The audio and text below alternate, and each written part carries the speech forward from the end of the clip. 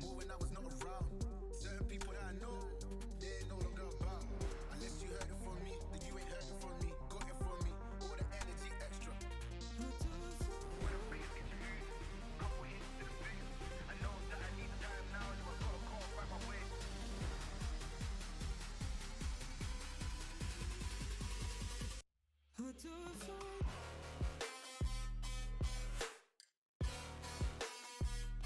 Now let me throw it. Why they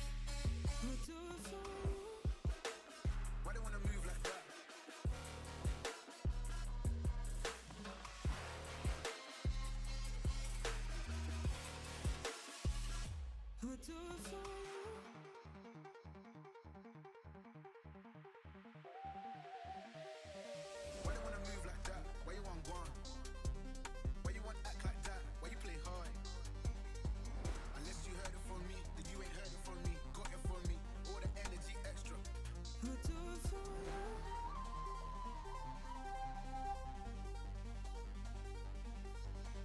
Whole guy, whole man, old school, young jam, all black, MZ, still screaming out that chain gang.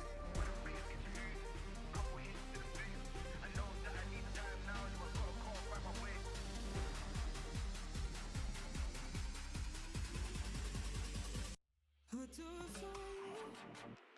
Why they wanna move like that? Why they wanna move like that? Why you want gone? Why you want act like that? Why you play hard? Get girls but ain't a gallus. So shit but ain't a villa. I held a gun but ain't a killer. Can I keep it any realer?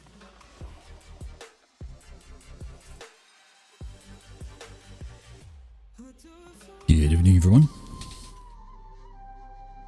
We are back. We are back at it, and we are committing to this string. The plan is to get through the rest of the games, and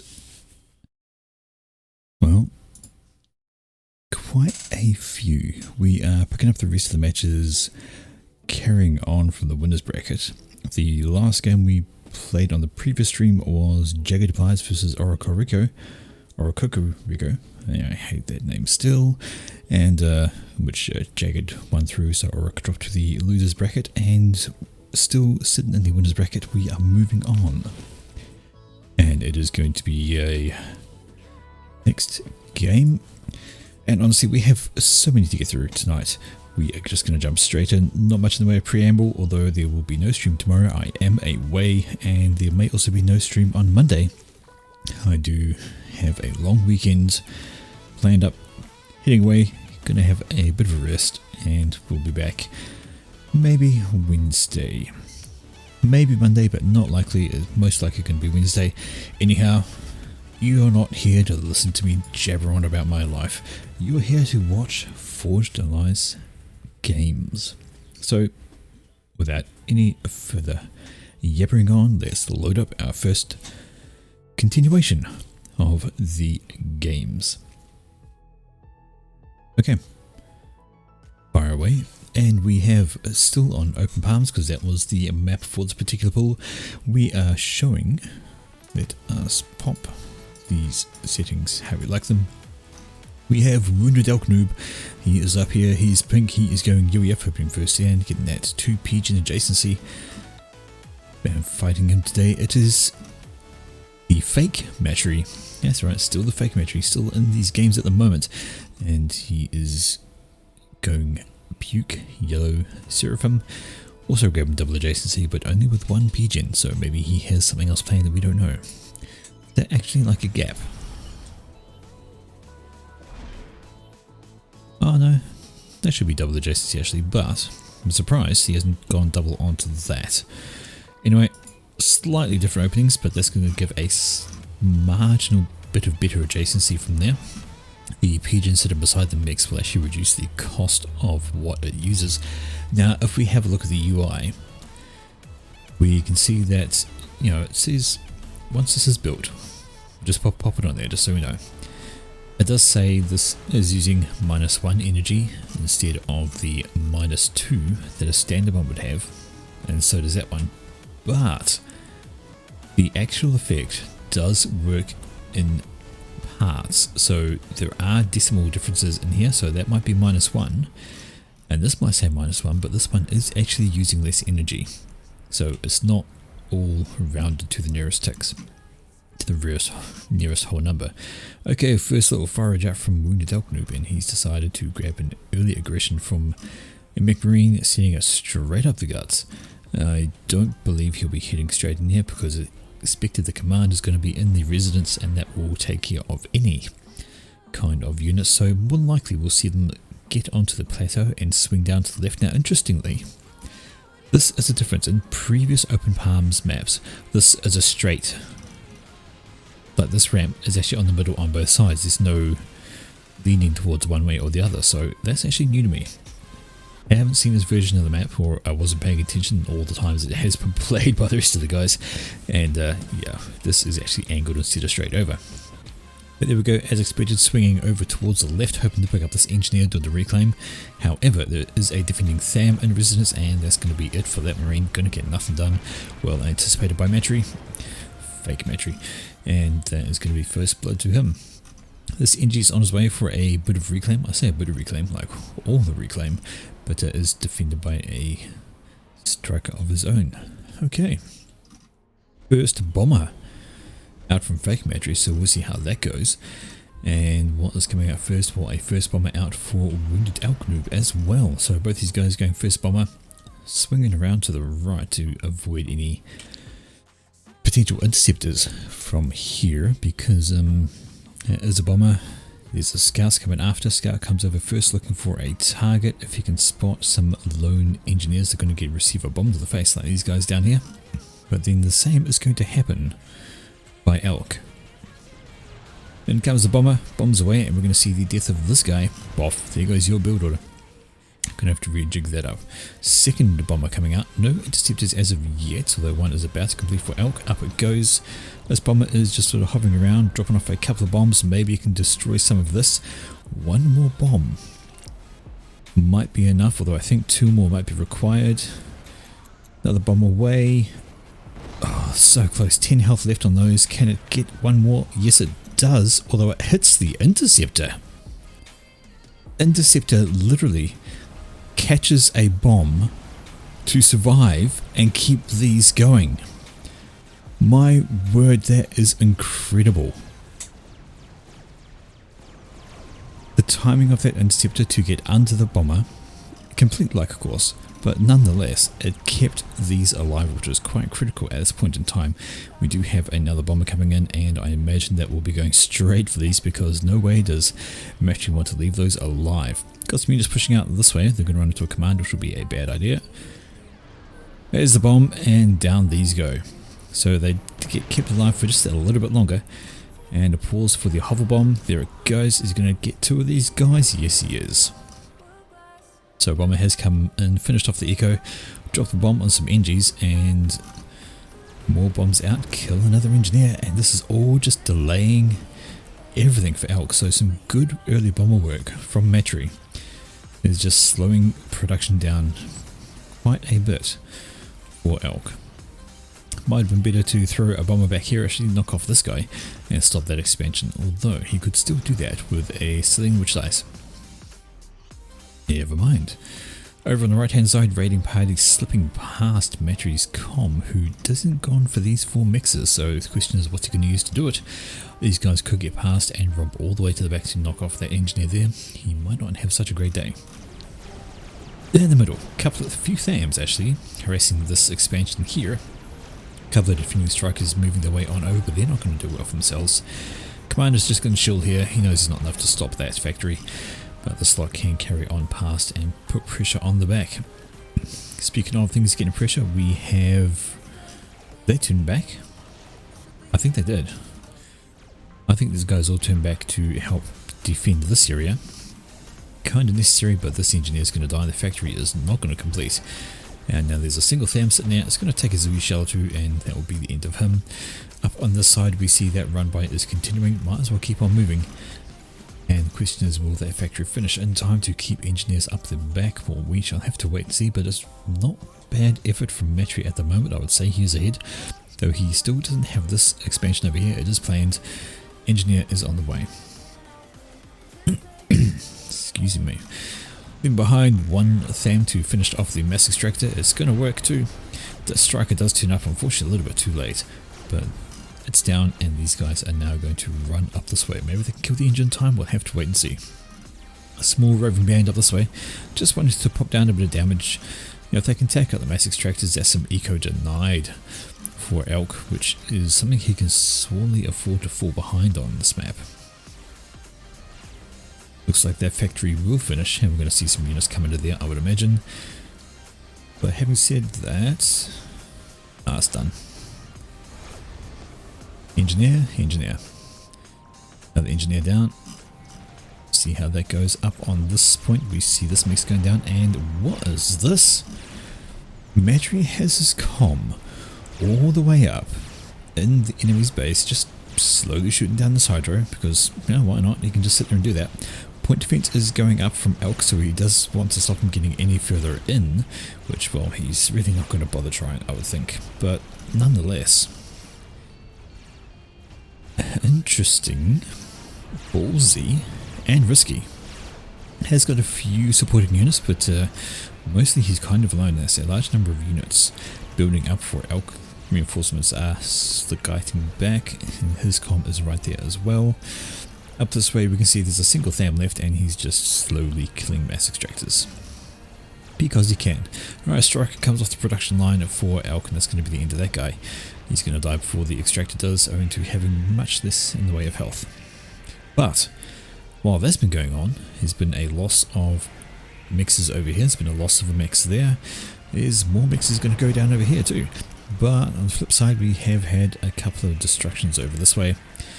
Got ourselves a THAM and a 3 idle engineer back here. Kind of wants to get on the move for these guys running. So there's raiding going on left, right and centre. More units down here going to take us mass extractors. Now there were some bombers about. Bombers would be ideal to stop raids. Get a bomber or two and just knock those off, and you'll be able to keep things alive. These 3 THAMs are doing a great job at killing stuff. They might be able to get this max extractor. 1 THAM left, never mind. Enough reinforcements to keep it alive for now. Over here we see Matry is rebuilding these mass extractors of his own. He needs to send a unit up this way to kill off that NG, but he has grabbed this plateau. Actually, he's grabbed both plateaus. He's got a distance build done here and a drop done over here.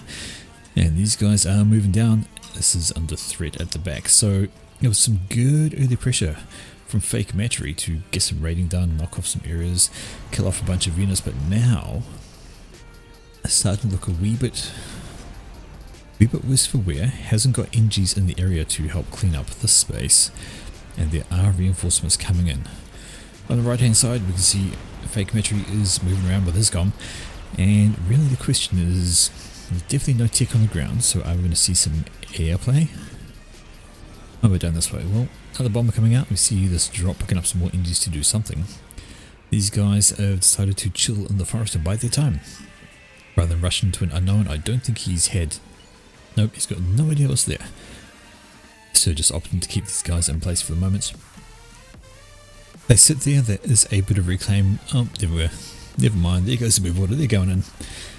They're going to look... Oh, we're going to be able to clean this out easily. Single engineer and nothing to charm for it. All they got to do is just sit around and kill everything. Easy street. Over here though, sizable force along with wounded Elk's comm, so he's deciding to let his units do the talking up here against fake Matry. Fake Matry trying to get some things done. No, I don't think there's quite enough forces to kill him yet. But does have supporting units, and should they get picked off without much in the way of response, they will probably do bad. Up on the plateau we're going to see another couple of mass extractors go down along with the radar, and interceptors landing on the ground. Bad idea. Over here we see there is a bomber. He's having some fun, but this has all been knocked, killed, destroyed, murdered, what have you. And now it is opposites attract. We have Matry's comm up on the side here, while we have Elk's comm down on the bottom, and there are similar patterns of movement. It turns into a half and half game, except for the fact that Matry has the plateaus and he's lost his base at the back. Check out the eco side of things. Well, fake Matry is well ahead. So he's actually upgraded some mixers, got T2 in the middle of his base, another one going up there, and now he's starting a gun upgrade on his comm.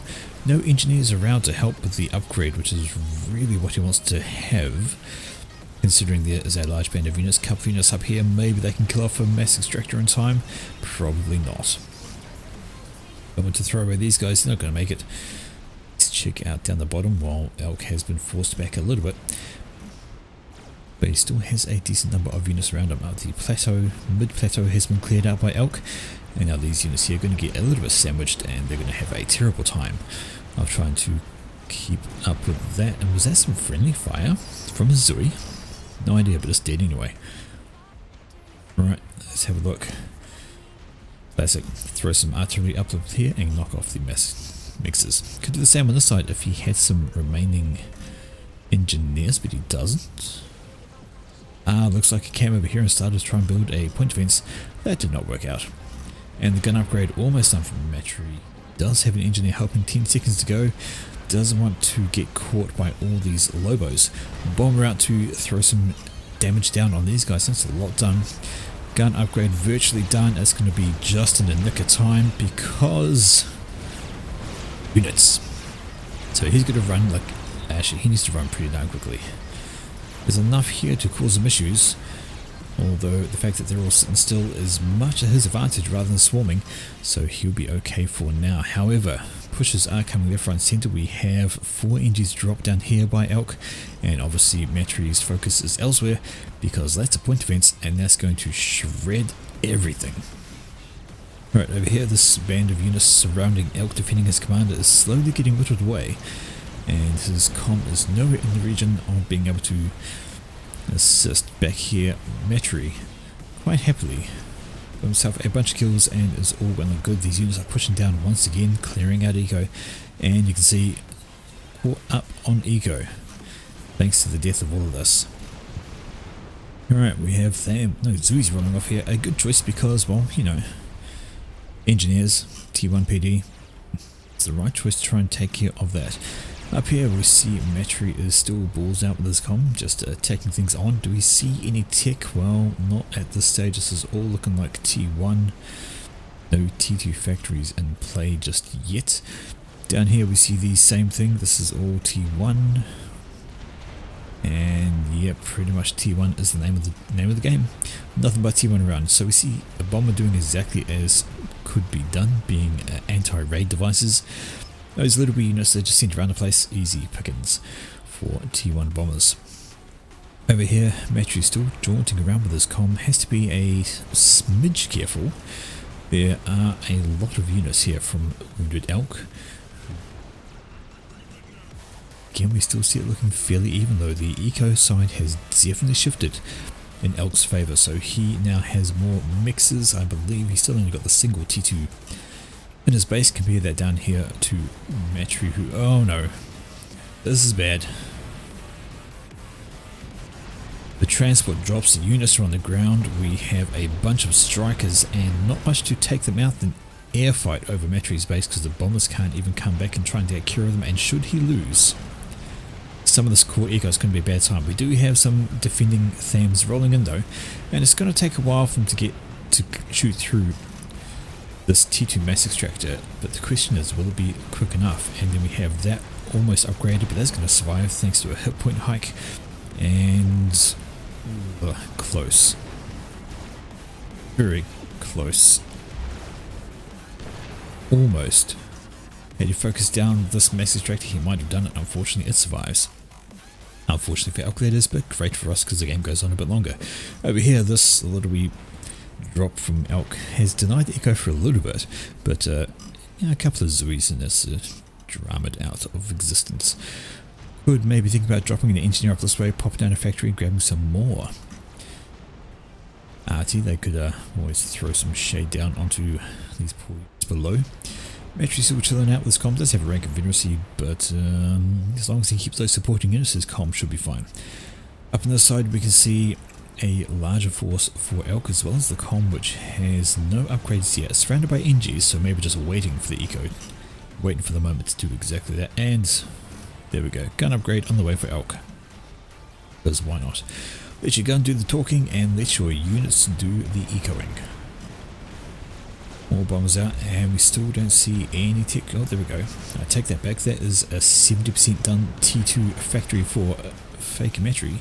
We already have T2 in play, and have for a while actually, because that is a completed T2 factory, and these are pillars jaunting their way to the front. A T2 unit up here already, and throwing down a triad. That is going to be an area denial for poor metry. Eco is looking fairly even now that he's managed to rebuild those down there and take out a wee bit of eco over there. Upgraded his mass extractors, haven't repaired that one yet. I certainly would be thinking about it. 224 health on a T2 mix. I want to get that going. Nano. So wanting to commit to the gun com is Mr. Fake Matry, and nano repair will help exactly that, but how close is he? Well, he's out of range of the triad. That's important. Another bomber over here, going to throw some damage down. Grab 5 units? 4. And that might have been a scout though. I think that's 5. We're going to call that 5. The bomber certainly counts as 5. It says it's killed 5, so there we go. And he's going to swing back around for another pass. 2 bombers spreading out, and they're going to get their napalm down to the ground, get a couple of kills each. But counter bombers are in the way. Matry decided to cancel his nano, decides he can't really stand triads. Yes, they're going to creep their way forwards and deny that area. So it's going to be a bit of a bad time. Down on this side we see Wounded Elk with his gun com. He's going to be in a better spot for the moment. More forces behind and some T2 in there. That's some mongoose. Of course, Gatling bots are really good. Obliterating T1 at range. Right, T2 is complete here. We have some flak out, have some T2 popping down, some TMD. So concerned about attack launches? I don't know why. None in the field. And Ushivas? Ushivas. It's gotta be Ushivas, right? Right, over the side, what are we looking at? We see Matry is doing what he can with this com. Didn't finish his nano upgrade, so wasted a bit of eco doing that. He couldn't keep it though. Could not keep it alive. Now there's a bit of posturing from these two groups. Elk doesn't quite want to get down, but we had to drop up here. A couple of pillars have been launched up here, and they've cleaned up those mass extractors. We're good at that. T2 air has been built way at the back, and these are stingers, so we're now looking for problems. After what was looking like a fairly strong start for Fake Matry, Elk has managed to claw this one back. He's got T2 on the ground. There's more territory now. It has been coming. I feel like it's been coming. And now there is a lot more territory owned by him. He's got a lot more units ready to blow things up. Have to see how this is going to pan out, but I think just looking at the wave of pink slowly, gradually moving towards Matry's base, unless he has something up his sleeve, I think this is going to be it. Okay. Which of us wandering off to the right can help slow the T1 spam, but they're not going to do so great against T2. But bombers still trying to come over and pick off the occasional unit. Down here we see a band of units along with Fake Matry, but facing up against some T2 along with Elk's com. Not a good time for Fake Matry.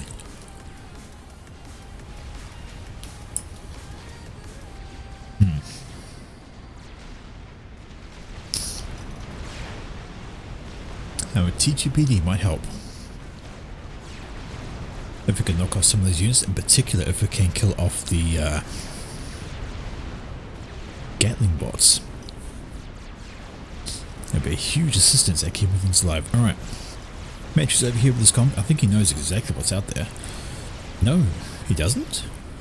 Where is your radar? Do you have any idea what you're walking into? Oh no.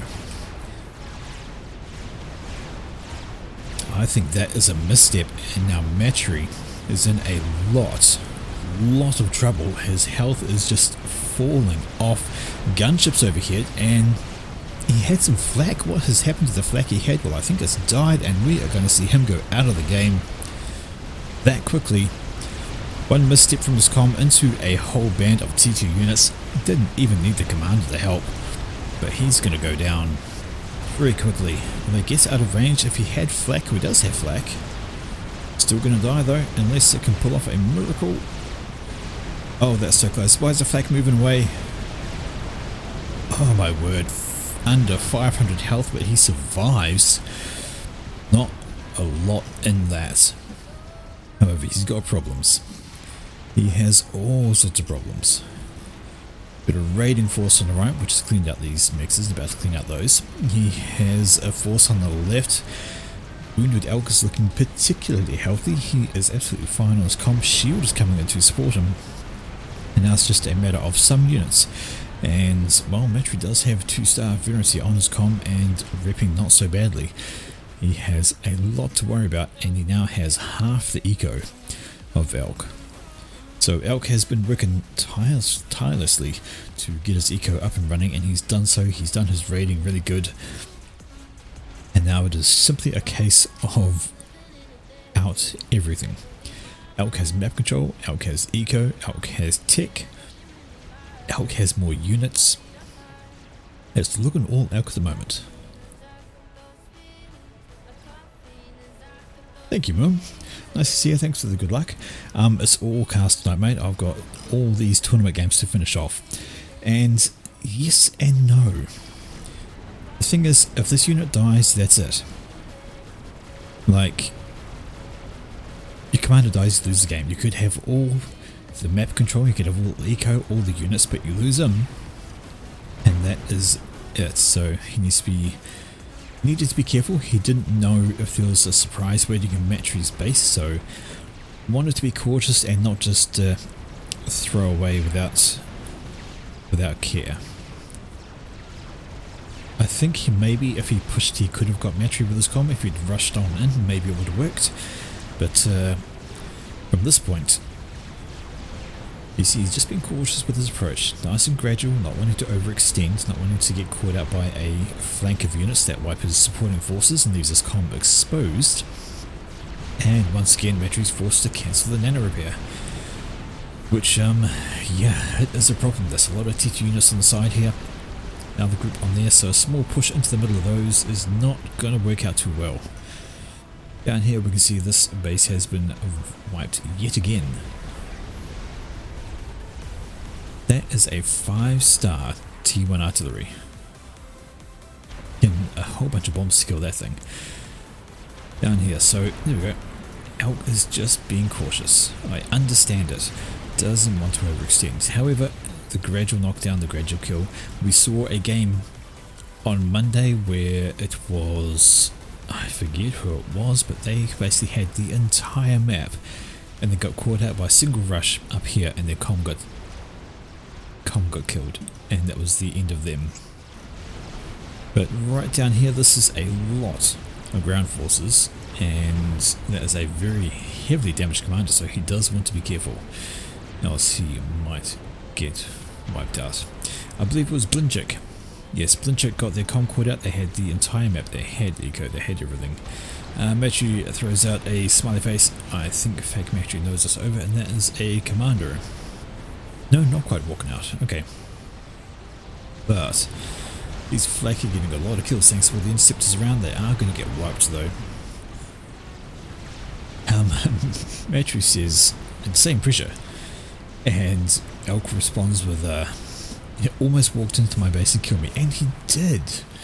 Like, his comm was all the way up here shooting on the hydro, and a lot of pressure early, but unfortunately he couldn't keep the pressure up, couldn't keep the focus on, and now it is looking like Elk's day.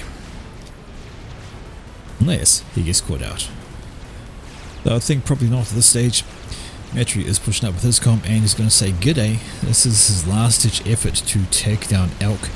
Maybe, although having said that, there's a whole swarm of units defending Elk. Quite a bit of damage before he reacted, to be honest. Down into 10k range. if he can do enough, he might be able to pull that draw out of this, but shields are going to come over, and in come the stingers. That is going to be the health, just rank of Veterancy helps Elk out, he's going to be fine. Battery, good effort.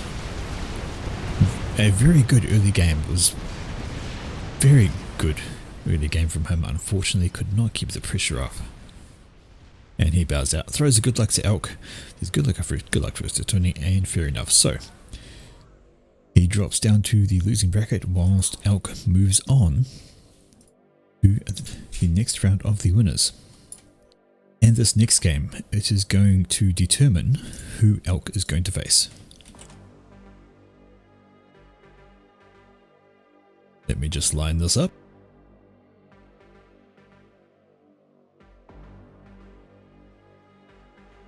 And let's hit the play button.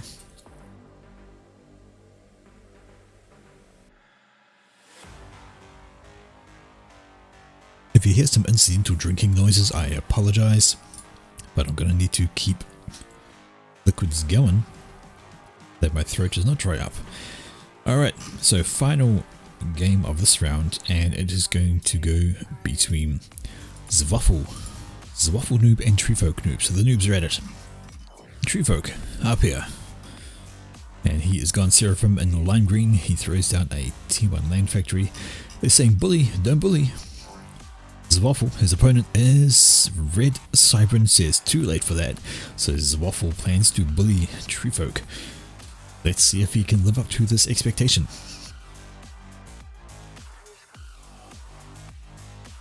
One second, there we go. Sorry, just had to do other thing. I don't remember if I did the thing, but I'm doing the thing again. Treefolk, pretending to be noob and say, do I rush Hydro here? Well, you don't have to. As evidence from the other players, you can actually slap down a couple of B-gens, don't have to rush the Hydro straight away. Especially if you're throwing out some raiding units. Zwaffle is... He says he hasn't played this in like a year, but we're going to be honest, he is a highly rated player. I'm sure he remembers how to play the game. Arc some cats, it looks like there were some observers. We won't worry about that guy. Alright, up here we see, yep, engineers are out, so Treefolk is exactly rushing the Hydro. And if their sling can stop bashing into the back of the commander, he'll be able to get on his way and go somewhere else. Which is exactly what he does. Having said that, there's one scout out this way. There is two that away. So Hunter has the advantage over the Selene should have get in range. Selene has great range. If he can stick at it, he will survive. If he can't, he will die. Alright, Hydro is done for Treefolk. Hydro is just begun for Zwaffle. There we go, we mentioned about that getting in range thing. And indeed. End of the Selene. Poor me, says Tree. Me Tree, poor Tree. Down here, so the extra pigeons is what's taken was Zwaffle a bit of time to get the Hydro completed, but it's gone up pretty dang quick and it is done, and we're going to see I think that's an ambitious number of land factories, but you know, he's the 1900 player, I'm only like 1000, so hey, this is not looking great. Not looking great at all. These guys are pushing right on in. They're going to catch NG over here. Would it pay to send that Sam over this way? And Selene is going to get caught out. There we go. So there's 2 kills for that little assault bot. He's a happy little guy. But now he's going to get chased down by a Tham. So he's going to have to leave the area still. That is some successful killings for Zwaffle. Tree has gone for a bit of a faster move out of the base, has a first bomber up followed by a scout, exactly the same thing going on over here, bomber and scout, and then into interceptors. Bomber, there's a scout, do we see an Indy? Not as of yet, there we go. But that's not a scout actually. Bomber has been spotted. Question is something going to happen to it? Bomber has been spotted. Another scout is out, and there's an interceptor, so the interceptor's going to get out way too late to stop that guy. Bomber is sweeping around, interceptor is hunting, and will find, thanks to the first bomb out from this guy kills off an engineer who was busy building something. Over here, this bomber is trying to do his thing. And that is dead to intercept with no kills, not even a bomb dropped off. Unfortunate. In the meantime, the bomber over here has got himself 2 kills before finally getting picked up, and Inti does get a 3rd kill, so there's 3 engineers down by that guy. Pays for itself, if nothing else, in time and annoyance. Right, check it out though, the commanders have walked their walk. We have Zwaffle is taken off the right and Treefolk pushing out to the left, because why not? And if he wanders that guy up, he'll do some good things. Do have a Mantis rolling up this way, a Pyramantis actually, with a mold for scouting. And they want to overrun this, which they will, and we have another engineer about to go down to trying to block the shots by spamming up some T1 PGs. Not a bad plan, unfortunately. The engineer was up on the ridge, so the shots would just go straight over them. Didn't work. And we have units on the right as well, so that's going to be a little dangerous situation for Treefolk to try and push into. I mean, normally that would be his expansion while we have Zwaffle down here, but it looks like he's actually pushing his comm up towards this expansion, leaving an engineer with a defending Tham back there to be in play. Up here there was a hunter that was going to loiter and wait for some MGs, but Celine doing what a Celine should, sitting at range and knocking it for a 6. Engineer is on its way to build up those, but have a pair of Mantis on their way. Going to need to be careful there. Down here we see Treefolk is grabbing the mass extractors with his comm, so he's actually building up a little bit quicker, expanding a wee bit faster than Zwaffle. However, the ecos are still very similar, just a couple of points in it, and overall Zwaffle is actually ahead. I'm going to say that's reclaim, so it's obviously stolen some from somewhere. Now we see engineer rolling up this way. It's an interesting choice. So having said that, there's no units there, and he's going to reclaim, capture. Going to capture that mix and make it his own. Red. And then we have the following units are going to mop up this poor engineer here. Maybe catch that guy as well. There are some units coming over from Treefolk. And he's got a transport, so it looks like he's planning for a drop onto the plateaus, maybe either side. We've had this Tham come down, and he's going to kill an engineer and then start to work on the mixers. Treefolk's comm is in the area as well. It's going to cause some issues for Zwaffle if he's not careful. On the left hand side though, good little push from these guys. They're getting in and having to go at, well, they can't choose a mix to focus on, but they will eventually focus and they'll take down this one. I don't think these guys are going to be able to kill them in time. This mix is a goner. This one should survive though. There we have it. Alright, drop on the way. But this is a large band of forces. They will be able to cause some issues over here if they decide to romp in that direction. The commander has reached this point here, putting up some mass extractors. We mentioned the 2 Mantis up this way, which have done exactly the job they should, killing off the Tham, the NG and the Scout. And now they're just going to loiter and wait. Alright, need some raiding to happen. These guys need to move down here, kill off that NG and the mass extractors. That'd be a good time. But this force coming up the middle is a small concern. It is significant. Well, I thought it might be larger, but it's probably about even. If the Mantis can get their turrets turned in time, they might be able to do something, but I think it's pretty even. But looks like well, those some Selines and another Tham have rolled in that will make up the difference in numbers and forces. That'll be one there. But on the right hand side we have another push coming in. A couple of Thams going to try and defend against all of this, and timing of that turn away, there is an engineer trying to put up a PD. If they had pushed in, they could have caught that out and prevented it from going up, but alas they do not. Down here we see Treefolk well up forward with this comm, so he is doing exactly what Matri did last game. We'll see if it works out any better for him though. Knocks off a mass extractor, could maybe get in and kill some engineers, but decides to fall back in the face of all of this. Right. Is that PD going to complete, or is it going to be Engie going to be fodder? That little we move away again. Twice they could have walked in, killed the Engie, stopped the PD, but now it's going to go up, and that's going to be something that will prevent the easy raids. Okay. Engie. Yeah, was that dropped? Because there's a counter Engie coming. I don't think Treefolk. Oh, Treefolk is paying attention down here, and he actually gets the reclaim order off first. His engineer is going to survive, fortuitous timing and paying attention on there.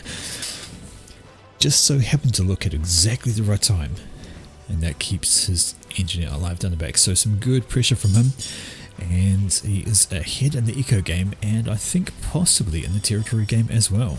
Though Treefolk does have to be a wee bit careful.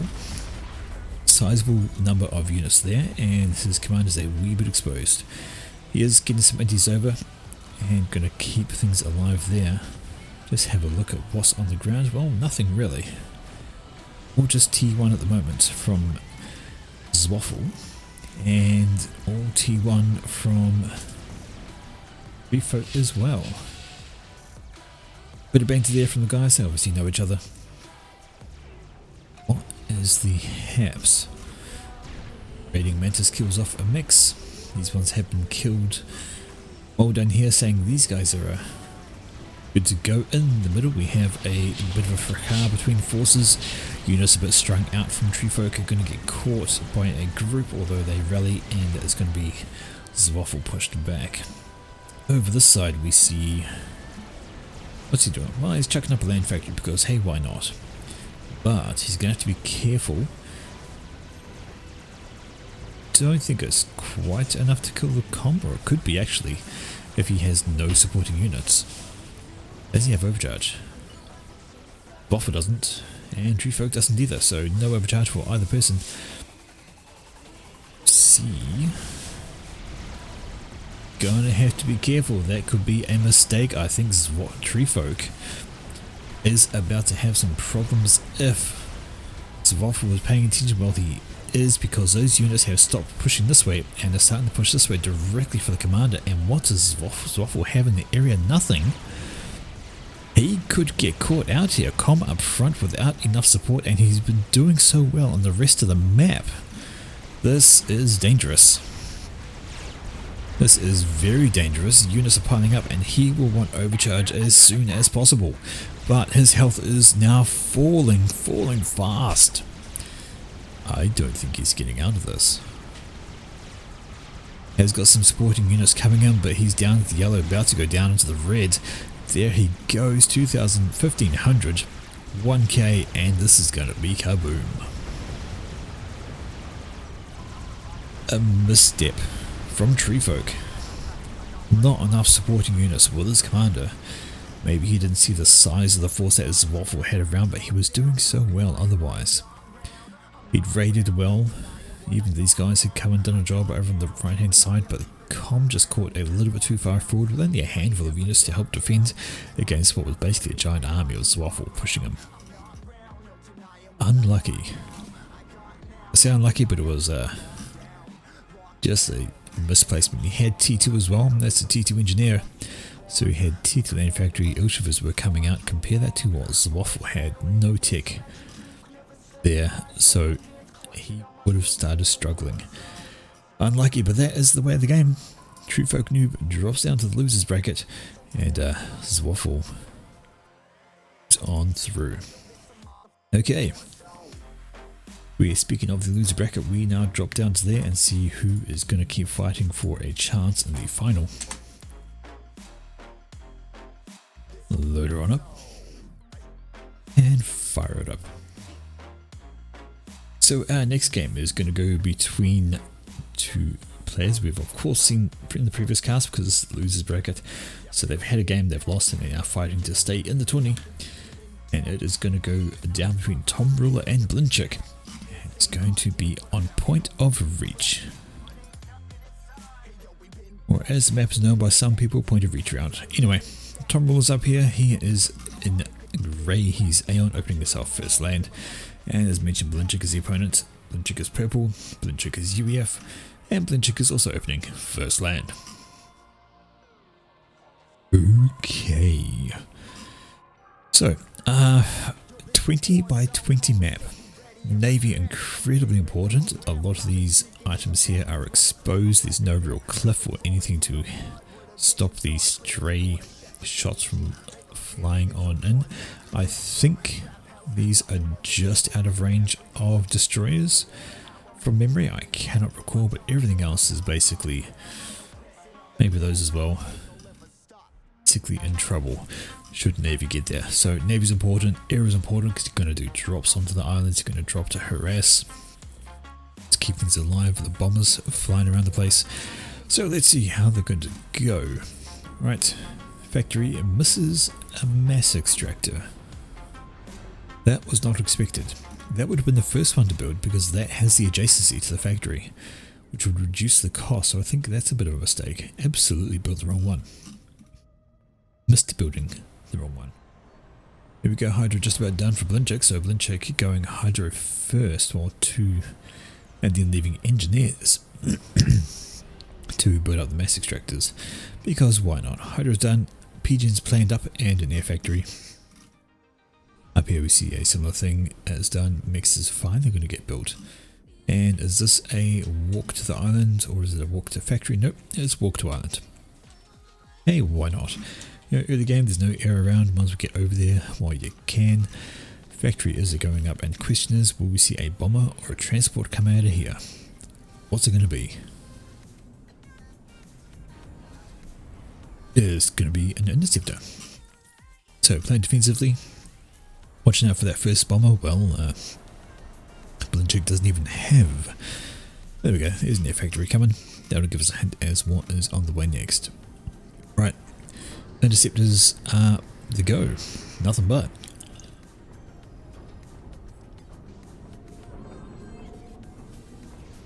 Well, I guess that works. First interceptor is away, looking like to come down here. Bab's going to patrol around and try and kill this transport. Got a long way to go. It is, after all, a 20k map, so by the time they get there, the transport will be done. And we'll be loading up with engineers, and the question is, can they catch it while it is full of NGs? Let's have a look how far away it is. It isn't too far, and the transport is loaded. Will the transport get away in time? And is Tom? Attention. Transport's gone. Transport missed. Transport is away and it has survived. It is gone with its engineer payload. That is very, very close timing.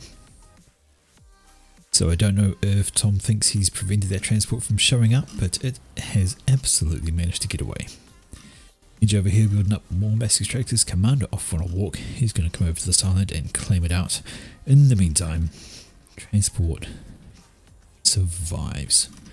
When your engines is at 6, that would have been the best pick had Tom managed to. If he'd gone second scout instead of second interceptor, it would have made it over and it would have seen the transport. Alright, we have anti-air being thrown up, and well, those interceptors can't do much against the AA, so they might as well be on their tosh. Okay, while they can. Transport out for Tom, and it's going in a strange direction. Oh, changed his mind. Gonna come back. There's probably a rally order out the factory. Yeah, maybe you don't want to sit around there. Angie's dropped left, front and centre from Blinchik, also dropping the island, so I wanted to get a bit of pressure on this side. Cause some issues for Tom perhaps.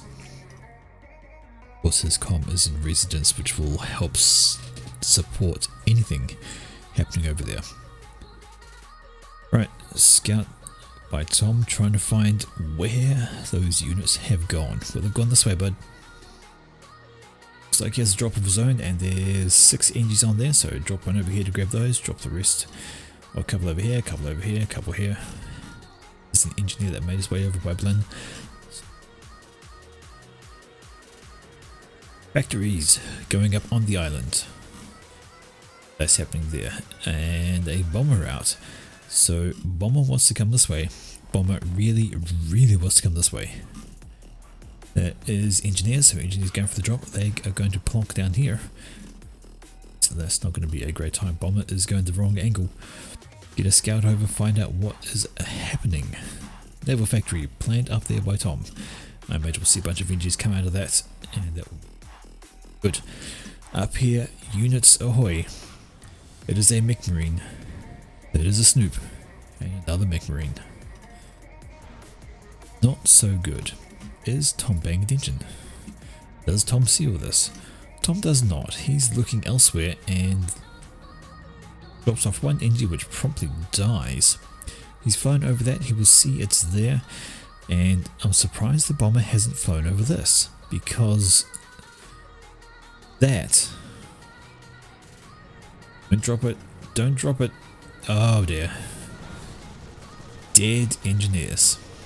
Pick him up, pick him up, pick him up. And hang on, how's that getting hit? That is interesting.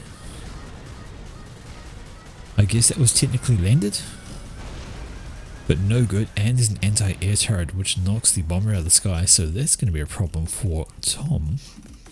He's lost that, and now he's got mech marines harassing this island here. Throwing up some mixes and looking like to get a factory up, but yeah, he's going to have some problems if he's not careful. Is into the Navy game. Idle factory. Popping up a radar, doesn't want to get interrupted there, and he's got this island with some factories out with a bit of support on the way, but this is currently looking in favour of Blinchuk. Blinchuk has this side all controlled and contested. This island, this side, we see this is controlled by Tom, but this island is held by Blinchuk. So Blin is half an island ahead of Tom, and that is going to be telling when it comes to the eco side of things. Commander is around, hasn't managed to finish off their factory, is going to need to get some assistance from basically anyone. These units will just simply go around the commander and knock off all the mass extractors. What do we have in the way of support? Well, nothing. A distinct lack of units to help the commander, who is basically isolated on this island, and this is not looking great. There's a naval factory over here starting to pop out some destroyers, which is going to be a problem if Tom doesn't match. But commander up here is just isolated, his focus is elsewhere, maybe it's over here. And factory which is slowly melting away, so no assistance on that front. Alright, any tech, no, but his commander is moving again, and just going to gradually kill some units. It isn't enough to trouble him yet, but if he doesn't get over here, maybe if he doesn't get support, then it's going to be a problem in the future. Down into the yellow, just from these T1s walking the straight line while you have artillery lobbing down on you is not great. And now we see the result of having that island contested versus that island owned. The eco game is well up for Blinchuk. Looking at that true income, it is 90 income, half a mass bar versus 50 income. Also half a mass bar, but it is the eco that's bringing the difference down to 7,000 health. However, Tom doesn't have a choice, and he needs to get some support. Some bombers would be perfect. Throw out some bombers, get your commander some help. Absolutely needs it. And transport full of, absolutely full of arty, not coming to assist, it would be ideal. Drop them off somewhere, get the shells coming over, and they'll be able to take out these structures in no time. There we go. Transport is on the move. So we have some artillery assistance incoming. Tom is getting into the Navy game in a big way. Really wants to think about maybe going T2. Definitely going to need it, and the commander is here. Commander is doing his best to survive. Going to need 3 shells to finish these off. That extra 5 health is slightly irritating. Transport up, transport down, and further Zarahoy. They kind of want to move. They really want to move. Ooh, transport soaks up the first shell from a Lobo. just in the nick of time. And now these shells are coming over. Alright, bombs away. Single fervor doing a dodgy thing while these guys get mutilated by this guy. And Tom just needs to bring his comm up this way. I think he's got enough there to take those out. More shells coming in though. A couple of fervors left. There are some more Lobos. They want to focus down the factories. That's what they're good at. They're going to get caught up by Lobos at this rate by being stationary. Oh, it's not so good. Going to get surrounded. Lobos don't do friendly fire apparently. Can't kill each other. But now we have frigates. Decent naval presence and air presence from Tom, so he's okay on that front. It is all about this down here now. Fervors are around and they're going to start killing off factories, or is it going to be the Lobo day? Well, sitting still, not even firing. A strange thing, seems like the targeting went awry, but now we have Tom at the edge of the base. He's just going to start killing things off. He's got to try and stay on the move and not walk in a straight line though. Needs some bombers. I'm going to say that. Not likely. I think he needs some bombers. He has no transport for all of these fervors, so I don't know how he plans to get them over to support the commander, who is slowly but surely losing health. Struggling to take on 3 production facilities. And where's the radar coming from? Well, it can be seen because the Lobo shells, of course, they have their own little radar when they land. Might disappear for a moment, but oh my word, he is down into the red. Has been taking Lobo fire from walking in a straight line. 2,000 health left. Definitely needs assistance and definitely would like some bombers over there. Send in the frigates. You're going to need them because I imagine this is going to be a swap to submarines at some point. Knowing the commander's in the water at that low health, yeah, it's a dangerous game to play. So I'm going to say Tom has no idea the factories are even nearby, which he doesn't. Now he's on the walk. So dear oh dear, Tom is down to these 2 main islands while Blinchik has 4. So 4-2 advantage for Blinchik and is showing in the eco game. Have a look at that. Blin is up to, well, it's hard to tell what's the true rating. 130. There we go. Once they stabilize on power. Tom is at 70. Hey, no problems, Moon. Thank you for hanging around while you can. And as always, check it up on YouTube when you have the time. The full cast will be exported to there. Thanks, and we'll see you again. Okay, up here things are paused. We have, well, there's a bomber. No, it's a scout. I take that back. And still we have Zooies doing nothing. We do have T2, so there has been a switch to T2 Navy for Tom, and he's going to need to rely on this to try and do something. Do we have any Navy tech? Or, no we don't, it's all T1. So Blinchik is sitting with the T1 Navy. There's no upgrades anywhere, which means that destroyer is going to have a great time killing things.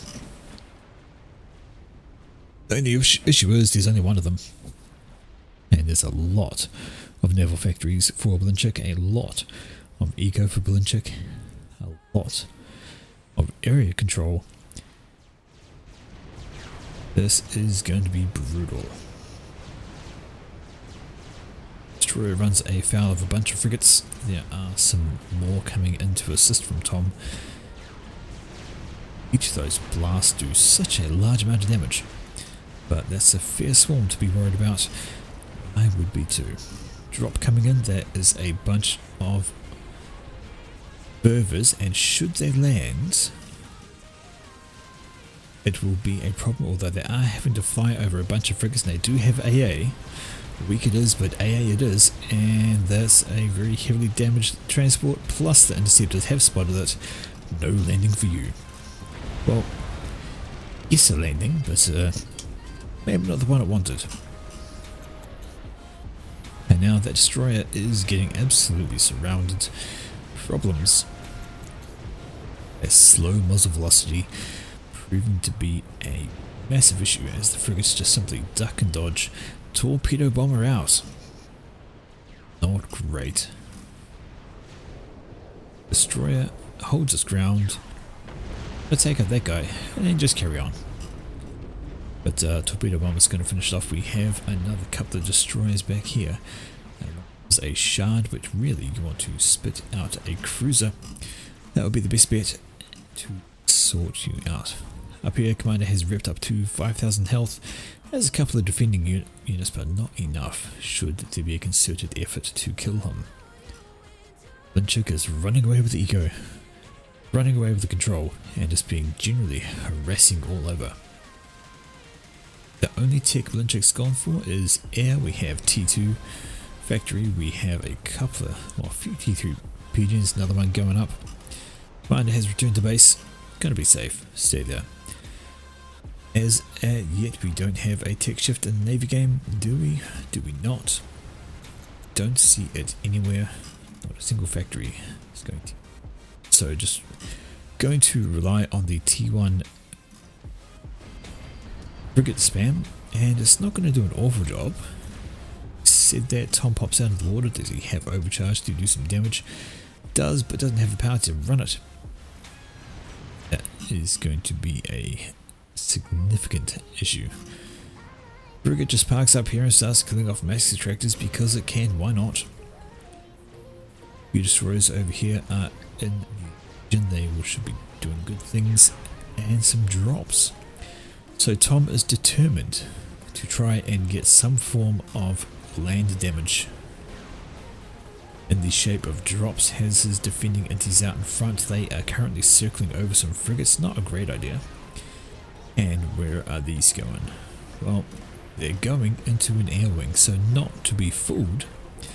Blinchik has spotted those on account of there being some frigates in the region, and this is now in danger.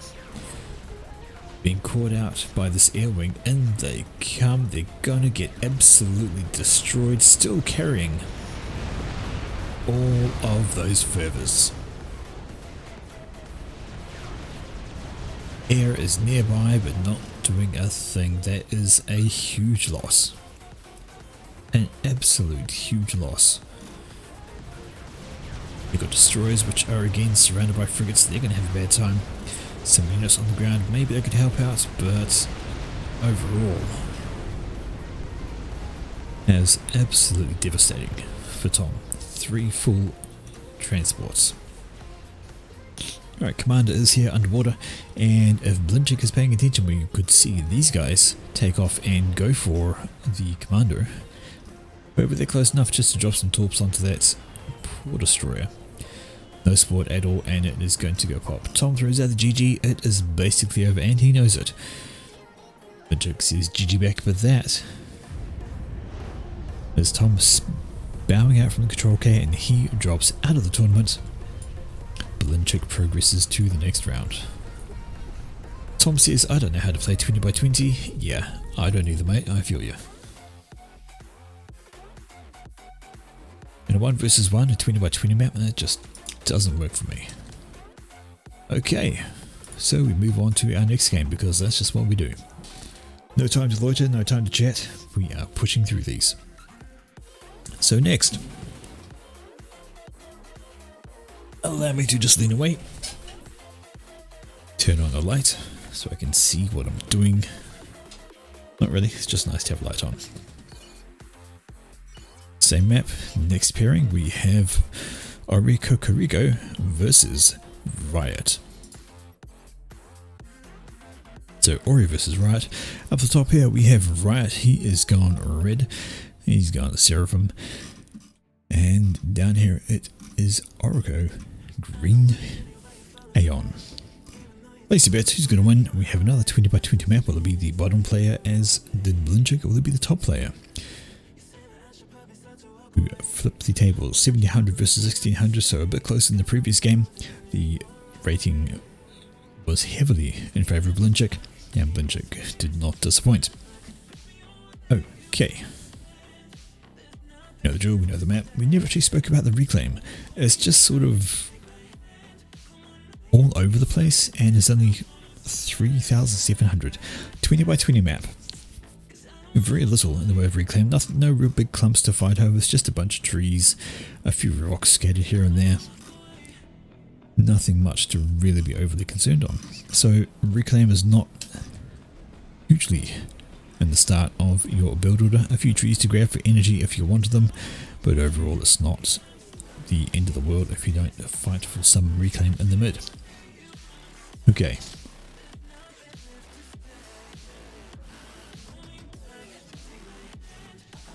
We have Hydro, 4 PGens and an air factory for a Riot.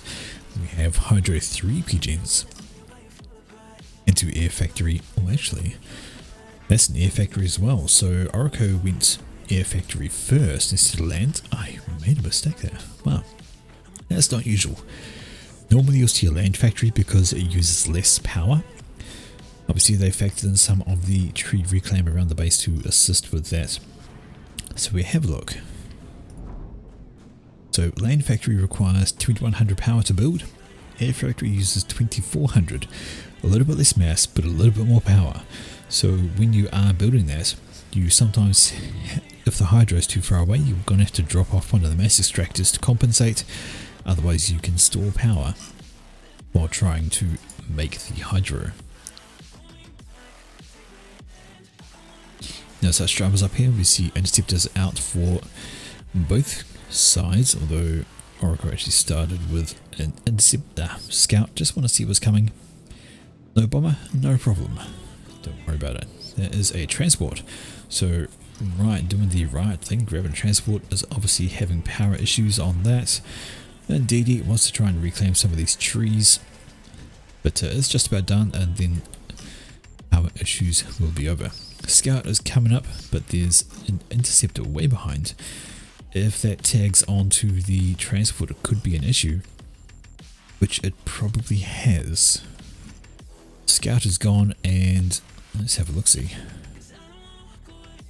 Judging from the way that interceptor is gradually turning, it has absolutely tracked onto the transport, and that transport full of engineers, 1, 2, 3, 4, 5, is in trouble. Might have wanted to keep your interceptor close. You are going to want to drop those before they get lost. Interceptor parks up behind, down to half health goes the transport. Drop them, drop them, drop them, drop them. Oh no. 20 health, one more pass. The engineers do get dropped, but then they get landed on. Did one die? Cannot tell, but that was as close as you get for a transport drop. 20 health in the process of dropping them when the final shots came in from another inti. Does not get closer, but they survived. Right gets him down and he starts building. Alright, up on the top side, engineer has waltzed over this way and is building the mixers. Commander went for a walk into the water, can't decide what way to go. Has eventually decided is going to help secure this island. As well he might, because this is nope, just engineers, no combat units. But it's coming right up here, going to start building to be annoying. However, we have a first factory out. Already up and running, units are ready to go. A couple of anti-air just in case, but a lot of factories planned. These guys are down and they are building. Is Riot aware? Well, no, not so much. Is Oriko aware of this? He is. Has he got another scout coming over? Is a bomber on the way, but there's plenty of engineers and some anti-air units, so it's going to be hard to dislodge for that guy. And it's going to run afoul of both of these. Will they be enough to kill it before it drops its bombs away? Yes, it is. No bombs off for that guy. And now it's just a wee small mass donation for an engineer to grab. Thanks off the line whilst we have some labs coming out for Oriko. We'll see how that fares up. Very slow expansion to the side islands comparatively. It looks like Oriko has decided to focus on trying to win this back in the early fight. Two islands basically untouched. going to drop over here, while Riot has been absolutely free to just grab an engineer to slowly waltz around and do his thing. Commander is halfway to the island. It's a long walk, and if he gets caught out of position, it's going to be a terrible thing. But Riot wants to get down some radar. But he's got some radar, but it's not covering far enough, and he hasn't scouted, so he's got zero idea. A bunch of labs building up. Riot had mouse issues, brief pause there to get it fixed. Well, he thinks it's fixed. And there we go, radar. So Oracle will see all of that. He's got some air units over here looking like he is planning to drop. Oh, I don't see a transport. Oh, it's over there. Curious movement. Has it dropped an engineer somewhere? It has indeed dropped one here to grab these mass extractors and dropping this. Oh, interesting. One just pop one there, and then one there. But we'll see how that goes in the shape of there's a THAM waiting to greet that engineer as soon as it reaches the ground level. A drop here by Riot, so he's jumped onto the bandwagon. Each of these guys could build a mech simultaneously, or I can just go one by one. We'll keep an eye on that. And this kind of looks like a heavy air game. There's not a single naval factory showing up just yet. So it's all about the air, it's all about the drops, and interestingly, Go engineer has been dropped and is trying to build a mass extractor. Not going to succeed with Zuis floating around. And now there's the realization that there are enemies. See what Riot sees. Well, Riot has scouted over there. He knows there's stuff down there, and that's where his command is going. And that is going to be very, very useful hold. Side island still remains untouched over here. Hi, my name is Riot. I am a commander. I'm walking into your base. Point defense was going up, probably wants to continue that. Because that'll be something handy to try and shoo away this thing. Because yeah, it's going to be a problem. Although having said that, that's a bit of a problem over here. Not quite enough units to take care of this, and they are starting to put down the damage and deny reinforcements. Riot says hello. He walks up with this comm, but he's going to walk into one of these, which is never fun. And he's going to shed hit points at a great rate should he stay there. What is he going to do? I don't... Is he paying attention? Please tell me he's paying attention. Well, apparently not. Because he'd rather stand in the face of T1 PD fire. Not the greatest plan ever. And now he's down 4,000 health and dropping rapidly. Oh dear. That was a ill-timed attention words. Stop paying attention at the wrong time. I can't figure out the right words, it's fine. Up here we see this band is happily destroyed, and we will most likely see all of this come down this way. So much health lost for basically no gain. Basically nothing done, so now he's going to rely on the units. He could have done better at that point had he been paying attention. Right, there was a drop from Oracle.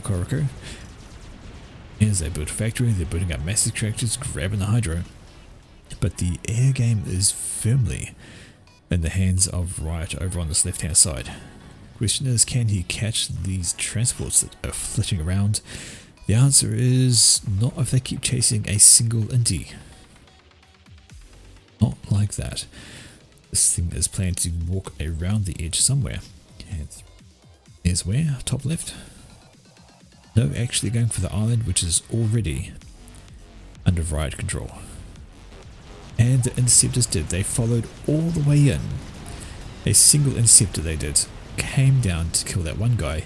And well, hey, mission succeeded, I guess, but now you're being murdered by anti-air on the ground. Unlucky. Well, quite a bit of an attention to let these inties come all the way here. To get dragged all the way down here.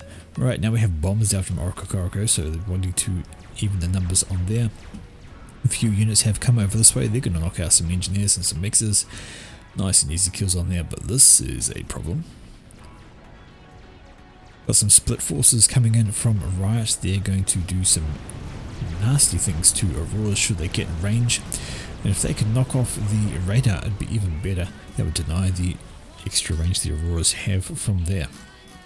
Drop was successful. Engineer's been reclaimed. That's the end of that guy for Riot.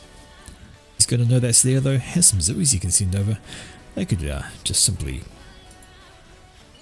slide on over, throw some shells down, and would say see you later. But instead they are focusing down here for the moment. Zoes lobbing their shells up. Okay, it's going for the anti-air. Maybe not the best choice. Maybe then your interceptors in range of the enemy, not such a best choice. Riot has walked right up with his commander. This is a balls out move. He gets here and does a distance build of a factory. That would be hilarious. Don't know how well it would work. There are some naval factories down here. Subs could start popping out and that would be a very bad thing. And we have T2 air as well, so torpedo bombers could rock onto the field and cause a very bad time for this guy. There's simply nowhere he can run to. Should he... How is he going? Right there apparently. I've got to say that's one of the strangest waypoints I have seen. I wonder if that was a mistake click or if he actually intended to waltz down there. Either way, down there he is. Just chilling. One of the weirdest positions I've seen for a while. Alright, fight is still going on over here. We have units, Zoes, engineers, all having to go at each other, though the units have slowed up from Orokoroko. There's a band over here which it's dying by the number. Trying to get some reclaim, but I don't know if it's going to work that well. Another air fight on the left. Alright, NG is making his way over. Probably want to stop that. I mean, he's got Zoes. Send him over, kill all that. Job done. Alright, commander is still just chilling. Right there, loading. What on earth is he lately? Being picked up by a T2 transport. I don't think that's a great place to do that. That could be a terrible idea, although Orokoroko is doing the same thing with his comm. Loaded into a T2 transport, and that's where his air's gone. Transport comes up, deposits the commander right there. Deposits the commander right there. This is ballsy, because you are not getting out of this. You are not getting out of this. There's too much anti-air around there now. Our swift winds. What is the plan for Riot? Which knows? I mean, Oroko has to have noticed, right? There's commander right there. And bombers, swift winds. I'll be switching up to gunships right now. Why not? Up here though, Oroko's comm is under a lot of pressure. There's a lot of units coming down from Riot, and he did bring his commander over to try and help. It is T2 upgrade, but Nothers.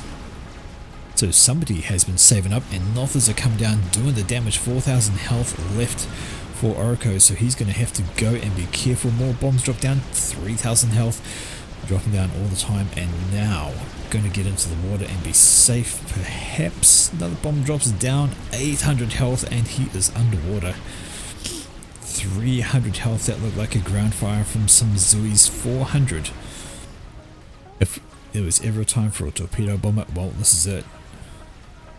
And this is it indeed. There are swift ones around, but that torpedo bomber gets through. This is not looking good for Oroko. It's plenty of air. Who's going to die first? Well, Rice down here with a single Spectre on him, but the torpedo bomber gets in and gets the kill first. So close. Both being very ballsy with their comms. More ballsy was Riot, and honestly, I don't know what he's thinking. But I think Oroko made a mistake bringing his commander over here, airlifting in to try and stop all of this. I would have just left it. I would have left that, not worried about it. but unlucky. T2 Air was sitting there waiting, and blimey, that could have gone either way very easily. Gunships did come out from Oracle. They were going to win. He just loitered a bit too long on the beachhead. The Nothers came in, they did a lot of damage right off, pushed him into the water. He could not stay on the land, and that's where the torpedo bombers came in. So that's right. Taking another win, Oracle dips out of the tournament. Right, moves on to the next round. Okay, next game, still in the losers bracket, and we're going to see this map again. This time we are going to see, it's going to be Unknown versus Treefolk, who we just saw earlier drop down into the loser bracket. Waiting for this to load up, and we will be away. We know the map, and place your bets, people. It's Treefolk versus Unknown, 1700 versus 1600, and it is a Seraphim in Combat Green versus Seraphim in Snot Green matchup, both opening first land. Yes, first land. So, yep, first land, slap down the mass extractors, wander off to the Hydro, pretty standard build. Unknown says, I kinda hate this map. Look, I'm with you there. In a 1 versus 1 match, I hate any 20 by 20 map. Any.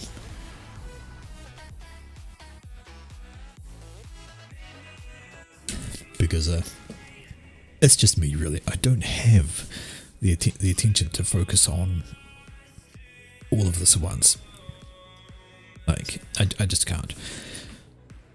But that's alright. That's my limitation as a player. I know I'm not the best. I have fun. That's all I do. Alright, on to the Hydro.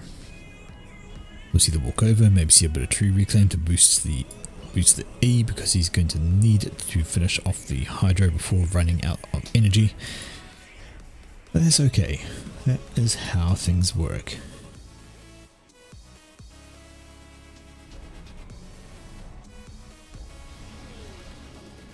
Yep, there's the tree reclaim, as mentioned, just to get that wee bit of a boost. Up here we see Hydro just about done for Unknown as well. Same thing going on, and he finishes just under a couple hundred power and moves on to Pigeons. Needs a few more of those to help support his building habit. That is 1, 2, 3, 4, a ring of T1 Pigeons planned. Got a couple of air factories to support those. Gonna get some adjacent out of it and be good. 4 Pigeons into an air factory for Treefolks, who we may see an earlier air build, although having said that, there's a 5th Pigeon, no, nothing doing. Fine, and into the air factory goes. Let's see what's going to come out first. The first build out of the air factory is going to be defensive or offensive. We're going to see a transport, so straight away into the transport. Unknown is unhappy. His engineers are just chilling doing nothing. First transport for him as well. Unhappy about idle engineers. Sometimes happens. Yes, it does sometimes happen, and it's never a nice thing. But there we go. More Pigeons going up. We have another air factory planned. Going to ring that for the adjacency bonus. Transport almost done. How's your power? What power? I have no power. But transport is done, and you can Scepter down here. That transport is already lifting its way over. Got a single Zooey thrown into the mix just in case. Just in case. The interceptors are the day. Alright, just engineers for Unknown, and he's dropping off to the left. Kind of a mirror match there. Unknown's going to the left. Treefolk is going to the right. As usual, grabbing the closer island, which is a bit easier to defend, being closer to the main base. A grand old time of it, although looks like Unknown's actually pushing out to this one first. Fair enough. Second air factory going up, 3rd air factory planned, so air heavy again for these guys. 3 air factories. Treefolk is going to keep us guessing. Do not know what he's doing. As that's going to be 4, 8. 11 tier 1 PGNs. Probably about time to get some more factories. Another couple of air factories planned for him. 4, 10, 12. 1 PGNs. So you notice they're much more focusing on the power right now, which they'll need to do because the mixes are plentiful. The eco is plentiful.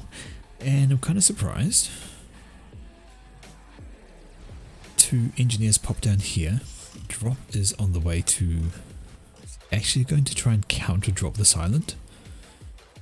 Interesting idea. And actually the exact same thing going off Treefolk, although he has slipped up an arty. Gonna drop that down into the water, and fair enough, they can just now roll this way up and take out those mass extractors for 0 issue. Alright, transport in, engineers down, and the question is, will they reclaim this guy or will they just go straight for the mass extractors? Mass extractors, why not? See how even things are. Right, Zooey is just sitting here, engineer on his way. Has he been spotted? Is he going for the reclaim? Well, no, he's just going for there, and it's going to be interrupted by Zooey Shell. Walk in a straight line, die by arty. Now it has the opportunity to kill all of this unimpeded, although a bomber would do great. It's not going to reach there. Engines have finished, and that's going to be a land factory. Bomber is on the way. Will the land factory finish before the bomb gets off? Is the bomb? Is the factory? So close. That was at 3,400 and something health before the bomb landed. Not going to finish the factory. That would have been a real problem, because that would have been Zooey Central. Just simply spam out Zooey's all day, and it would absolutely cause issues. Another Zooey floating over, so no drama there. And speaking of Zooey's, this guy's having a time of his life. Nothing to stop him, might as well throw some shells down, kill some mass extractors. Hey, why not? Let's check out this way. No tech, just focusing on getting eco into the mass extractors. Fairly even on the island play for now. That's about to cap over the other way. There we go.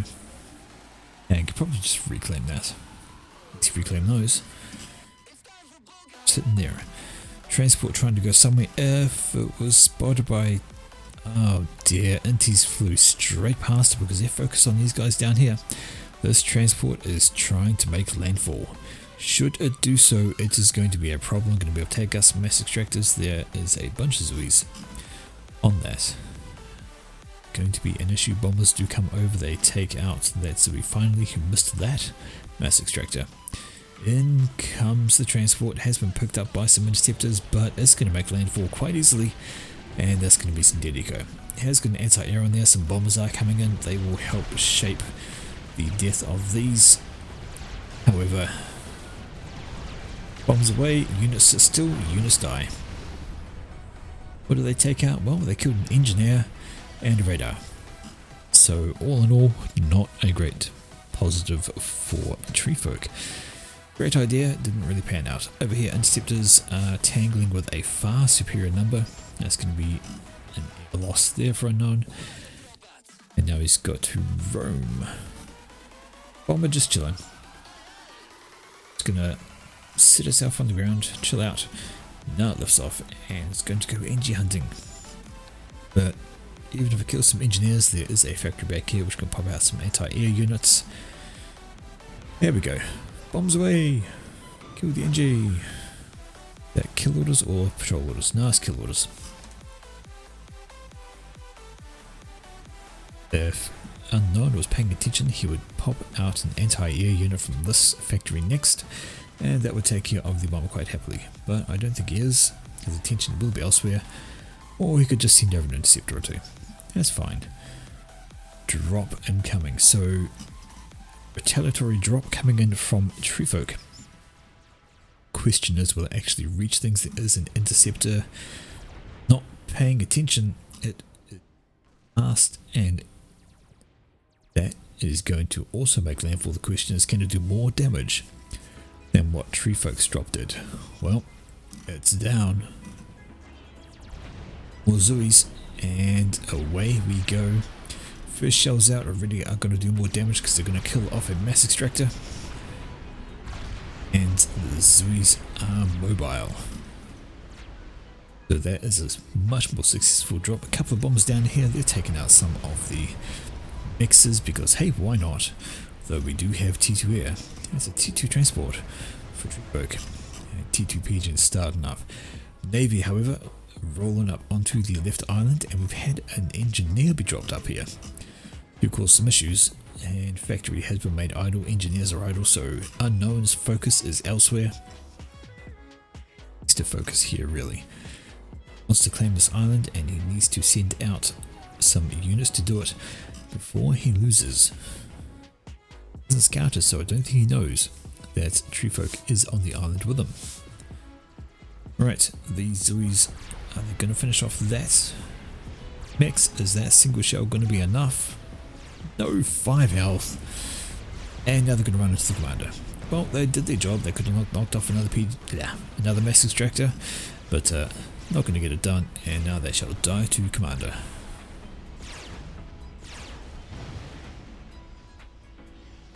One more shot. 5 health. Come on. Still, the fine margins. Alive is alive. Dead is dead. Let's frigate here. I could march this way up this way. Kill off the NG. Kill off the mass extractors. Why not? Sitting there nice and vulnerable. Speaking of vulnerable, there is a frigate here that has been killing off that mass extractor, and is also killing Zoos. You can see them long before they can see it. They have a very short range of vision. A radar would fix that. You would see it there and you would kill it off. Another drop coming in. That is a lot, and that's going to get through. There is not enough anti-air to stop those. That is a huge amount of THAMs. Commander is in the region, and there's a counter drop here. Overcharge will be a friend, and overcharge indeed. See how many of those just died. Commander's quite happy, and the Zoos in support. They're not even going to get down a single T2 max. Overcharge worked an absolute treat for Unknown there. A foul drop if ever I saw one, not a single thing killed. Just some damage. Alright, counter drop is on the way from Unknown, but if it flies over spots, it will be spotted and we will see these guys come on. And the question is, where is he going to dump it? If he drops it here, he's going to run into a commander without overcharge, admittedly. So it might take a bit longer to kill, but still a lot. I would still drop it a bit further in. Interceptors are around. You want to get these off now before the transport goes down. Transport is landing. Zoos are dropping. And these are Zoos in Tree Folks base. Away they go.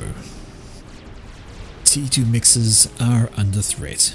Actual proper threat. Commander's all the way up here. Not a thing he can do about it. And these guys are going to have all the time in the world to kill as much as they want. T2 mix down. Another T2 mix about to go down. T1 PD is up. This one's going to go down. And they just have to stay out of range. And look at the absolute devastation. 5 T2 mixes. Let's be a lesson, folks. If you're going to drop into your enemy's base, make it Zoos. Make it T1 RD, because the range and amount of damage they just slam down is phenomenal. They can get off a single salvo, will do a lot more damage than a single salvo from tanks. The PD is down. The mixes are gone. And now they are free to simply roll on up. There's a Nother over here as well. 3 Nothers. Completely missed that. Unknown has sent those and they have devastated the energy for Tree Folk. So Tree Folk is absolutely under the cosh here. He does have T2 available to him, but unfortunately that T2 is being obliterated. Energy wise, he's got nothing left. His base is in tatters. A very good drop, and Nothers from Unknown has left him with very little to run on. Let's just have a look how badly he is. Well, he's in the hole by about 700 E. He's not recovering from this anytime soon, and it is going to leave Unknown massive advantage to push in. There is a Vulthu up here which is going to gradually kill off Eco. It's going to take ages though, and a few interceptors will take care of that quick smart, but Unknown may not be quite paying as much attention as he should. That's not looking great for Treefolk. Having said that, his mass is okay, he just needs to sort out the power. Still 300 or so in the hole. We're going to stop booting from them and just start on P-Gens. P-Gens are out of the way. Maybe some T2 NGs to try and rebuild these. But he's just trying to get himself stabilized while the rest of his production dies a horrible death. Moment if Unknown can push us, that's advantage him. We see another drop coming in though. That has been spotted and is being chased down by interceptors. Not enough, and it's going to get through. I believe, yeah, that's going to get through, and these are going to land over here as well. Pauses for a moment, ill-advised. That pause might be the difference. Oh yes, it will be. If he hadn't paused, those Zooies might have made the landfall. Unfortunately, the pause has absolutely doomed them. Right. Vulthu having free reign. There's interceptors right there. Gonna want to kill that. Get them off the ground. Hello Melanol, how are we doing? Nice to see you. This is painful to see. Interceptors on the ground while there's a Vulthu just doing his thing. You know, being a Vulthu. Alright, interceptors up. Get some kills on. Look at these. Just free kills. Where you go. Have fun. Right, up here there was a second drop from Treefolk, so I missed that one. Oh no, that was the band from over here that wandered over. They just went for a waltz. They came through. They killed off everything in that front. Have a swarm of frigates on this side here. Notha doing more damage. Going for the... that's all Treefolk's relying on. Couple of hydros here and there, keeping his power afloat. He has almost caught up. He's just about rebuilt this, and that will be his power problem sorted, and then he can look at trying to get back into this game. However, his main factories are under threat. These frigates have pushed on up though. They are getting hammered by T1 Air, and a small group of frigates are on their way back to assist. And of course more rolls off the production line every day. That is T3 Air. So Unknown has made a T3 air factory. It's just about finished T3 PGen. That is going to be a huge advantage. And that will be a big problem for Treefolk, who is still sitting on T2. Has only just got his power issues sorted. Second PGen about to go up. And there he will be okay, but he's had to recover from the mass destruction as well. Not had a great time of it. Right then. And that's a strap bomber. Why would you build anything else? You know you've got air. Why not? What does Treefolk have? I wonder, are these close enough for a single bomb to land in the middle and cause absolute devastation? Maybe. Maybe not. Either way, Treefolk doesn't want to risk it, and he's thrown down a T2 Gen. He must know something's coming soon. He must. Having said that, that's a lot of frigates clumping up the back of Unknown's base, and that's an engineer too. Is he doing reclaims? Captures, sorry, he was capturing all of that. All he's got to do is roll off a couple of combat units, patrol them around, and he'll take care of that island easy peasy as you like. Like these guys are doing, they're just doing a patrol. They're going to wipe out as they go. Frigates down here are killing off factories willy-nilly because they can. Where's that strat? There it is. And is it going for what I think it's going for? Is it going down here? Maybe? Let's keep an eye on that. It's definitely going that way, but will it get picked up by Inties? It has been. They are now chasing it. Will it get its bombs away? Will it do the damage it needs to? Bombs ahoy! One T2 mix down, now it is caught by Inties. It's not getting out of that. Maybe it is, oh my word. Manages to scramble and survive, could get another bomb off, it's not going to get anything here if it tries to bomb the power again. Lobs one away, lands down and gets a little bit of damage, then knocks out a couple of T1 PGs but then dies. Overall not quite as effective as it could have been, only one mass extractor destroyed here, placement was a little bit off. Still, it's more annoyance. Up here we can see those frigates are pushing in from Treefolk, they are looking to remove Unknown from the Navy. If he wants to try and get things out more, there's a T2 PD, that's going to have some fun. Frigates in range, wants to get a little bit more, doesn't want to land there, and Volthus, well, they'll be alright. Don't see these frigates doing much, they will take him out of the Navy though. Those factories are basically doomed for, that's a whole line of Zoes, have a look at those guys. They have now been split, going to head in the opposite directions. Huge Navy presence from Treefolk though. This might be what helps him get back into the game. He also has T3 air now, doesn't have T3 pigeon, though that has now been scouted. Unknown is aware. There is now T3 air available. These guys have just been having fun ripping into them. I heard it but I don't see it. Oh, it's up there. Let's drop bombs onto these guys who are sitting still under Zoe fire. That's fine, have him fly away. He can go do something else. Looks like it is going to circle back though. I mean, Zoe's are doing the job. Raz on the comm, going to get that extra eco. Has 2 T3 PGens. Going to get more air. What you doing? Hover bombing. Splat. Strats do well against stationary targets. What is going to be the next target is the question. Well, I would go over here. Maybe just clear off that and claim the island as their own. But Zoe's here going to run afoul of a bunch of frigates. Frigates generally win out Zoe in even numbers quite easily. T3 air still having to go at the interceptors over here, tying them up there. Trying to finish off his own T3 PGen. I don't think Unknown has used this advantage, this T3 air advantage, as much as he could have. You see over here, we see Treefolk has got his attention in multiple places. He's had this, he's had that running, he's got that up and going. And now, what are you going to drop on?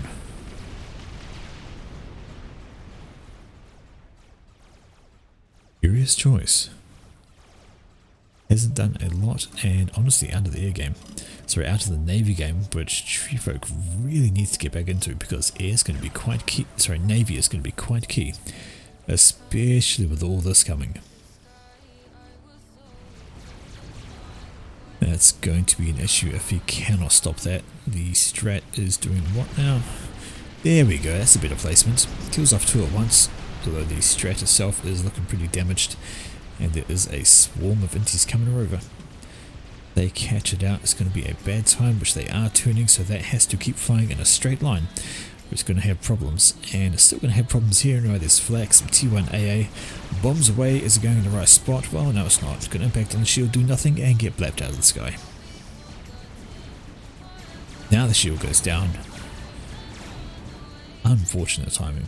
Have to run out of power at exactly the wrong stage. Factories over here have been spotted, they are being captured. I would have just reclaimed, but capture was the order of the day apparently. He's going to stick to it. If he does, it'll be hilarious. Transferring control of these over to him, those engineers are probably going to die. And this is also an issue. Mass factories. Unknown is just... he throws out the GG.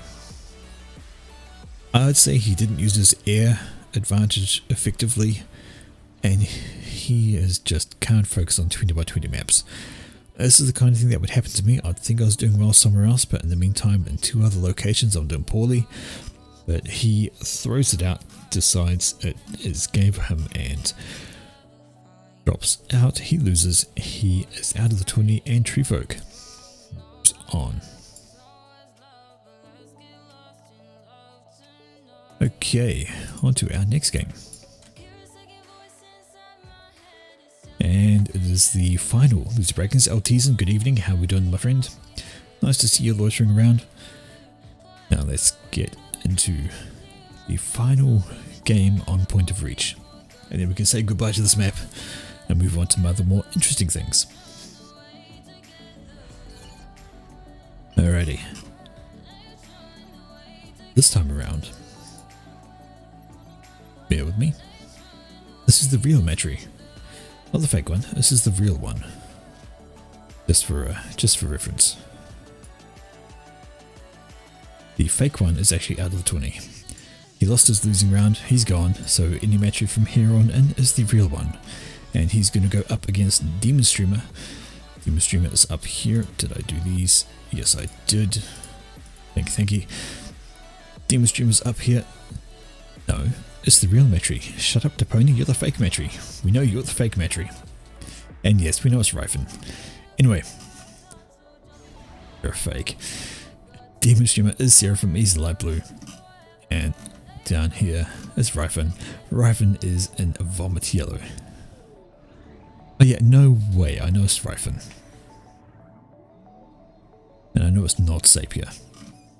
Sapir doesn't do ladders. We all know that. Alrighty, off to the 4MX Hydro build. Land 4MX Hydro and land 4MX Hydro. Very common. Of course, it's a very popular opening build, as you do. So let's see how these guys are going to play. So advantage is, of course, to the real Metri. 1800 versus 1400 in the rankings. Can't help but think he's going to do slightly better. Hydro just about done. We're going to see 4 pigeons into the Air Factory. And over here we're going to see 3 pigeons at the Air Factory. So similar builds, but always just deciding those first few numbers. Do you want to do 1, 2, 3? Do you want to do 4? 3 and into air is going to give Demon a slight advantage. You can get an air unit out quicker, maybe with an Interceptor Scout to head straight over to Metri's base. We shall see what he has planned. Down here though, that's managed to build up just that wee bit faster. Already into the Air Factory, up it goes, up to 500. Just started there, so somehow, maybe because he incorporated trees into his earlier Reclaiming build, that is actually behind his Demon on the Air Factory and starts with the transport. Already Interceptor for Metri. Bam GM, how we doing? Nice to see you. I'm in for the epic today, mate. I am doing the rest of this tourney. So I've got another whole lot of games to go, unknown how long they're going to go for, but I'm doing a lot. And it's either going to be all the games get casted out or I lose my voice. Maybe both. We'll have to wait and see. Transport is done and loading for Demon, and if that moves quickly it will avoid being seen and it will survive. There we go, it's gone. That's right, it's Demon Streamer. I don't know who he is, but he's been in this tourney, he's having a good go at it. He's won a couple of games, he's lost a couple. I've only watched him in the context of this streaming, this tournament. So, no, not really. But his transport gets away nice and safe, drops an engine over here, and is moving off to this side to do more. But Metri's air is a bit late to the game, and now the scouts are splitting off to the side to try and catch this guy. Wrong way, it's over here. Haha, you missed. Alright, there is a bomber on the way. It is going to the left.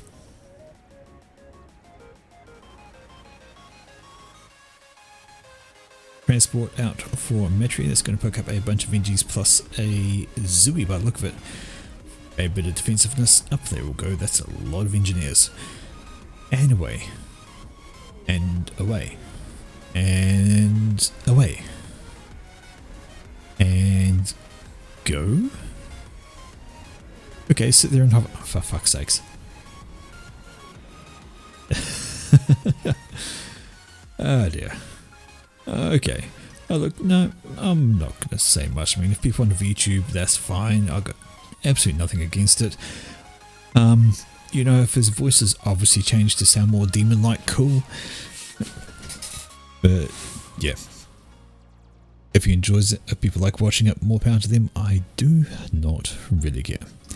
Bomber is around. It is ready to drop a bomb on something. Swings back, decides that's a juicy target. Pops this NG, it's going to knock out all of this build order. Down it goes. And it's going to stop these mixes getting built for a while till another engineer can be put out. And it's going to delay basically everything. Okay. Now to the right. This is Metri, and as you're going to drop too close, there is an anti-air. But one is not enough to stop a transport, and it's going to get its payload down. And remember, there is a Zui in the middle of all that. How much is going to drop? None of it actually. He decides, maybe not actually. I'm just going to move on over. There we go. Well, the top pack players must be a VTuber addict. Yeah. I mean, I get the idea behind VTubing. You actually have a visualization you can try and mix around. You can sort of have something to react to, something you can watch. It's not 100% accurate, and dead NG. See you later. Unlucky. Oh, transport has been caught by an interceptor. Though some defending inties do come in from Atri, they're going to help clean that up and keep it alive. He kind of decides, I'm not going that way, and in fact brings out the T1 bomber. Might as well kill off these guys. Look at them all nicely clumped together in a group. Get a bomb onto those, you'll be a happy, happy man. There's the bomb, there's the NGs, there's the explosion, there's all dead. Yeah. Honestly, I haven't really watched too many other streamers, so I'm not 100% certain. And that transport going this way has made Demon paranoid, and he's sent out a swarm of Selene just to try and clear the area, which he doesn't need to worry about because, hey, there's nothing there. The drop went over that way. Fair enough. Factory going down, Zui being defensive. Right. I like how he sort of instantly pauses all. What are you dropping the bomb on? One max, why not?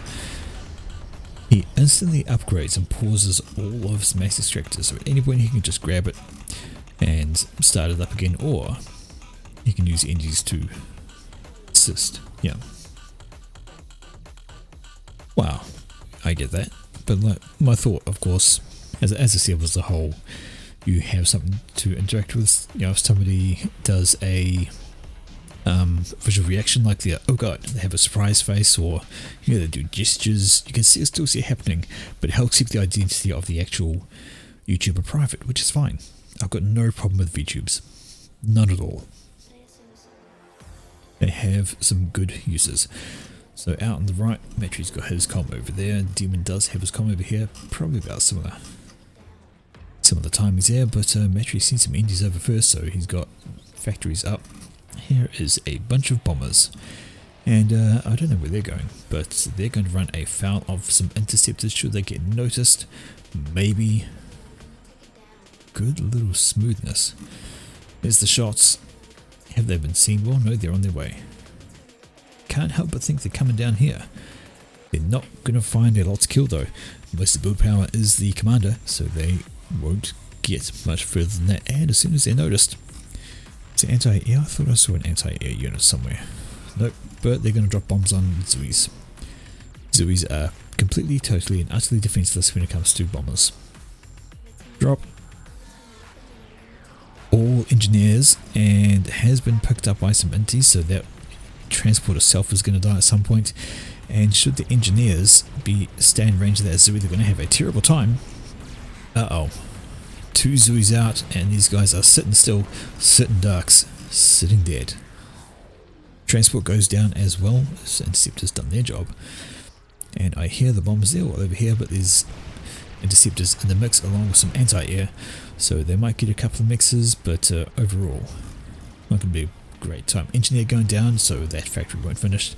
Bomber's going to go down to an interceptor though, so a lot of T1 air harassment at the moment. T1 bombers all around the place, and what on earth has happened over here? Has that been ground units? Is that air? I can't tell either way. These are mixes on Demon's starting island. They are just simply not there. That's not helpful. Zoe's now on the roll from Metri. They are edging everything. Moving around, and we're going to see the demise of this Hydro. Nothing to stop those guys. Some engineers here, maybe a foul of this. Zoe once it gets in range. There we go, has him spotted. Shells away. Moves just in the nick of time. The other one doesn't. That one does. Horrible death. And we now have Zoe's on the island.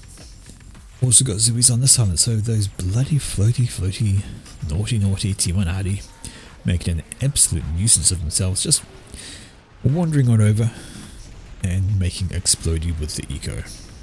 This is not looking great for Demon. Zoe's on his side island. Zoe's on his expansion island. Mix is going dead. Engineer's going dead.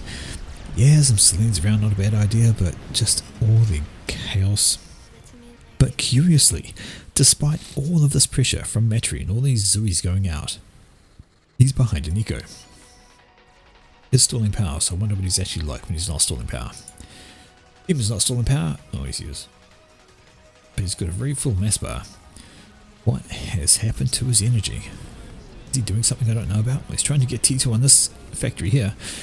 And he really wants to build... He's got a lot of T1 power, so he paused everything else. As you do. But Zoe's just everywhere on this island. There's a pain in the buttocks. There we go. Metri has finished his power issues because he's building T2 power and he actually is ahead on eco, so I take that back. It has worked for him. He is doing fine. This is another drop for Zoe's. T1 transport heavily damaged, but Metri don't care. Metri don't give a fuck. He's going to sing us around somewhere, maybe over here. Who knows? Either way, they're going to be a pain. This factory survived as a T1 bomber having a good time. He's got a kill. Has been tickled a little bit by some anti-air, whether it's this guy or Splat. A bit of overkill, don't you think? Killing a Selene with a bomber. Either way, dead is dead, and look at this mayhem. Zoe's are just flooding out of these factories, and they are simply decimating all the mixers on this island. I thought... Oh, there's the Navy. Sorry. There's Demons, all his Navy is over here. However, that is T2A, he has finished it. And upgrade the generators, but we saw T2 already in play. Or Metri, and he's just focusing on T1 and Ts. Because why not? Upgrade.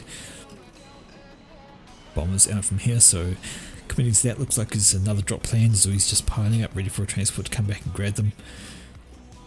And my oh my. It's 38 hit point bomber now. Still alive, still dropping bombs. What is into range of that thing, it will be dead. Single bullet is all it's going to take to knock that out of the sky. If he swings to the left, he dies. He swung to the left, he's going to die. Oh no, tight turn, going to keep it out of range of the anti-air gun. Another bomb away, just gradually tickling this factory down to death. I was trying to build NGs, each bomb stops that course that lands on the build platform. Ah, there we go, ran into range of a frigate. Dead bomber, but this carries on up here, and now the Zoe's are moving around to the main base, and that's even worse. Frigate has come up here, going to kill off... Don't know why it's killing off a factory. Normally kills off the build power, and letting that torpedo launch go up ain't a great idea. But Zoe's are targeting power, and that is something that Demon can ill afford to lose. If he loses the other one, he's going to have struggles, massive struggles.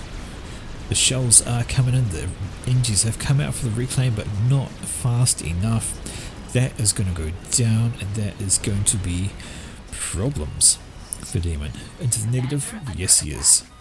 Absolutely into the negative, and command under attack. He's over here trying to rebuild, but he's getting bugged by Zoe's. In fact, there's a whole lot still swarming in. This little guy, he's don't know what he's doing.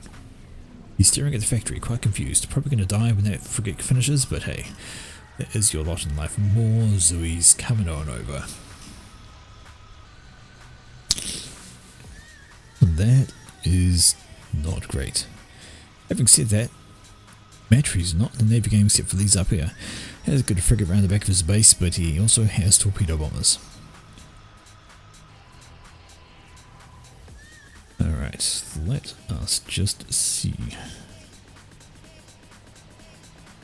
Zooey imbalance. Well, he says that, but he had Zooey's as well. And he agrees Zooey's are imbalanced. Well, that's fine, but still indeedy.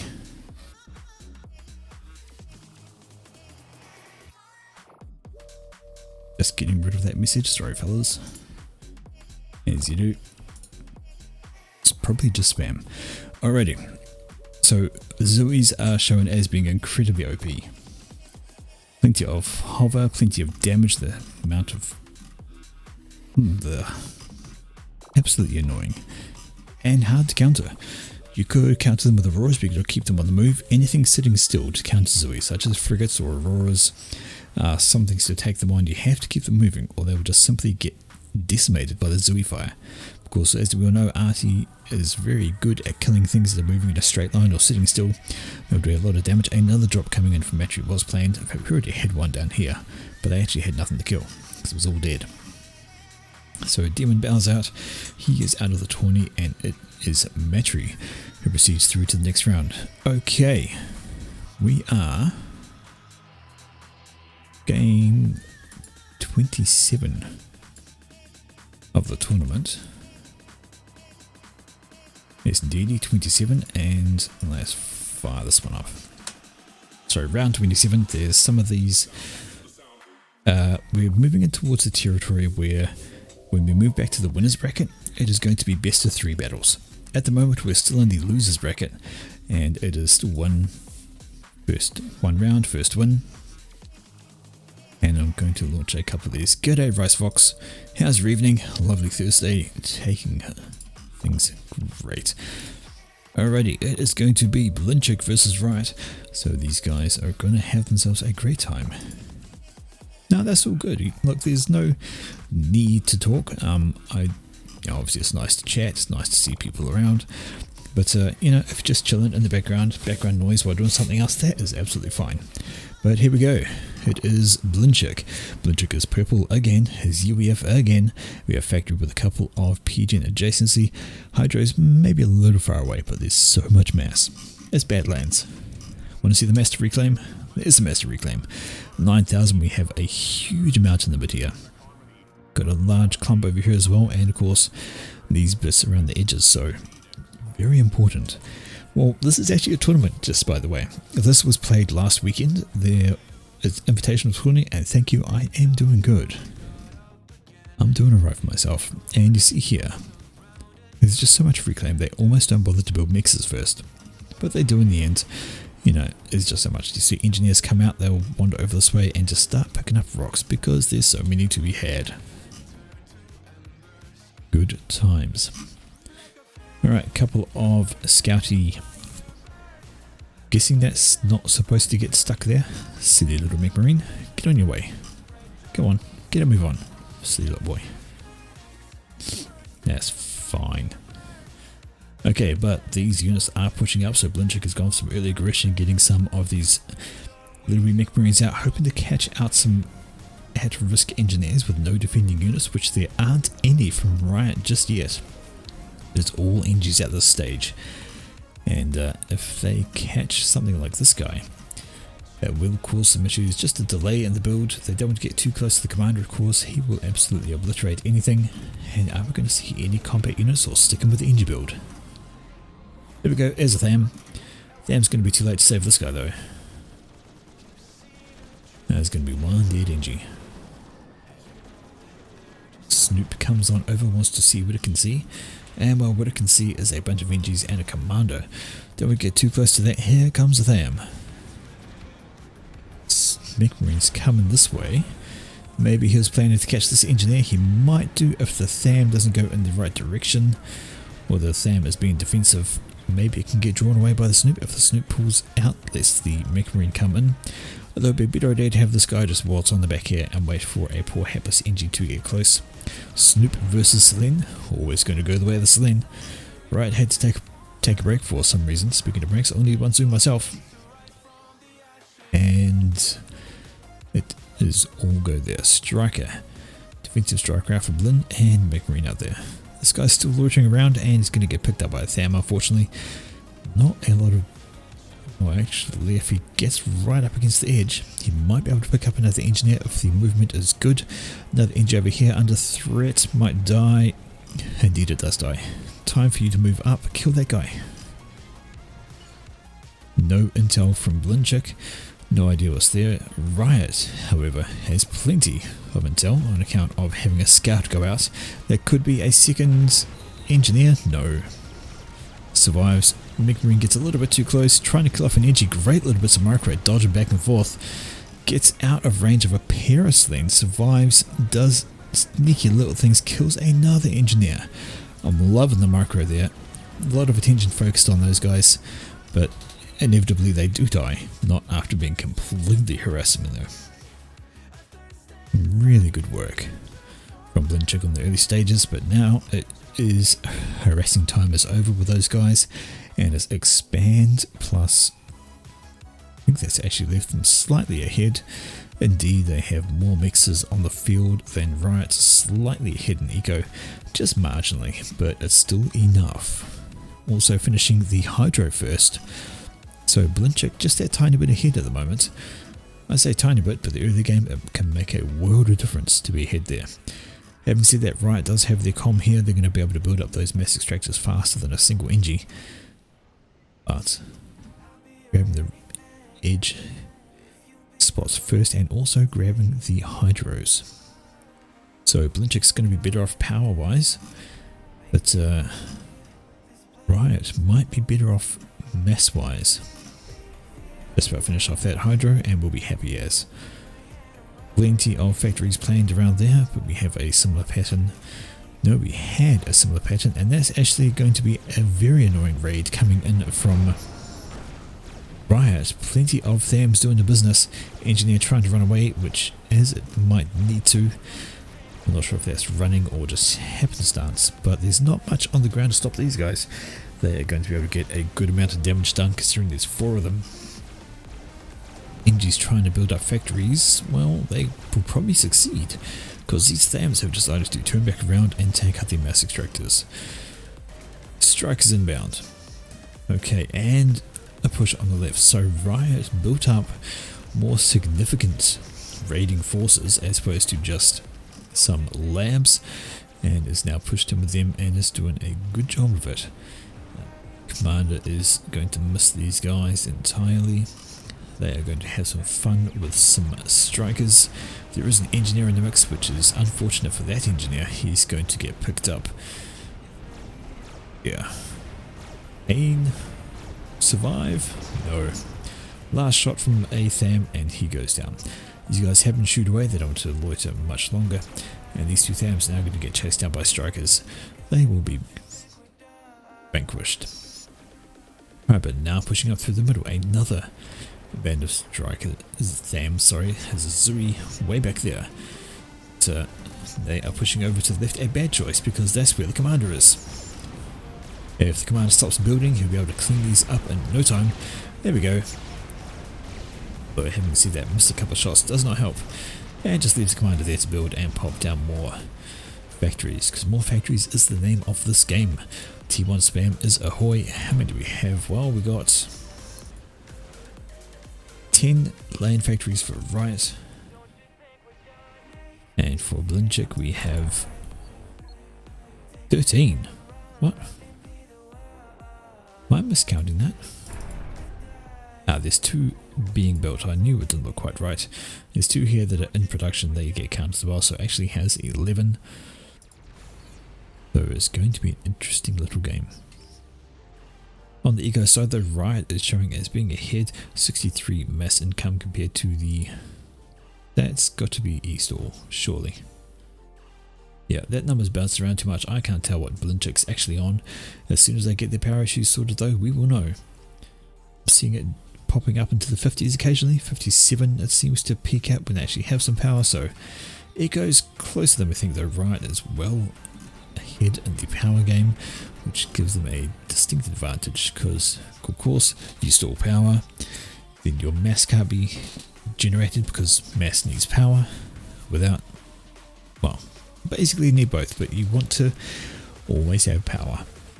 No power, no mess, no chance. Alright, edge build here. From Blinchick, fun little thing to do, get your engine nice and close to the cliff face, throw up a factory, claim it as yours. Of course, it's quicker to build a transport and drop engineers straight on it, but hey, who's counting? Plenty of forces on the ground from both sides. We have a group in the middle having to go to each other. I would say advantage of Riot because of the supporting Thams and Azui coming in. Band on the right probably fairly even, though Riot is up with their comm to help there. Though having said that, Blinchick's comm is over to the left, wants to be a wee bit careful, wants to keep these units in close proximity because that is enough to kill a commander. T2 upgrade. On the way for Blinchick, up at the front, just chilling, why not? Because you can. Let's see, right, got any clue the comm is there? No, not a thing. But let's have a look at the reclaim numbers. We have 4,000 reclaim up for Riot. Blinchick we have 2,000. So twice the reclaim for Riot. This explains why they have more eco, why they have more units on the ground. Because that reclaim has done absolute wonders. 25% of the way to that upgrade.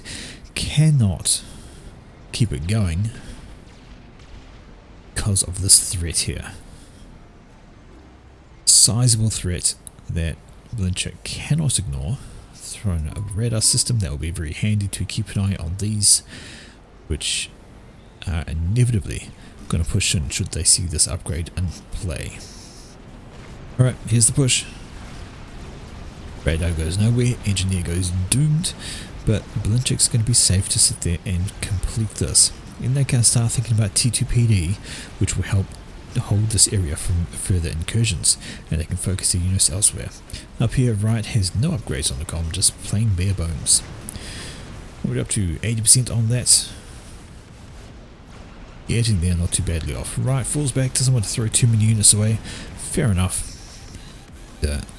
Completely unaware that Blinchick is just about done. That's a good little push there, finishing off the T2, and that is a tack launcher. That's a tack launcher.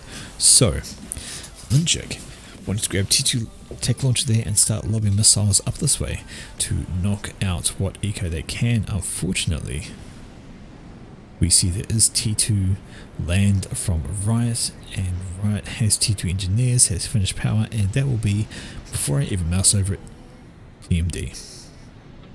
So just expecting, just planning ahead, Riot is thinking, I'm going to pop down some TMD. I'm going to protect my main base from TAC missiles, which is a great choice, by the way. Because now, any missile that Blinchick fires from this is going to be a waste unless they scout first and avoid the TAC missile defense. There it is, protecting the main base. Blinchick could knock off all the side stuff here. They could knock off the stuff around the back. All of this is under threat. But yeah, no, this was a fall. Fall is not a season New Zealand uses. We have autumn. Spring, summer, autumn, winter. We don't have fall. So yeah, the invitation was called fall, but it's not for the purpose of that. There we go, TAC missile is out. That has been scouted just a wee bit too late. The missile is going to get shot down, do no damage. Question is that going to have a go at other things? But there we go, TAC defense is doing its job and defending against TACs. Nope, decided to just fuck it, control K's the TAC launcher because hey, why not? It's going to be useless at taking out all of that, so no good. Yeah, even better reason. Alright, push on the right from Blinchick, definitely owns this plateau over here, but comparatively, same thing was done over here. There is a plateau hold for Riot, has their own factory, here's a couple of Thams just rolling around, and there was a factory getting built, but that's done. Right, T2 PD plus T1 PD, so interestingly, when you're getting spawned by T1 units, it can be a better idea to throw down some quick T1 PD, because although the Triad has the range, the T1 PD can shoot, does more damage and can shoo away these guys pretty quickly. Ilshiver sitting over here stuck on the... This Ilshiver is part cat. Fuck gravity. I'm just gonna bounce here. On the edge.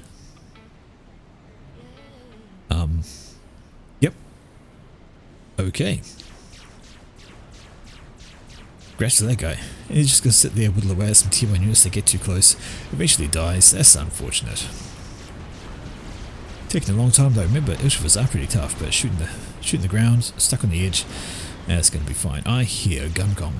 I did see the upgrade. I forgot to mention this, but yep. So Riot's over here with the Guncom. Going to be some serious issues on the right hand side.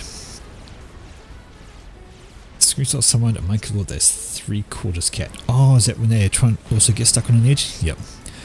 I'll tell you what. Earlier today, one of my first games on Open Wonder, we saw an interceptor catch a bomb from a bomber to keep some structures alive. Alright, gun upgrade on the way for Blinchik, so knows you're going to need that. Has a factory up, going to pop out engineers, grab all this reclaim. Triad's going to be fine. TMD is nearby, radar, a couple of T1 PDs, quite secure in that position. Probably wants to consider moving some of these units over this way, but now we have mobile missile launchers. Ah, dear oh dear. That is a pain in the buttocks. There's only a couple of them, but still. You can always outperform static TMD with mobile missile launchers.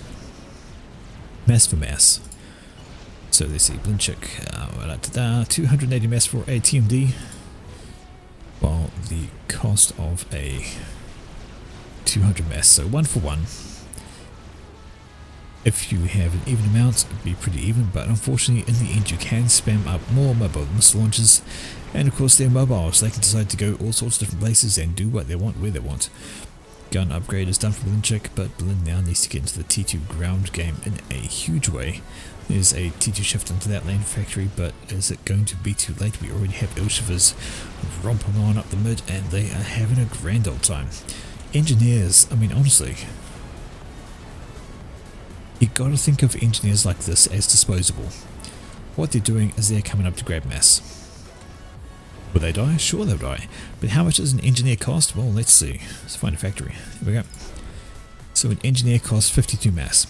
If they reclaim more than 52 mass, they have done their job. And they have been a profit. Oh, this guy. Yeah. Grab that, grab that. Profit. He's probably reclaim more than that as he goes. So that is all he's got for now. And you know, same with these guys. Picking up all this mass. Profit. And there we go, Triad is starting to have a go. There is Commander with his gun, and guns ahoy. Do we have any kind of snipey things? Well, no. We just have a huge swarm of T1 and T2 forces here from Riot. Com is just chilling out in the middle. No need to go anywhere. Right now the ground forces have it under control. And Blinchik is very much on the defensive. You can see this map control from Riot, and he's even upgraded the mixers at the back because he can. Let's just do a quick mix count. Well, there we go. 13 T1 mixers, or so I say 12 because that's not going to survive, and so 24 T2, 12 T1. Let's have a look what Blin has. Blin has 12 T2 and 19 T1, so kind of the opposite. So you can see that this has left Riot in a much better position, or they're stalling hard on power. I imagine that's because they have T3 somewhere. Yeah, they do. T3 factory and sniper bots. That's incredibly rude. Sorry, I say rude. Sniper bots are lethal. The amount of damage they can put out is just simply staggering, and they do it at a huge range. They will take out units left, right and centre. And in the meantime, Blinchik is barely gotten to the T2 stage. Got some engines over here building up some power because why not? But they need to get that. Value more than 52? Yep, no, that's no, that's a fair point, Drake. That's a fair point. But just on pure number side of it, you know, they would have paid for himself by getting the same. But the other thing is they also deny that reclaim to the enemy. So, yeah, I get where you're coming from, and I do agree that the vet is a point. But having said that, you know, this is a problem in the mid for Blinchik. T2 forces are pushing their way down, and that's a lot of Ushers. Going to shred up these poor T1 units quite happily. And no recourse. Stuck on the left hand side is Blinchik's comm, who needs to be. It won't post the image. No, it probably won't. I don't know if you can post images directly. If you can post a link, it'll probably work, but maybe not an image. Either way. Good push on the right from Blinchik, just simply running right past. Don't stop. Keep going, kill as much eco as possible, kill off some mass extractors, you'll have a great time. Factory goes down, which is great. Mass extractor nearly dead and dying and is gone. Just keep running. Just keep running. Another max extractor up there going down, so that's actually a pretty good response. This is a very fast response from Riot though. Chucking down a T1 PD is going to do some nice defensive work. If they can finish off this mass extractor, will be even better. So that's a good little raid from Blinchik, but the middle is a problem. There is a single triad trying to do the best, and the sniper bots are here. I see the sniper fire. Riot has sorted out their power issues. They're now sitting on 160 income compared to the 135 for Blinchik, but sniper bots right there. And that is something to be concerned about. You're going to need your shields. Right into the middle of the base. So there was a great run past by Blinchik. There's T2 airback here. Not stopping to kill it, is just carrying on past, wanting to do as much damage as possible. Will the PD go up? No, it won't. Doesn't quite make it. It dies off. And now the rest of the eco down the back is problematic. Some Ilshis stuck in the middle of everything. They're dying a horrible death. But those sniper bots, T3 from Riot is going to be a key thing. And they are going to be murdering from afar. Rebuilding over here, just pop down some T1 eco, because why not? But this has been excellent work from Blin. This push has just managed to get right on through. A couple of units switched back. They're going to survive. Yes, they are, which means that T2 mix is going to go down quite happily, quite easily. Brilliant. Another T2 mix down there. This one is now under threat. Units are just carrying on pushing. Don't stop. Keep running. Make life worth it. A couple of Lobo here with 4 kills, 4 stars. It has been killing all sorts over there. Kudos to that guy. But still, this is the bigger threat. T3 sniper bots just snipping away at everything. Do we have any upgrades going on? What we do, there's the completion of T3 upgrade for Blinchik, so they're now into the T3 lane game, but they're well behind. And here comes a push, a whole bunch of Zuis. That is just damage waiting to happen. Rush it, rush in, all of that. You need to push in, not get caught at range by the Zuis. If you charge on in, you can catch the Zuis, you can catch the sniper bots. Yes, they do a lot of damage, but they are very, very weak. Only 700 health comparatively. They have less than Missile Launcher 880, although he's got a rank of veterancy. That one doesn't. 800 on him, 700 on those guys. So, yeah, as needs must. What's a good counter? T2 work. That will outrange basically anything except a battleship, although we have T2 air as well now. Riot has migrated into that, has a bunch of Nothers, and that could be a snipe. There's enough there if he takes down the shields surrounding Blinchik. Those Nothers could snipe one down, because Blinchik's a wee bit light on air on the ground, has a bunch of interceptors here, but if Riot sends his in first, it will be a horrible time. Good push up the middle. So Blinchik raiding once again with units. Going to take a few things there and perhaps do some damage. Scouty scout. Here comes the Nothers. No, change his mind. I thought they were going to go in, but they have absolutely changed their mind. Maybe the sniper bots are going to go for the shield gen. If they can knock that down and do some extra damage, which I think is the plan. Get some shots down on the comm. Once the shield drops, throw the Nothers in, screen with the interceptors, and you'll have a very bad time. T3 on the ground, that's a siege tank as well. So Nothers still loitering, just keeping up in the mid. And I think the plan is exactly that from Riot. So Blinchik has been doing some great raiding and doing some good damage. That's a T3 mass extractor under threat. Lobo fire coming on over, it may well die. Though there is some shots, some siege tanks coming in, but the mass extractor is gone from Lobo. There we have it. That's quite a bit of a loss, and that helps even up the eco game, but the tech game is still well in hand by Riot. Shield is down. It is time for Nothers, and here they come. Have they been spotted? Well, Blinchik has no radar, it's gone. The Nothers are there. What are they going for? No, they swing away. In comes the Interceptors. I am surprised, because now Blinchik gets to dodge. The Nothers could have done a huge impact just then. But Blinchik is going to get away. Having seen that, here come the Nothers again though. That's a lot of them. And what are they going for? Well, they're running over flak. Blinchik needs to duck, dodge and parry. Couple of Nothers impact on the shields, and they will not do any damage whatsoever. Blinchik in the yellow. Sniper bots are around, of course. There was some T2 flak. I don't see it. There it is. Keep dodging. That's not great. Ooh, some good evasion there. Dodges about 5 or 6 bombs at once, but the sniper bots are in range now. And Nothers still around. There was some flak. I don't know where it's gone, but the sniper bots are... Yep, they're in range, and that is going to be Blinchik. Done in by tech. So Riot absolutely pushing back on their front. The sniper bots, the Nothers combined assault. Blinchik could not survive all of that. And Blinchik was doing right, making a little bit of a comeback, although there were siege tanks now rocking up as well. Nice little small base there. Unfortunately, good effort, not quite enough.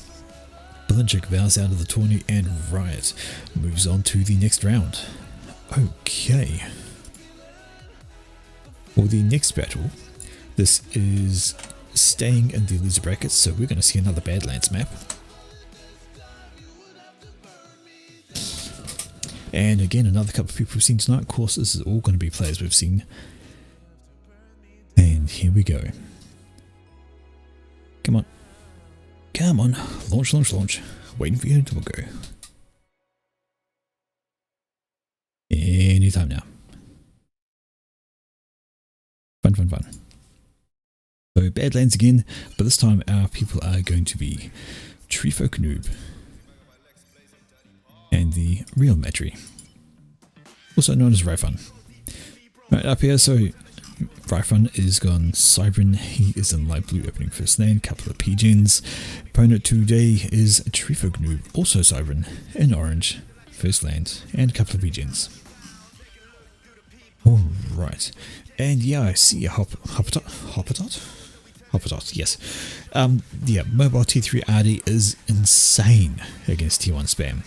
It just obliterates anything in the general vicinity of the shells. It's brutal. The other thing you can do against T1 spam is a bunch of T1 bombers spread fire, drop bombs all over the place, and they all die horrible, horrible deaths. Hilariously, but horrible.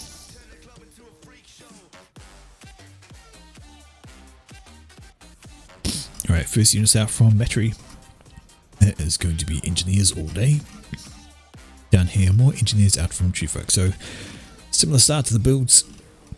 First engineers coming out to grab some reclaim just to boost that early eco. You can see the plan to reclaim the trees. Though they're not even clumps, so that's probably just E. And into the mass extractors. Right, there's a mole. Yeah, okay. I guess the mole is just going to be sent out to do some placement in case of raiding units. And look at all the land factory planned for Matry. There is 7 land factories planned in the starting location, whereas Treefolk is going to keep us guessing. Going to keep us guessing. Right, still just engineers. How's your eco? Well, it should be alright. Early games yet. Matry is about to stall on power unless that gets completed. Well, it's not, so Matry's going to stall on power. That could stop though. Nope, doesn't stall on power. That's how close it was. Very carefully calculated, or just lucky. And Treefolk similar, although no, easy. Plenty of E to spare. So Matry that close. It was down to about 100 spare power, and of course, okay, the mole is just there for defensive purposes. Just going to slap up some radar, watching for raiding units coming in. However, doesn't need to worry, these are purely defensive. Mantis up here with a mole behind, just wanting to watch for any attempts to run past. Okay. There is so much spam planned. Definitely need more mixers to power them all, which is exactly what's going to happen. Engineers are building up. We have this hydro finishing away. We have this engineer is doing some reclaim. I think it's patrol order. No, it is actually a manual reclaim. Curious. I would just maybe send one from the factory on this order here to reclaim everything in the area. And yep. So patrolling, defending, very similar unit composition. Have a single tank with a scout to give intel, and then they can push prod. This could be interesting. Air factory and bomber out for tree folk. There is no air factory. I take that back. There's an air factory as soon as I say that. I get proven wrong. Curse of the commentator. Alright, skirmish in the mid, and this is going to go better of whoever has more micro, and that is going to be... Oh, neither of them actually. They managed to fall back, although the mole goes down. So, first blood, that guy. Second mantis coming up, that's going to help there. But the bomber, gonna start killing off NGs, and see you later, boy. Bombs ahoy, dush. Dead NG. First thing out, interceptor, yep, there it is. It's gonna go straight for this guy. Engineer, not gonna dodge in time, he's gonna go down, can maybe finish off that. It was almost complete. Interceptor is out, and that should tag straight onto the bomber. Then we have another NG under threat. Dodge. Fakes the dodge, goes back. Interceptor is over here. Alright, bit of a fight going on this side. Mantis on Mantis action, and it's going to go good for the Mantis. I predict the Mantis is going to be the winner, and the Mantis was the winner. Both of them. Both of them won, both of them lost. I did not pick that. Alright, raid on the left hand side though from Metri has kept this spot free. Then we have another bomber up here, so Tree Folk is raiding with bombers while Metri is raiding with ground units. And at the moment I think the bombers might be winning. They're getting around, doing a bit more damage, killing off some more engineers. Having said that, it's going to be another Mantis on Mantis vehicular violence. Engineer is going to get away on 17 health before the commander comes in and saves his bacon. Right, all the bombers are down. I don't see any more flying around. A couple of interceptors have got themselves a few kills. That's the end of them. Bit of a ground push now coming out on the right, although there are some defending units. They're sort of in the wrong place. Maybe they're going to go raid. If they wander down this way they could get up, but no, they're called back to help defend. There's more bug on bug violence. This guy sits still and just bravely takes fire to the face. Alright, more fights on this side. Mantis running into a commander is never good for your health. Mantis will have a bad day every time trying to do that. A couple of Mantis have survived. They're moving out to the right hand side. You're going to catch any stray NGs who wander over there without support. In fact, they could carry on and kill this guy, which would be highly irritating. Have any more bombers? Nope, just some few NGs out from Metri. Sorry, a few NGs out from Tree to defend against Metri. It's just Metri folk noob. I can combine the names, I can make it silly. And there we go, indeed. That push came up. These guys have wandered on and they killed an NG. And are going to leave this alive if they keep walking, which they do. Yep. So, this kind of thing, a couple of bombers will help. They're faster moving, they can swing on over, they can knock off the raids. Otherwise you have to do things like this. Send a larger force of units around the back to stop the raid. Yeah, stop sending your units into this mosh. They are just simply dying.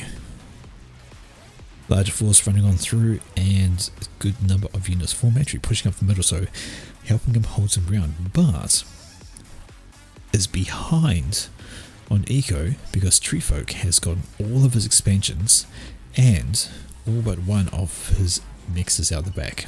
It's not terribly different, and of course Metri stalling on power. Not what you want to be doing.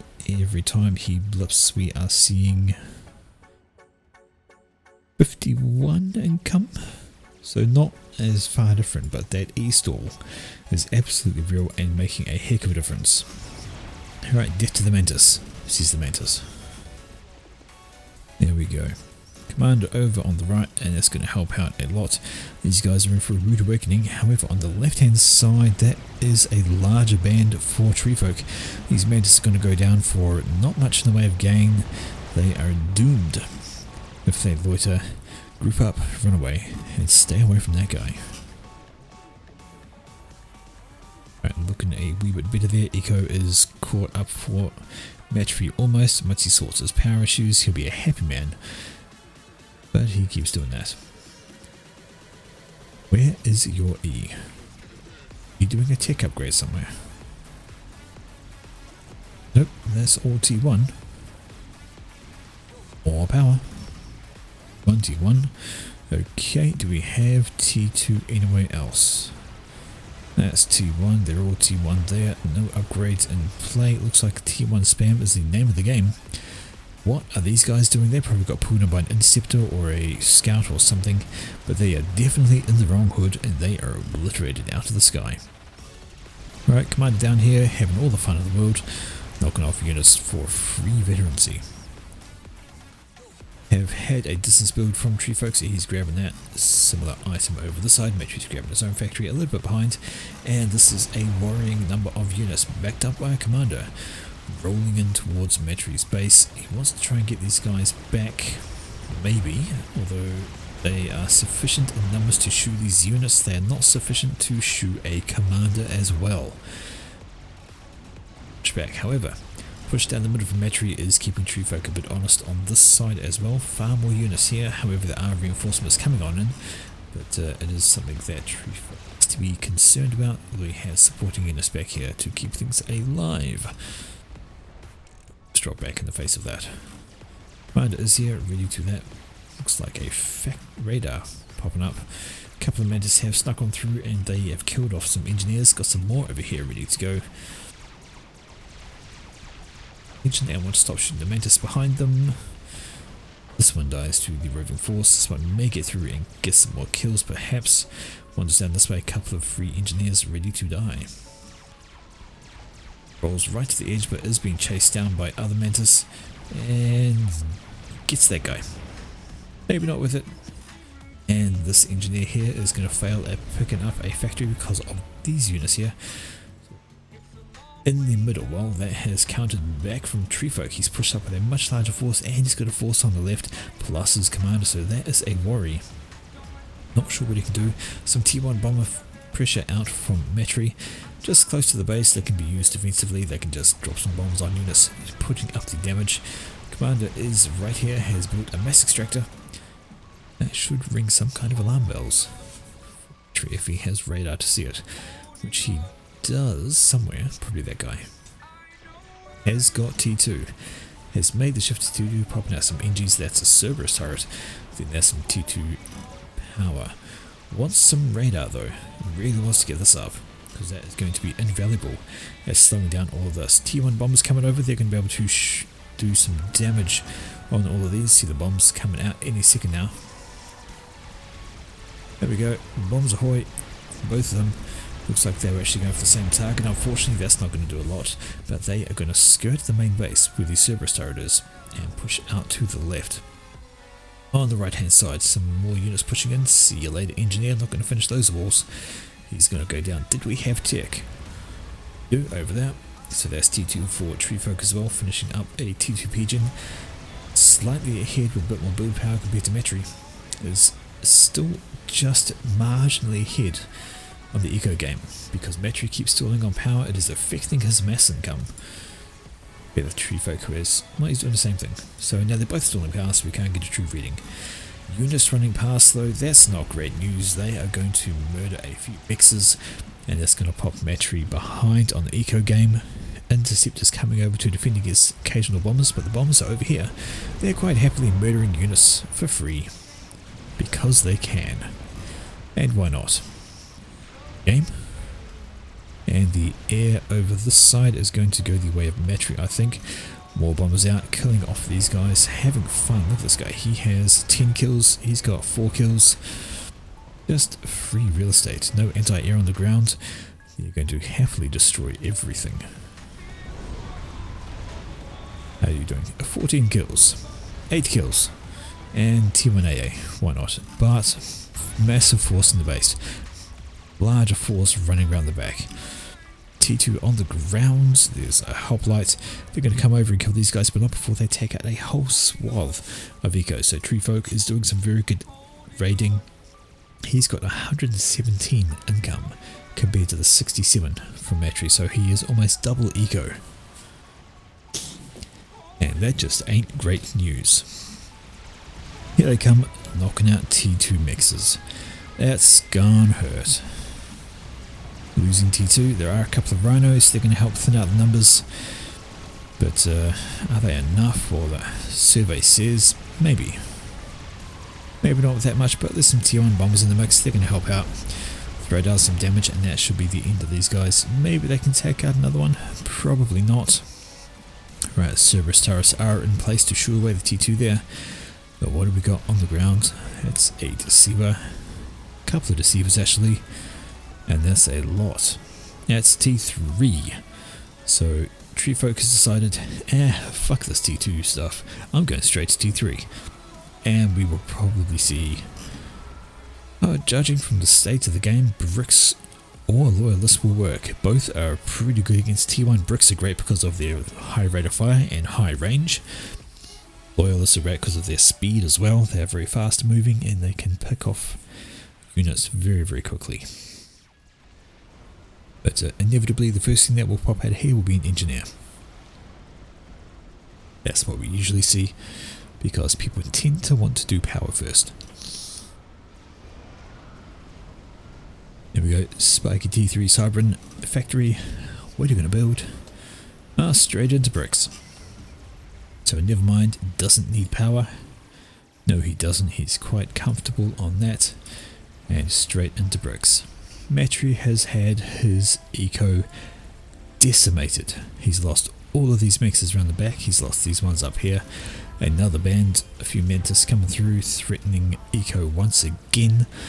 And this is just not looking great for Matry. Looks like he's basically been outplayed. Trying to do some raiding as well with the zone units. Treefolk asked for a pause. Rifun or Matry agrees. And as he moved to T3, well, he's getting there. 2/3 of the way done, but there's already a brick on the ground. And that eco difference is just looking insurmountable. Treefolk with twice the eco, head on tech. I mean, have a look at this. You have a swarm of engineers just hoovering everything everywhere. What can you do? Let's check the reclaim numbers. Actually, just while I was saying that, we have 15,000 reclaim for Treefolk. We have 5 for Matry. So Treefolk not only is he ahead on eco, ahead on power, ahead on tech, he is 3 times the reclaim of Matry, and that is most likely the reason why he is so far ahead. Not just from the raiding, not just from destroying all of that, but from the reclaim as well. He's just had engineers everywhere. If you have a look, there's not much left on Treefolk's side of the map, while there's still plenty on Matry's. This is even some of that early middle stuff hasn't been hoovered up. We have a look down here, it is absolutely clean as a whistle, except for a small tiny bit there from Treefolk. So Treefolk has reclaimed his butt off and reclaimed 3 times the amount of Matry, and this is a drop. Is that a brick? It's a brick. So a T2 transport with a brick. I'm going to dump that somewhere down here perhaps, and that's just going to obliterate. Nothing much is going to be able to stop that. It's going to take a while for T1 bombs to take it down with its infamous, how much health has it got? I was going to find one, something like 8,000 health, there we go. 7,500 health, that's another drop. Another brick? No, yeah, brick and a deceiver. That one has been spotted though, engineers are coming over, and if that's 2 bricks they lose, that's going to be horrible indeed. 2 bricks down. But Treefolk unhappy. 2 bricks lost in a T2 transport. Very not good. And now the air's down here about to do a circle, a bad turn though, and that's going to be a lot of dead air for Treefolk. However, that does distract the T1 Inti, so this can get to the ground. This brick is going to make it. It's going to have a deceiver. It's going to have zero idea that it exists. Oh, going right into the base. No, no, no. Can he see that? Well, he can see the fire. And you'll see the T2 transport going the other way. And now he's going to send them over and find out what he's looking at. It's a brick. With a deceiver. And that's just rude. There was the T3 Pigeon over there. Does Metri have access to overcharge? Well, he does not. So that's going to be a... Although he has his own brick. Now in Residence, although this one is focusing on the eco first, because why not?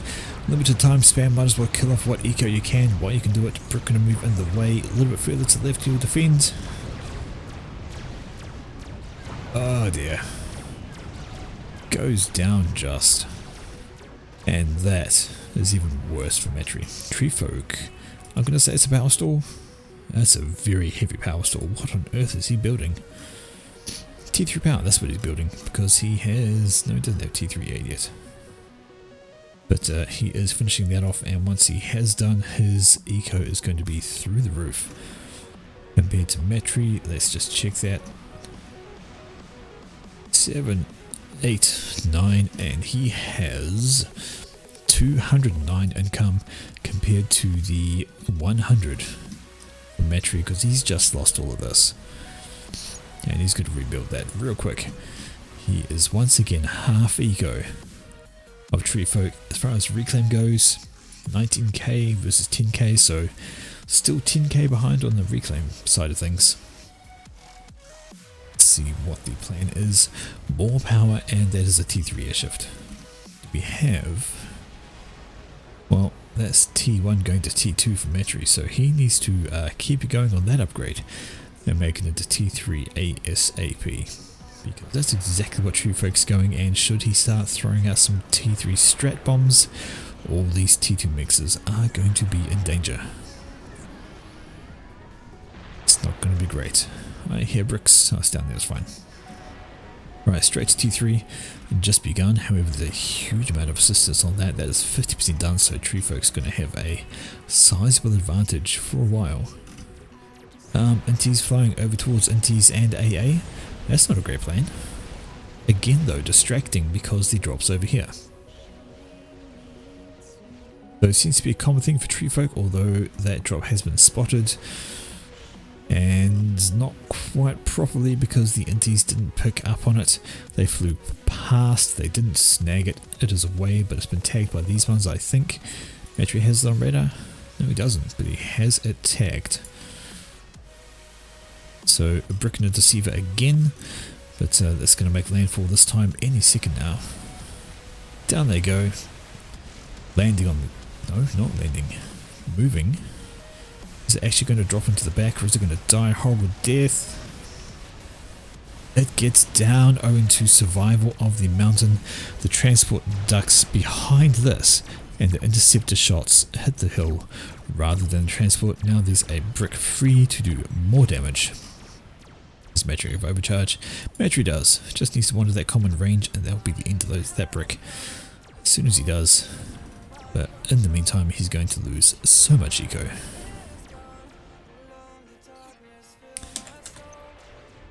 See, he's slightly upset. Just slightly. And the brick moves away before the commander can get in range. That is awful. Timing. Loyalists coming over to make hassle. And another drop. Oh, wordy. So bricks are being deposited into horrible places. Down it goes. More eco going down, and Metri now has a massive issue. And he's annoyed. Oof.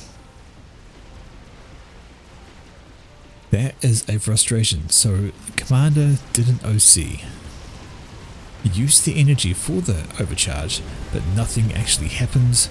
And this is pretty much. I mean, I feel like it was game a while ago, but this is extra game because now there's bricks destroying Eco. There's absolutely nothing Matthew can do about it. He's just chasing them with T1 bombers. It's really all he can do. And there'll be a slow tickle death to there. There was a massive fight in the middle, but this has gone the way of T-Refolk. He has far more units, still has a couple of bricks alive.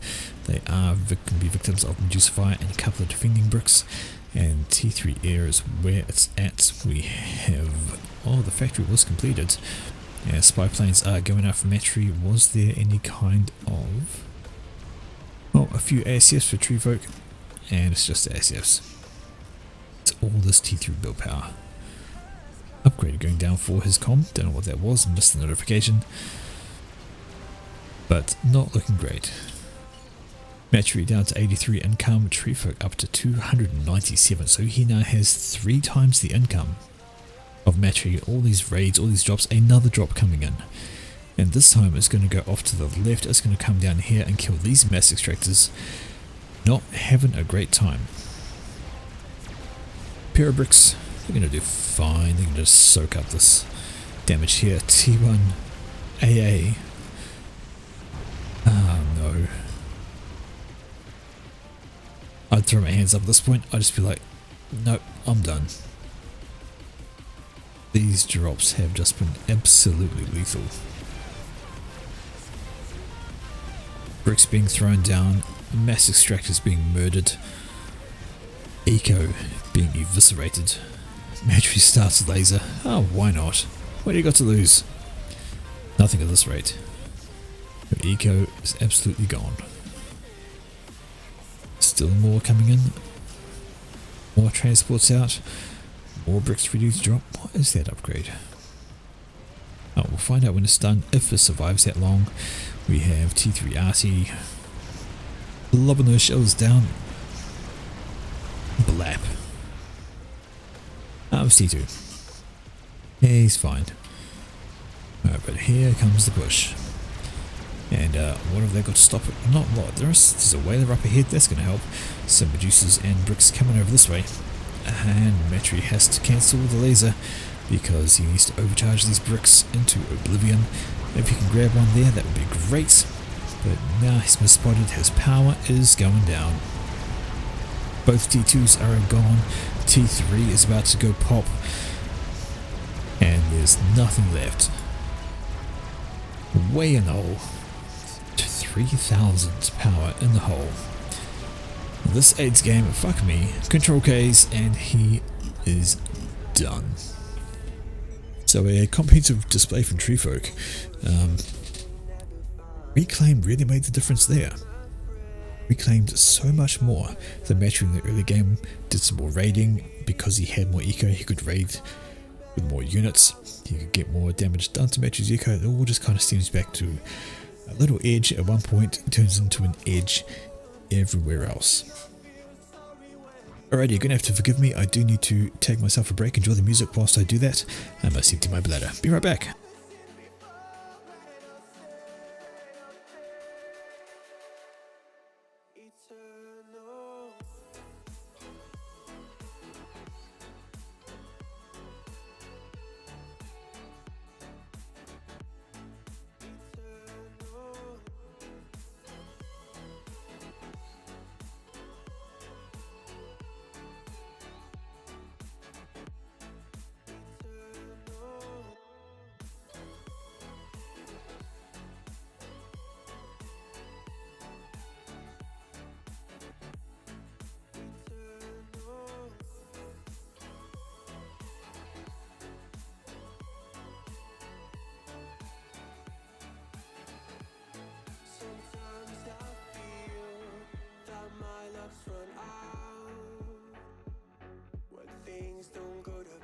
Kinda lose my mind. I hope it's real. This life comes around. Just keep your faith and search for the fountain. Time is of the essence. The blood running through our core. It's best to not feel sorry when it's over. I will be the greatest that you ever seen before.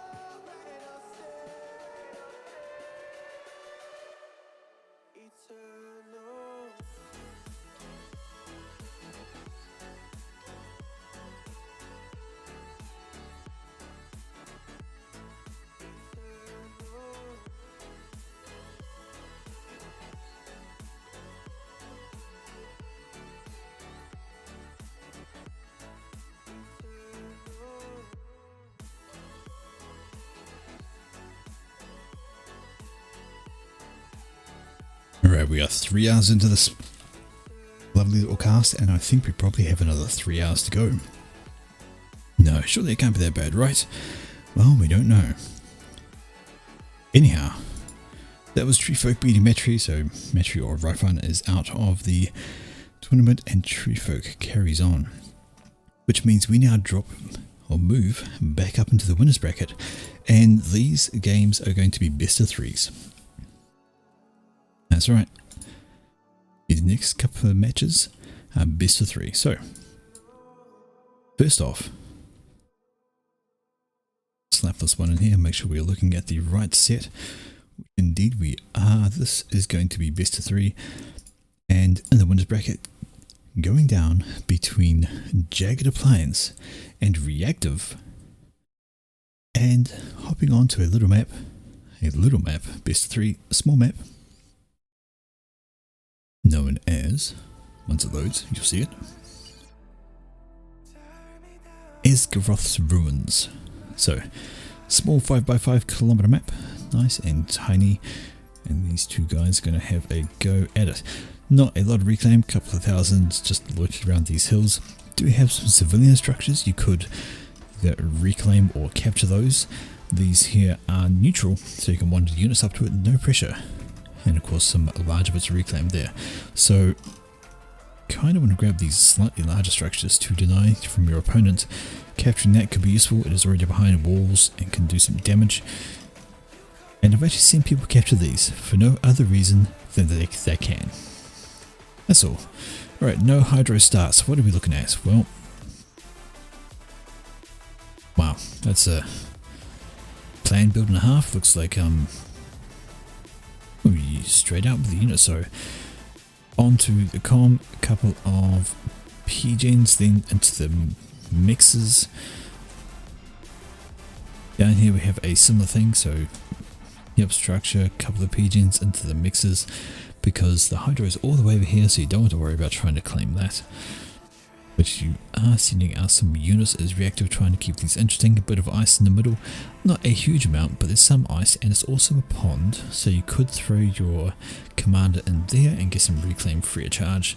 No damage, although NG is doing some work as well. Units are scouting, looking for this, I'd wager.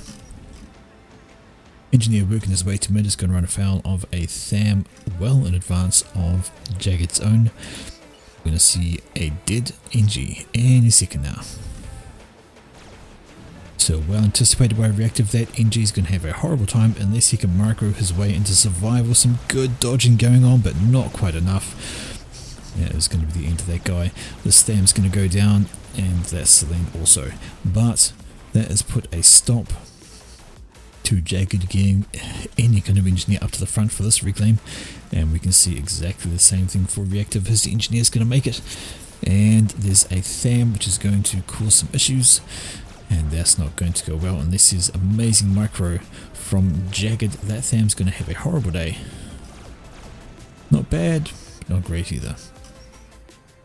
And now another engineer under threat, although there's a defending Tham coming out, so well anticipated. Can't get the mid reclaim, gonna go for that reclaim instead. Tham is gonna loiter. Will he notice and kill that one off? Or he will. There we go, one more shot. Pop. So Reactive has done better at the start. A little bit of skirmishing in the middle, he's got the reclaim out of mid. Quite happily he's beaten the units there. And now Jagged has to fall back to this spot. Hasn't grabbed that. Seriously. Must have misclicked, I'm sure he didn't mean to forget it. Didn't mean to leave it behind, but it is sitting there, ready to be grabbed.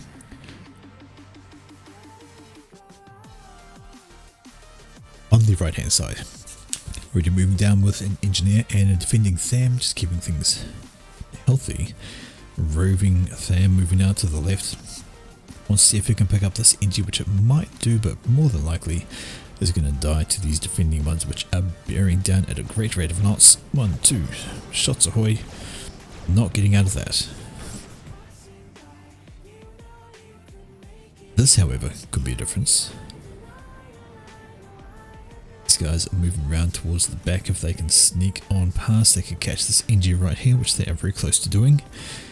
Interestingly, Reactive has grabbed the Hydro. Jagged has not, as of yet. It does have an air factory planned. Do we have air? We do. There's 4 land factories and a 5th air factory for Reactive. We have 3 land factories and an air factory, so Jagged a wee bit behind on that front. NG up here is grabbing some reclaim, is about to get a Tham surprise though.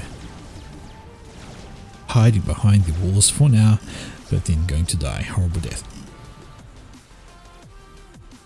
Similar thing has gone on down here. There was an engineer on his way.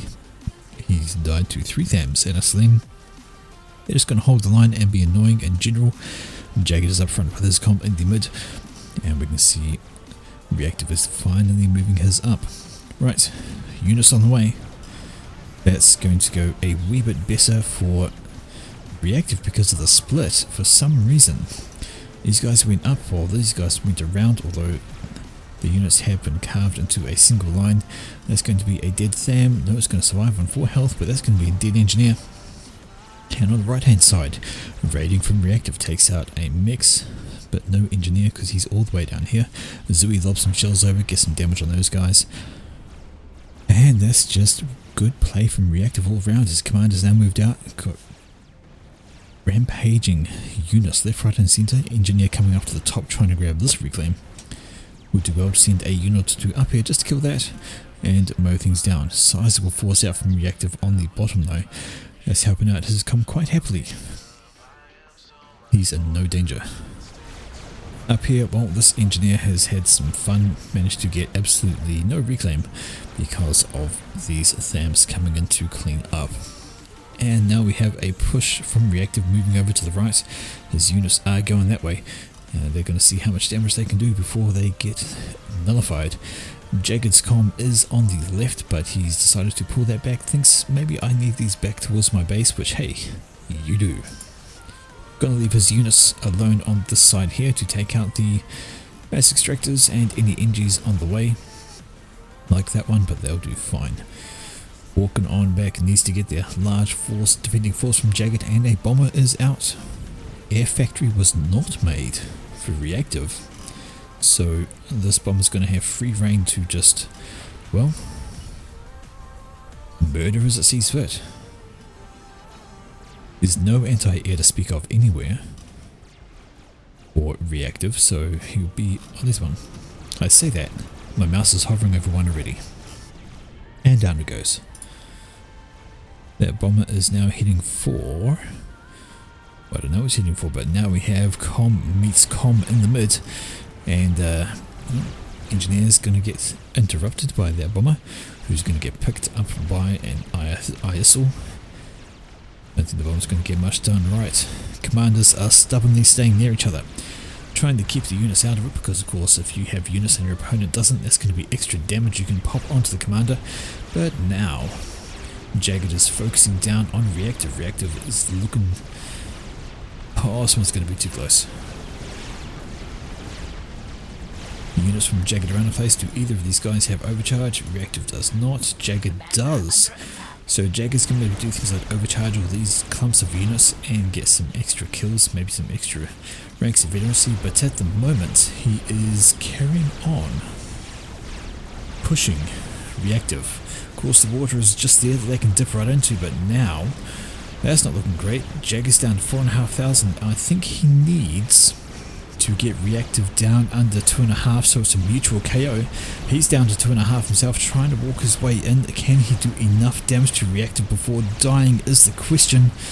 Oh dear, I don't know if he can, and that is Jagged taken out by Reactive.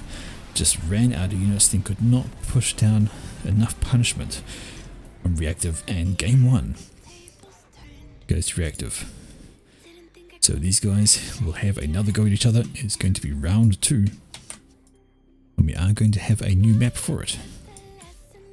We should have a new map for it. Up. Alrighty. So best of 3, Reactive has taken round 1, and we're moving on to round number 2.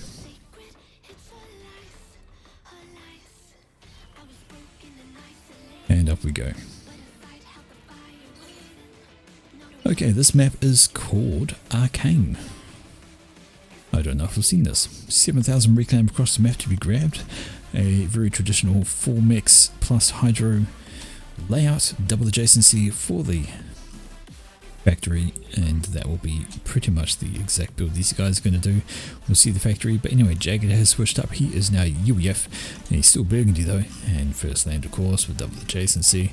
Reactive staying Seraphim, again land double adjacency to the 2 mixes, and you're going to go straight into the hydro. A little bit of reclaim near the start of the base. You could actually maybe, if you engineer around here with a reclaim order, and might be able to pick up on the other side, don't know. Either way, there's reclaim to be had. A whole bunch of it over here, nothing really in the mid to worry about, except this strange formation of rock to run circles around, do a bit of NASCAR, and have some fun. Alright, up here.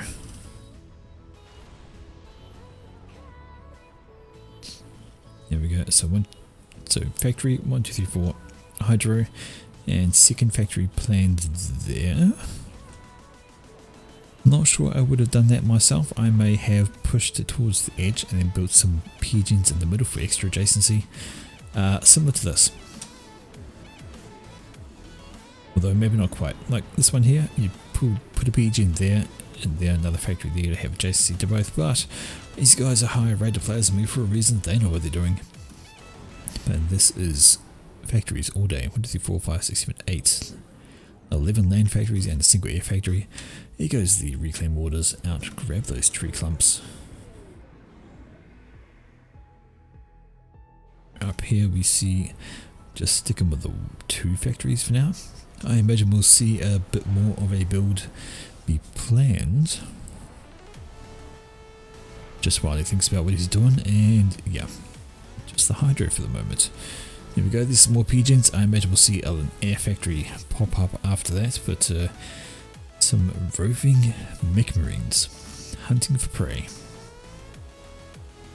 If this one can get indeed just decided to come all the way down here, and if it picks up this NG, it's going to be a high annoyance for reactive, because you'll have to get another engine to come over this way to start building the mixes again. He's going to get the reclaim, of course. That's not really that much of an issue, but the mech marine is going to make it. Is it going to make it before the Tham though? It is faster. Will reactive see that on the radar? Not at this rate. The mech marine might make it out. Has made it out, and it's going to get a self kill. Not before the mass extractor is finished though. Engineer is going to die a horrible death. And kill off the mass extractor, because why not? However, you got a Tham coming your way, not going to last too long. Down here we see this other guy is waiting for an engineer to turn up. There is a Tham in the region, but it is going the wrong way. And we're going to see another engineer death. Quite happy this little guy to grab that. That mech marine is gone, but those engineers are delayed. Dead, they cannot build while dead. First bomber out for reactive. That's going to get a kill. Interceptor is just about built over here.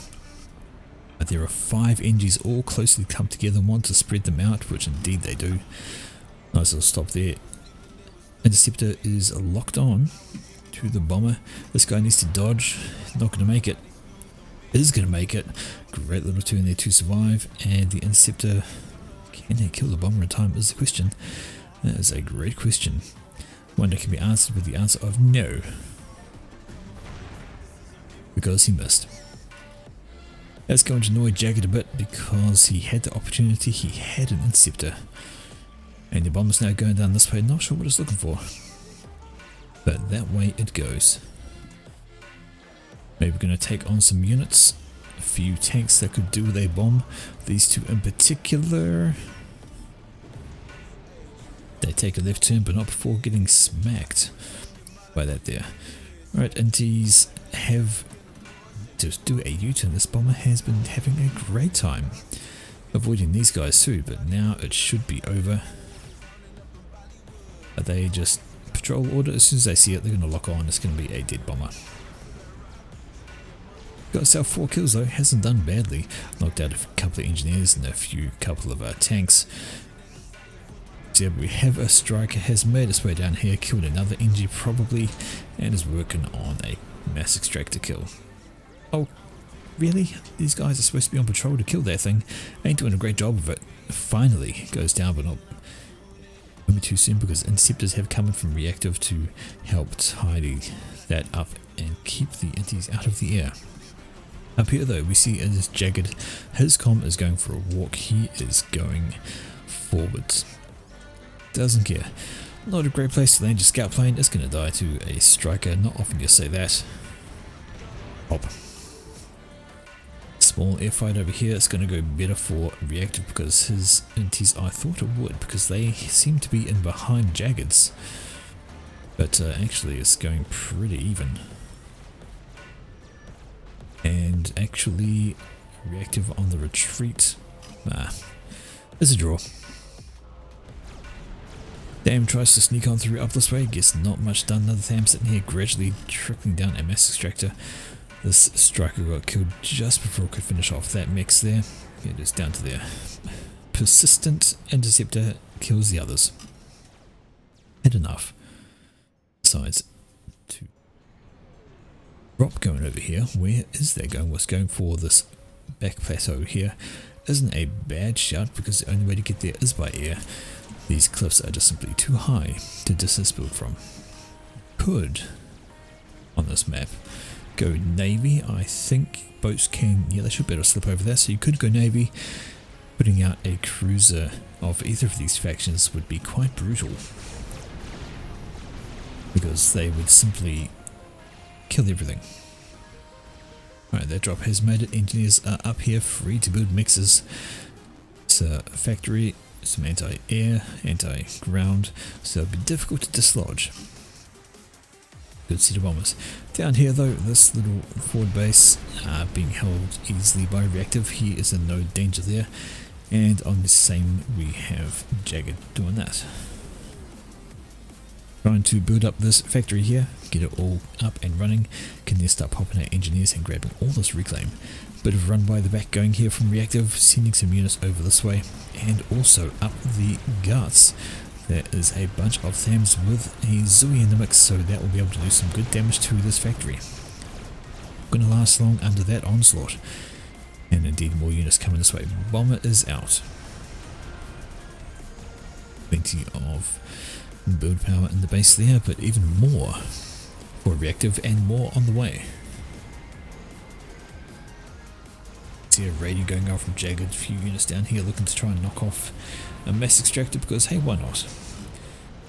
And a larger force going on, down goes the mix. These guys are going to head to this little expansion.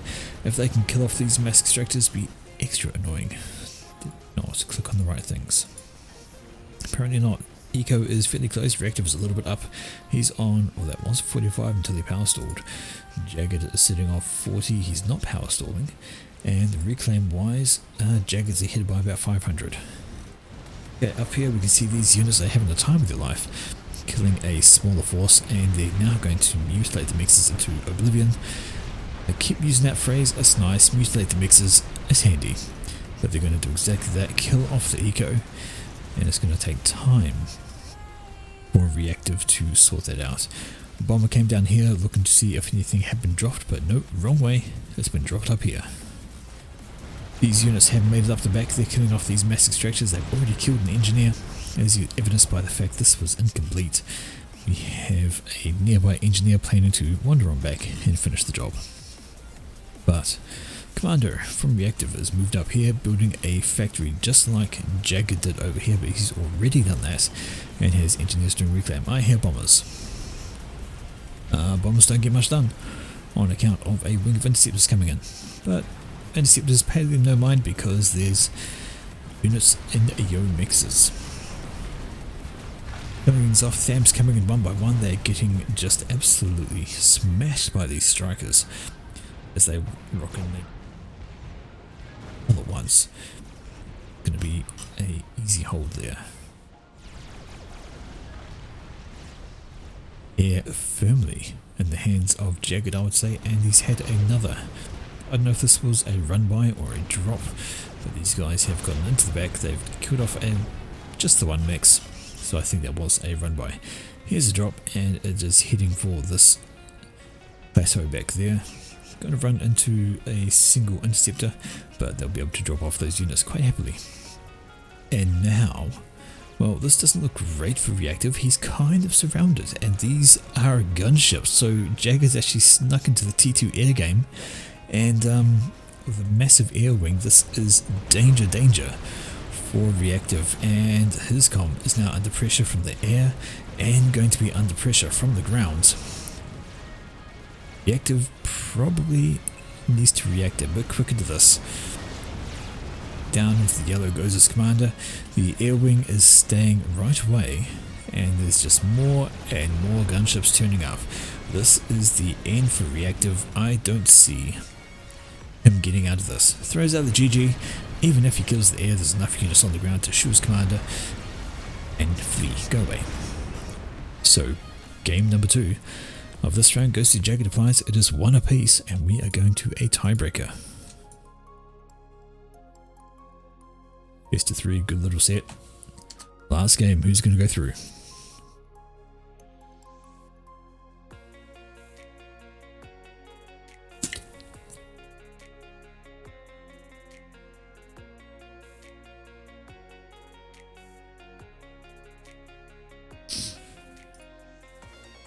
Right, so the final map, and it is actually going down on Emerald Crater without the water. Another 20 by 20 map, and holy moly, it doesn't look like, but you need air. It drops your raiding, you want units going all over the place, and anyway. So reactive is sticking with the Seraphim. He's grabbing first factory, couple of pigeons beside it, and while Jagged has swapped up to Cybran. So still Burgundy though, but there we go. First factory is the adjacency. And maybe I'll go for Hydro first, because I don't see any pigeons planned. Alrighty, so this map, how's your reclaim? What reclaim? 0 reclaim to fight over. You don't often see that, but that's exactly what we got. Nothing. So this is all going to be about the raiding, it's going to be about the drops, it's going to be about air control, because you can get transports out, you can move quickly between these areas, and there's just so much space that they're all spread out all over the place. So you've really got to have your control at the same time as you raid, and I feel like air and drops are probably going to be really incredibly useful. There's no choke points. You can't send units to a particular spot and say, there we go, I'll hold there, because you know, there's no choke points. Just walk on past, roll around. So this is going to be a very fluid map. Still, there is a raiding unit out from Jagged. I don't think he can help himself. He just has to. That's alright, there's near factory plan, so 1, 2. And I do wonder if we're going to see first bomber. Haven't even finished the hydro, but does have the extra 2 pigeons, so we'll have better power requirements and go straight into the air factory. So hydro 3 pigeon air factory, 2 pigeon hydro air factory. Reactive might be in the better spot, just owing to the fact he has power in the bank from these two. We'll see what the plan is out of here. And interceptor.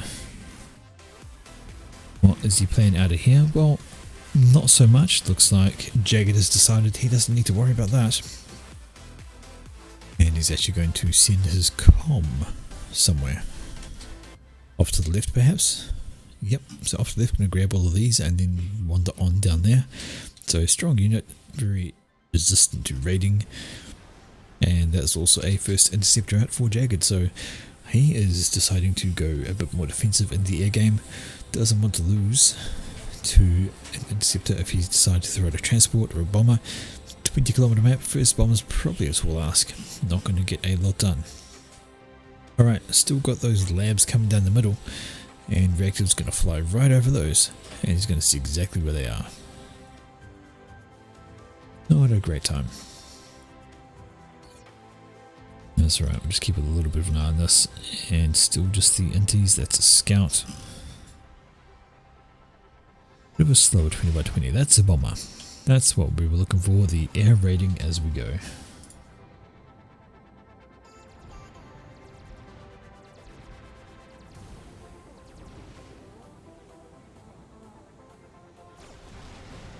Just one moment, I need to sort this. Bomber's away, and where's the bomber going for? Off to the right, so possibly, no, swings back to the middle, is looking to come here and pick up this engineer, which is not the worst idea because it has not much in the way of support. Transport is going up, it has a few engines and a couple of combat units, has been scouted, so we may very well see these interceptors go for it. They are currently of course trying to defend the bomber, so the scout has been missed and that transport's going where? Well, it's going to the right. Yeah, fair enough. Bomber is incoming. This engineer needs to start ducking, dodging and weaving if it wants to survive. It's not gonna. And just like that, engineer down. And this is where the drops come in. So bomber to deny, drops to secure. And yeah, you probably don't want to try and go for this guy. Wait, what's he doing? Looks like a slightly failed move order, but there's a com alone ready to. Droppers done, engineers are out, and Mantis are there to defend in case of enriching Selens. Bomber decides to go for a Mantis because that's all they can do. There is an interceptor in the region that will take the bomber out of the sky. Interceptors are loitering, they are ready to knock down a transport should it show up. Bomber tries to get away, but it is going to be picked up and picked off. No more kills for that guy. It was going to go for that engineer because there's a scout hovering overhead, but nothing doing. Over here we see a Mantis on the way down here. It's not going to get much success. There is a defending Tham, and by the time it gets here that factory will be up. But heading towards the back ain't a bad plan. That's a drop. Objective going to send this transport all the way up here to try and contest this particular region, because hey, why not? Right, checking out the stats. Look at the numbers. So Jagged is sitting on 27, whilst Reactive's sitting on 21, but he has a full energy bar and a full mass bar, so I think he might actually be on the advantage side of things. What is Jagged doing this, taking up all his eco? I have no idea. He has more energy income, has more mass income, but was spending it faster than, was it the extra transport? Uncertain. Either way, we have this Mantis survived, walking past here, almost died to a Tham, I would wager. Something died. Maybe it was a scout. Whatever it was, it is dead. This Mantis survives with a single kill and is now on his way over here to perhaps finish off these guys. However, they're building a factory and that's going to go up pretty darn quickly, and it could survive. Over here we see this drop is about to go down and engineers are go. Single energy in residence, but 2 versus 1, it's not going to have a great time. Up on the top corner here, a large wing of interceptors and a single bomber coming out to be a huge annoyance. This little engineer is the one that couldn't. Bombs away. And I think we see over here that is 2 versus 1. Finishes off the mass extractor, but takes a bomb to the face for his trouble. Alright. No stationary engines, but they are building a factory which will help. This engineer is going to hydro the factory, so by the time it does, it's going to be in trouble. Alright, this is a commander down here securing that position, and a good secure on this side for Jagged, so he's grabbed both of the, or I guess you could say, side islands, while Reactive has grabbed the corners. Having said that, there is a Mantis down here which has killed the engineer, but it's a factory, so it, you know, you can just build more units. These guys, I don't know if this was a run by or if this was a drop. It doesn't matter. They're down here and they are heading into this direction. They could kill this engineer, perhaps, if they see it. This Mantis is having fun though. Just down slowly. Another bomber. So there have been bombers ahoy from Reactive all over the place. Although it's going for the mass extractors, hasn't seen the engineer up by the hydro. Another drop on the way, and I think that's going. It's going down here. So engineer hunt going on by these guys. If they can find him, they can stop that factory. How's things in the base? Oh, that's another drop. There was, I'm guessing that was a scout. Well, it's dead anyway. All the land factories and more drops are coming. Right, the midsection. Small battle going on there. A few Mantis meet up with the Tham. The Tham has a bad time of it. And Commander's over here defending this side of things. Mantis trying to run out of range. Kills off the mass extractor and gets away from the comm. I'd call that a success. And I'd call this a loss. Engineer finally got spotted, or just the victim of a nearby explosion. Nope. That's a loss of that expansion from Jagged. And we have a Tham walking up this way, though there is a factory in place to help defend it. Alright, down here this guy spotted. The engineer is going to die a horrible death. The lab could do worse with coming down and helping deal some damage, because these guys are going to struggle. Knock down a factory that is producing units. Down here we see the same thing happens. Mantis has got herself some kills, and a couple of ranks of units, so you're going to regen up and just hide off in the back and probably come back at the annoying stage. Right, these guys are down. Engineer popping up a factory. Honestly, this map is very difficult to play. You have, like I said, no choke points. You have a few points to fight over. Like you got some mixes there, got some mixes there, got ones in the corner, and just little bombers loitering around doing their thing. You know, your attention is just difficult, especially without radar. It is a 20 by 20, so you'd need like an Omni in the middle, and you still probably couldn't see the entire thing. I wonder if I can find out. No, I can't. No T3 units, no Omni to select. And down here we see that these guys are doing what they can against the odds. That's not quite what the doctor ordered. A couple of Medusas, or even just one Medusa, that would reduce this to rubble so much quicker, and you'd have a fantastic time doing so. In the middle we have some fighting going on. We've got some raiding coming in from Jagged. Those ground units are looking pretty hardy. Up here we have, well, factories. We have a T1 PD, but we have a commander doing walkies and zooies to back him up. So he should be fine on that front. Looking at the map, it's just all over the place. Mantis came back on down. Unfortunate timing. He needs to move or get reclaimed by engineers. On. There's the reclaim order. Oh, he gets away. Wants to keep moving though. They haven't said that. Sitting there can kill off a bunch more Engies because they are slightly distracted. Kills for the Mantis. 9 kills for that guy. He's doing well, but it's the end of his days. Good times for him. Okay, alrighty. This factory is producing. This engineer is heading on into certain doom, really. A few things on defensive there. See what's going on. We have a drop plan, so yep, transport gonna pick up those guys, send them over somewhere. We have a fight going on in the middle. There is some anti-air, so anything that flies overhead is going to have a terrible time. Anything being bombers, which there are plenty of, but the anti-air, good time with those. And this T1 PD holding every which place. Edges up here have built a radar, so T2 air. Jagged has switched to managed to upgrade to T2 air, and he's popping out a gunship. Do we have any tech reactive, or no we don't. So that T2 airshift was maybe a bit early. Engineer drop with a Zooey on board, I think I saw. Yep, Zooey, a few THAMs and a couple of engineers. So he's wanting to get up here and secure that spot.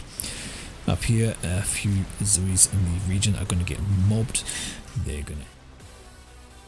There was a drop down here. That's where the drop went, full of Mantis, and that is going to be a brutalization.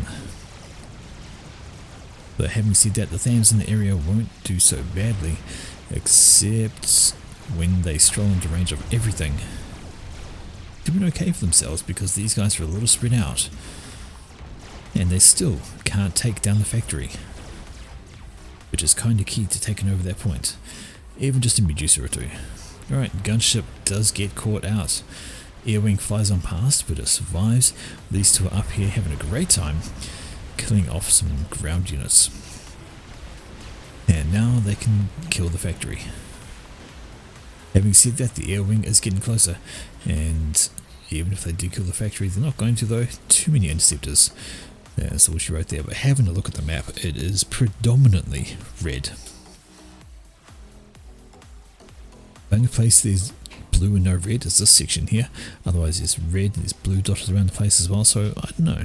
I say predominantly red, and having a look at the eco, seems like that kind of agrees with me. We have 51 income for Jagged, we have 31 for Reactive, who is also behind on power. And just this movement of what he's got has been really good. Almost finished the T2P gen. Not sure if he even needs it. He needs it. More is useful. Up here we have a transport just chilling, and we finally have a Mantis in a spot where it can just sit here and tickle away at the factory, because all these guys have come out the wrong side, I think. Although the next one, if it drops out the right hand side, is going to kill the Mantis because it is in range. Oh, bad move. Ill-timed. Very ill-timed. Alright, this expansion has been taken up by Jagged. Of course, send in your bombers, but they will die to T1 anti-air. There's enough of them. There's enough of them. Right, another drop up here. More Mantis with one in. Kill the factory.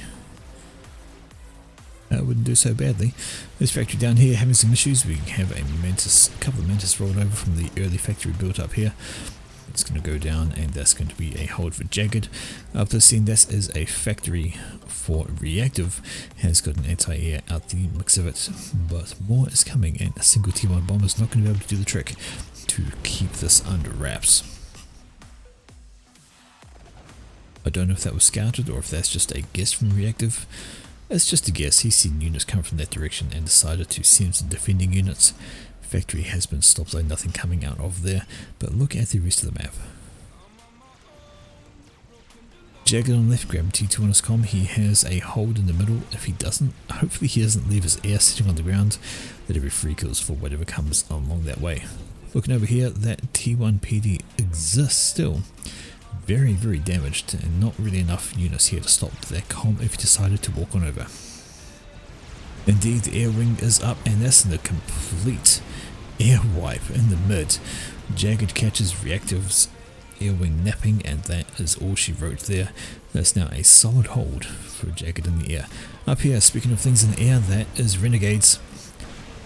They are trying to be defensive, but they're shooting the wrong thing. Kill the Zooey before it kills your factory. There we go, Zooey down, and now start to work on this here. And of course, anything that gets built is going to fail because of the area explosion from the Renegades. Nothing more coming out of that factory. Every time it tries, they die to the AoE. Job done. Top left is now a hold for Jagged. He has kept that factory alive, has got his own units in the area, rebuilt the mass extractors, and he's also cleaned out the bottom left. So he now owns 2 of the 3 corners, has denied 1 to Reactive. The only one Reactive holds is this one down here. So Reactive has managed to clean out the spot, so he's denied that from Jagged. Zooey's will kill off the mass extractor before the Renegade can kill them. Up here we have a single T1 bomber having a good time. However, it's going to have a great time.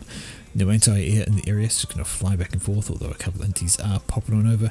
They're going to say good day, and they're going to say, how dare you kill my mass extractor.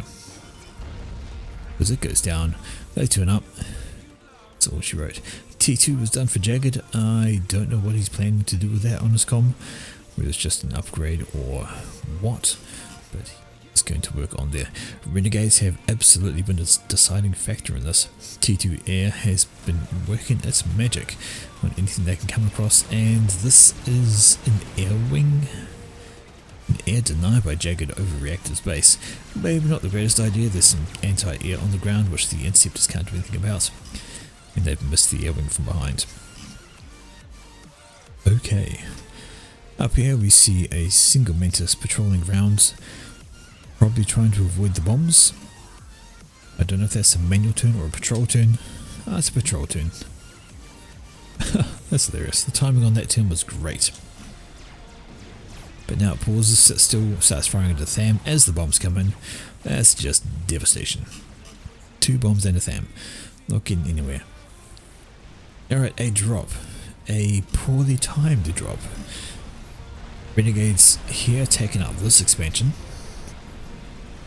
Units over here taking out this expansion, so Reactive is just getting hit everywhere at the moment.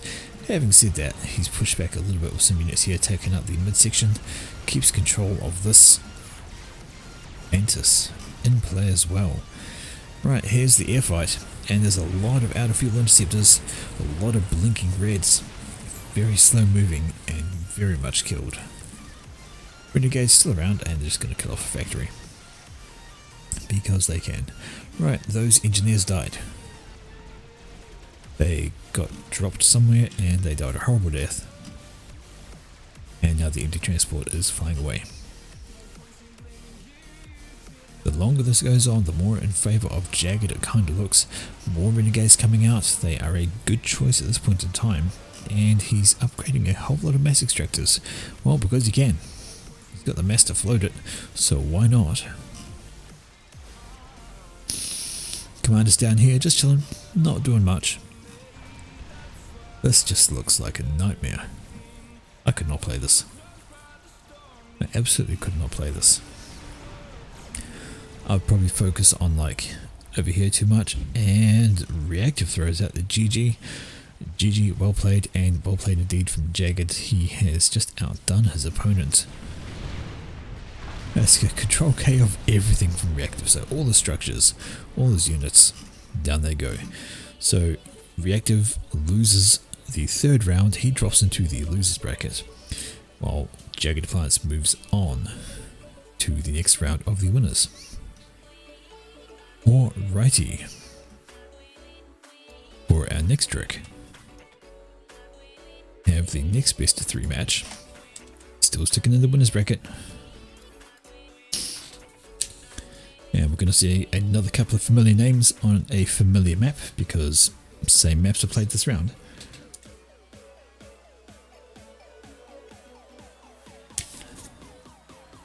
Back onto that little 5x5. And this is Waffle versus Elk.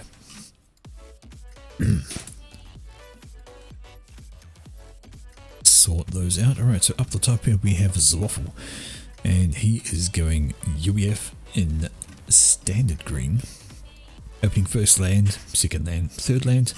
Maybe he's not planning any air at all. And down here we have Elk, who's also UEF, bright pink. We have 1st land, 2nd land, and it could be just land all day.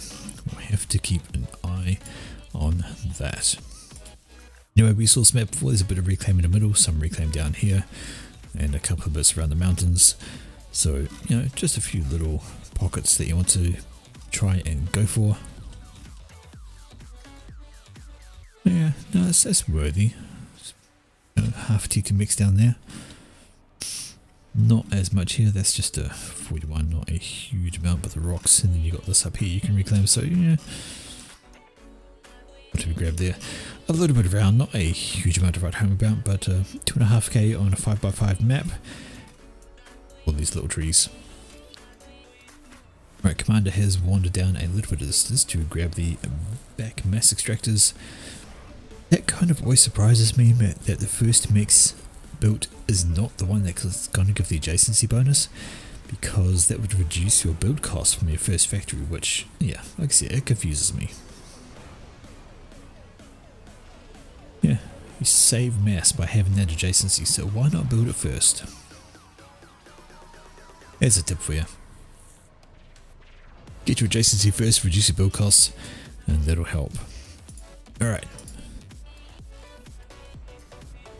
Engie's out doing the reclaim business. That looks like some manual reclaim. Already gone and done. And Engie to the mid for some free reclaim. No pressure coming out from Zwaffle, so... But he's got an engineer up this way and he is grabbing these guys. 128, okay. Get those guys. They're worth a lot. So we'll just check that. As soon as it does, I'm pretty sure it's worth... Now, 128 on that wreck. So those things are well worth the reclaim. No wonder he didn't go for mid. Go for these things right away. Going to have yourself a really good time. Now what about the buildings? What are they worth? Let's just have a look. They're going down pretty quickly. 178. Okay. This is where the reclaim is at. Never mind the mid, never mind the edges. Here's where your reclaim is at.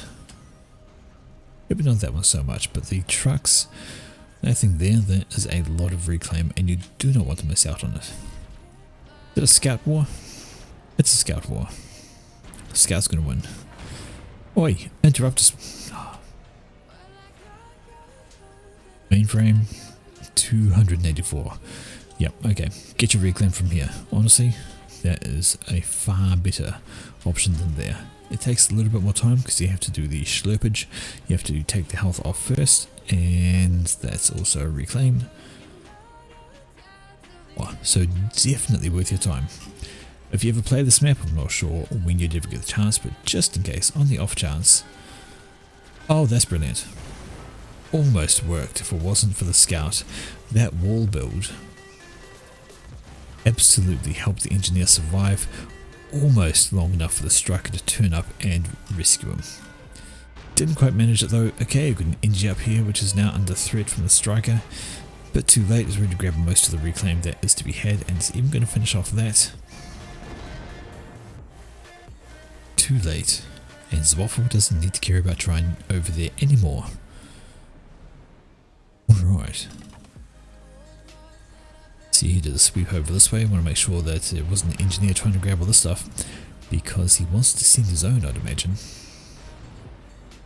Found it into the mid, but that is going to give him a huge advantage. Just the amount of reclaim he grabbed out of that is staggeringly huge. I did not realize there was that much there. Kind of hard to judge when you can't see what the buildings are worth on reclaim, but nonetheless is like more in here than there, easily. Right, Elk has moved up with his comm. He wants that point for himself, so he's going to destroy it, then build it. In the meantime, Zwaffle's sitting here just building his own. He doesn't care. And is he behind on eco? Oh, he is. Though he's reclaimed 1200 compared to the 800 that Elk has got. So behind on generated eco, maybe not by much, but oh, he didn't finish it. Watch your socks. Engineer over here going to get tickled down by a scout. Though I say that, he'll be fine. Takes a while.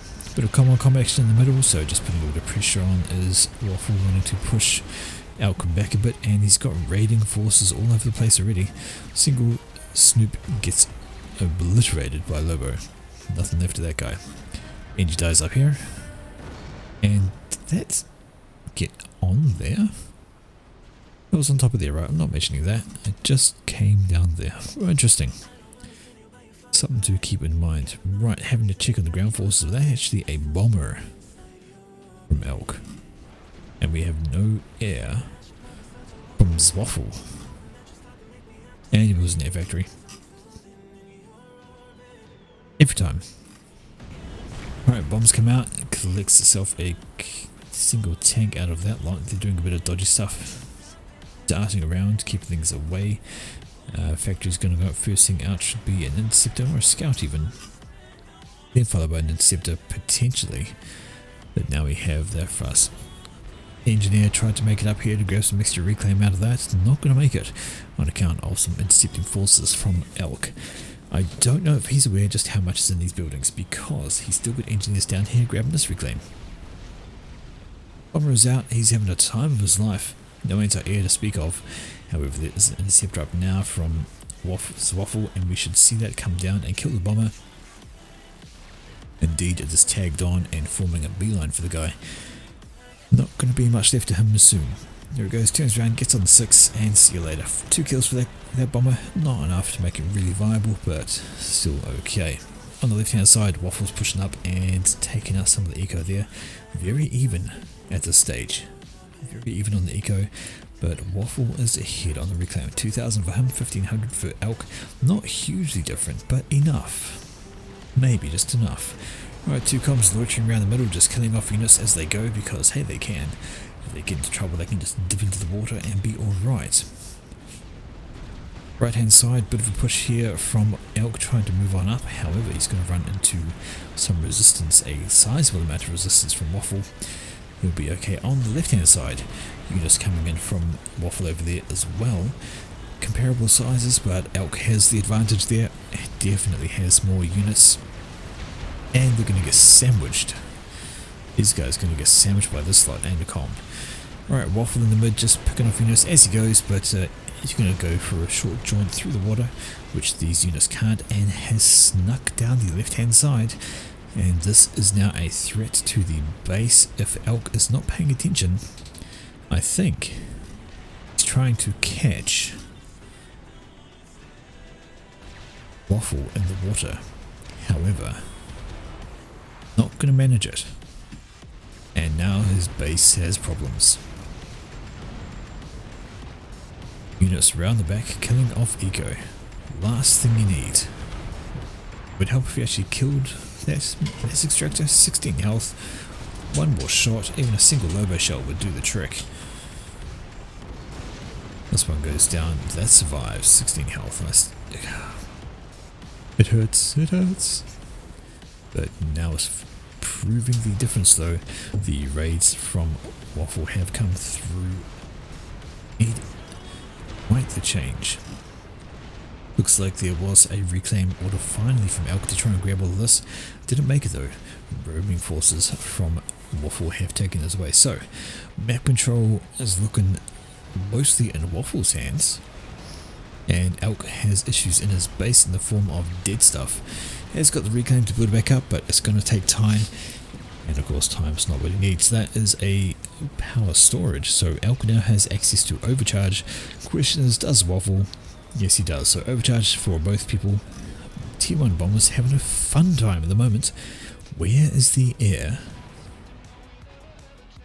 from Elk? Well, it's here trying to spit out some interceptors, but there's more bombers. And this NT just bypasses them entirely. Isn't paying attention, but now he comes back and looks to tag on and try and get some kills. There is an archer, a couple of archers in the mix, going to pick the bombers out of the sky, but not before they do a whole lot of damage to the ground units. And that's exactly what Waffle is counting on. Ground units take more damage, and now he's going to be able to defend from all of that. Plenty of units on the left to stop that coming through, especially with that lot right there. And in the middle, we see the gun upgrade on the way for Waffle. That's going to be a problem. If Elk cannot match that gun upgrade, he's going to have a bad time of it. Although he's looking pretty strong on the ground at the moment, a gun comm with an army will make a huge difference. Looking much healthier though. If you could catch Waffle on the upgrade, which he has no idea because he has no radar. Waffle also has no idea where Elk's comm is and has just decided, yeah, I'll bugger it. We'll get an upgrade. That is 40% done, so going pretty quickly, and I don't believe Elk is going to be able to get there in time to stop it. So hey, how about that? Oops, my finger slipped. Alrighty. 75% done, now getting assistance from engineers. That's going to finish up really quickly, and he can just abuse the water horribly. Alright, good upgrade on the way for Elk, so he has decided to grab his. Might be a poor timing on that. Moving his units away, and he's going to get spotted by Waffle's bomber flying over. He sees, ooh, upgrade. I might push that.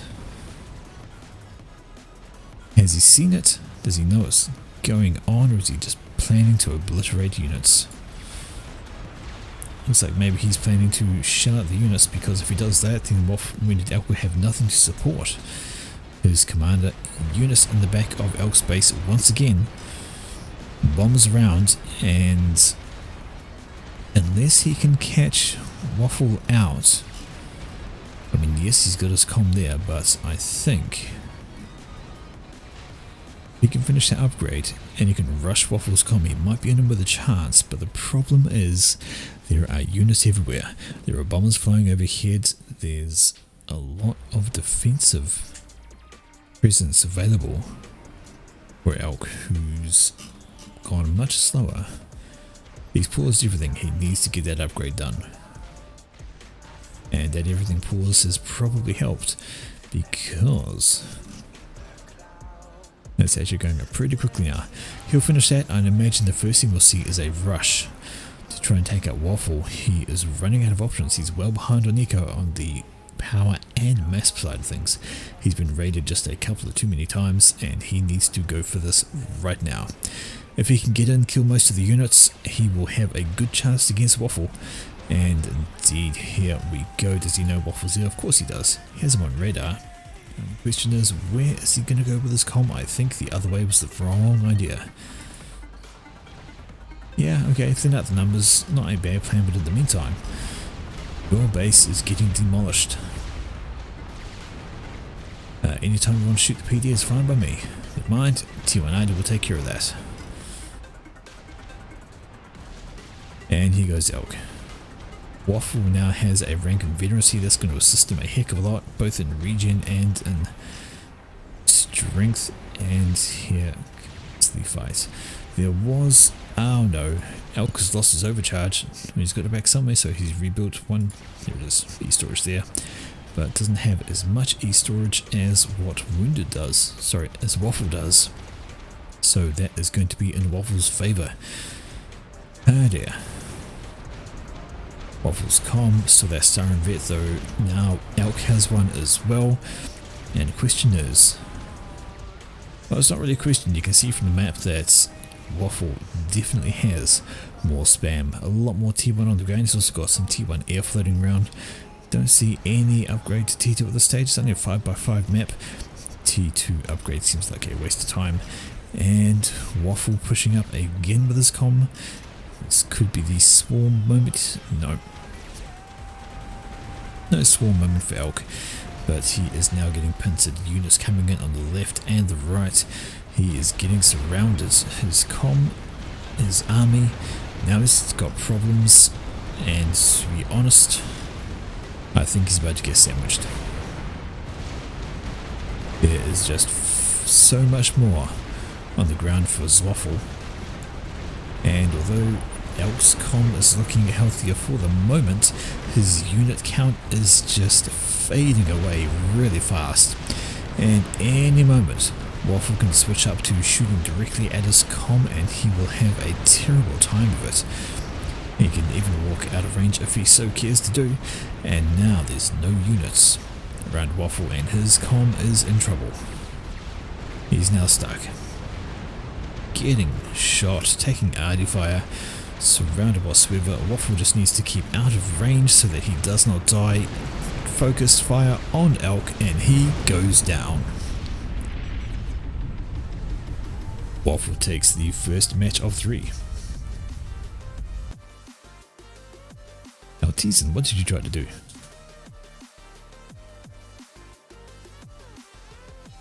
Try to do something naughty, or are you just playing with the playing with messages in italics?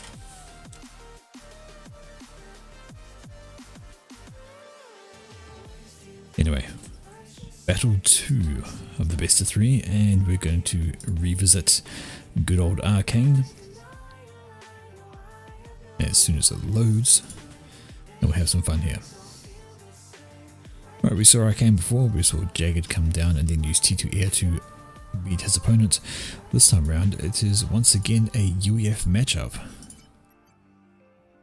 And it is Elk and Pink once again. Here we have there's that double adjacency and exact mirror from Waffle. So I know you might get tired of seeing these opening builds, but you know, it is what it is, and factory full max hydro. If you have it, that is the build you do. It is the most effective.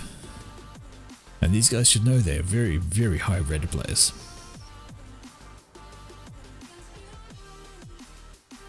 Okie dokie.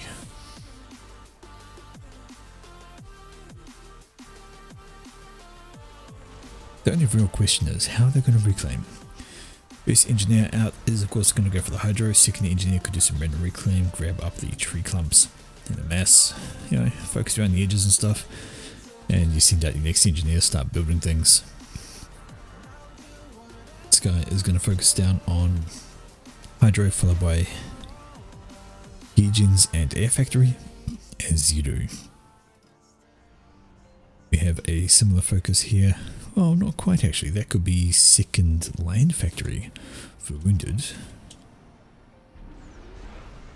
Indeed it is. So it is a hydro, 2 PGen land, another PGen, then air factory. On the flip side, we see over here it is a couple of PGens and then into the air factory for Waffle. So he is second air, third, fourth land, fifth land. So 4 land, first land factory, second air factory, then 3 further land factories planned out for Waffle, whilst we have first and second land for Elk, followed by third air factory.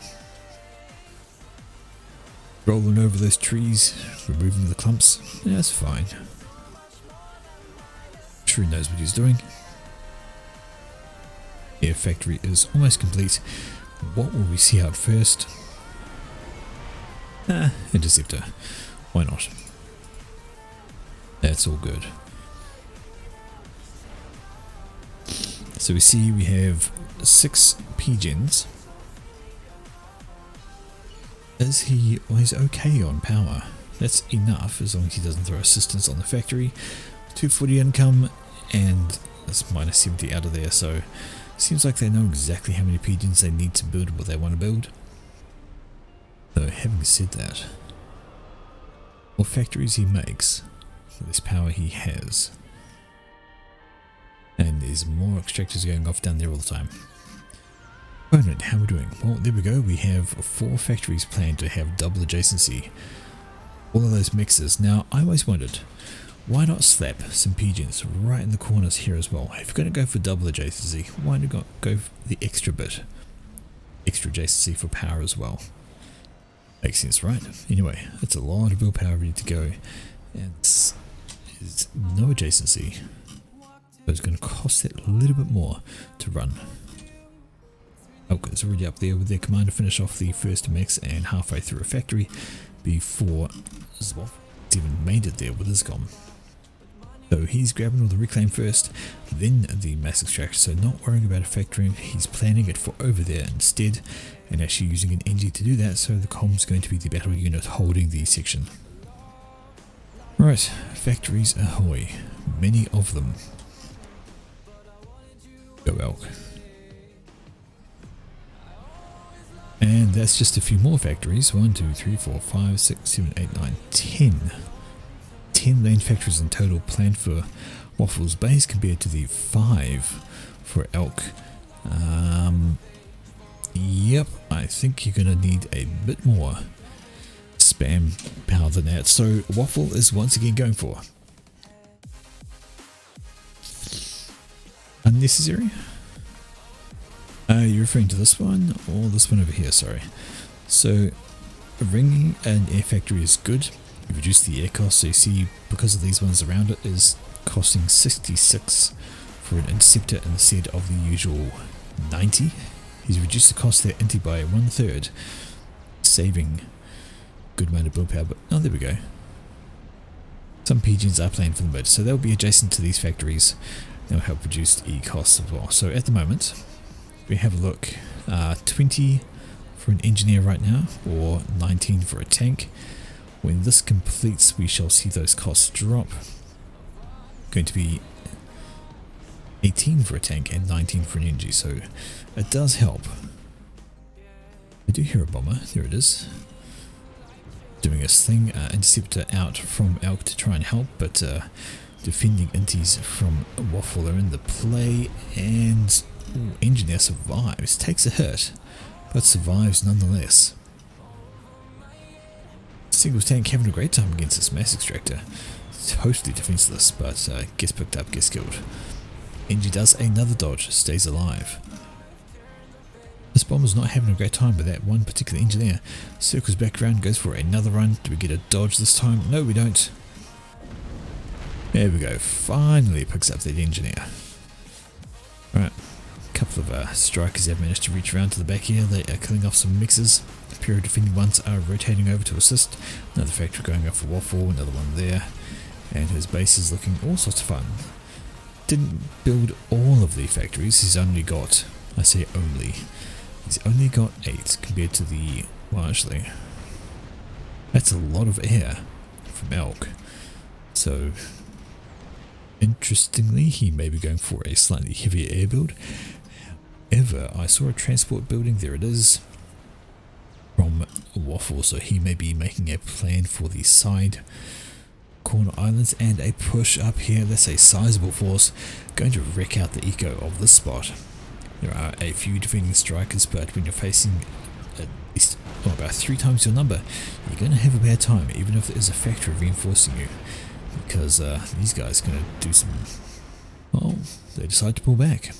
Curious choice. I thought they could keep pushing on in. A few attacking units here from Elk are going to run into defending units from Waffle. They are going to get a lot more done. This bomber's still loitering around. Already 7 kills on that guy. His days are numbered though, because that is a pair of interceptors. Down it goes. Had a good run. Right, units on the right. Sending a single striker up here, going to park him up beside the mass extractor and see about destroying that because he can.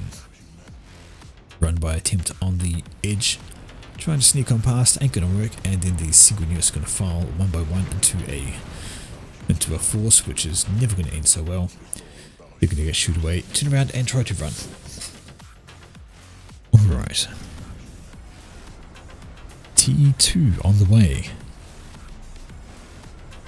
Although it is paused, so Elk wants to go to T2 but doesn't quite have the eco for it right now. Let's just have a check on what he has got. Well, 37 income. Waffle is sitting on 43. And Commander under attack somewhere. Here it is. He's fine. Only a couple of T1 units. Has to be slightly careful of this bunch though. And that is every T1 mass extractor set to upgrade and pause instantly. And we resume the T2 land factory. Okay. Yep, going for T2. We had a tech shift. Well, we already had a tech shift from Waffle, so he's got a T2 land factory already and is started on T2 power. If he decides to assist with that guy, it might go up a little bit faster, and he could be happier with that. No units popping out just yet. Wants to get the PG up first, I'd wager, and then he'll start. Assist, help, make with the buildy thing. Ah well, is what it is. Alright, group of strikers down here having a good time. 2 strikers have made it up to the back here, and they have just been slowly but surely killing off mixers. Oh, don't drop. Okay. Drop up the back, yes. Drop the right there where there's 2 strikers, no. And they tried to run away, but they did. Not going to survive that. Now, where was the transport? Ah, there it is. That has already dropped up here. Factory is down. And there's going to be some defending items placed up, as well as an air repair pad. Hey, why not? Alright, but pushing right on down is Wounded Elk. He has decided he does not like this expansion, and T1 PD or no, he is taking it out with his SCOM. Alright, well the transport probably got shot down. There it is, sitting in the water, slowly sinking before it turns into a wreck, but too late to stop this. Engineers are there. Do we have a bomber to respond? No, we don't. Do we have a transport with some combat units to respond? Yes, we do. That's a striker and a Lobo, and I imagine we're going to see this head up here and go to take those out. Alright, so just as Elk has come down here and move this expansion with this commander, we see Waffle doing exactly the same, though he's putting up, or he was putting up a point defense, except there's Lobos in the mix. Yeah, there are. They're going to kill that off quite happily for no real efforts.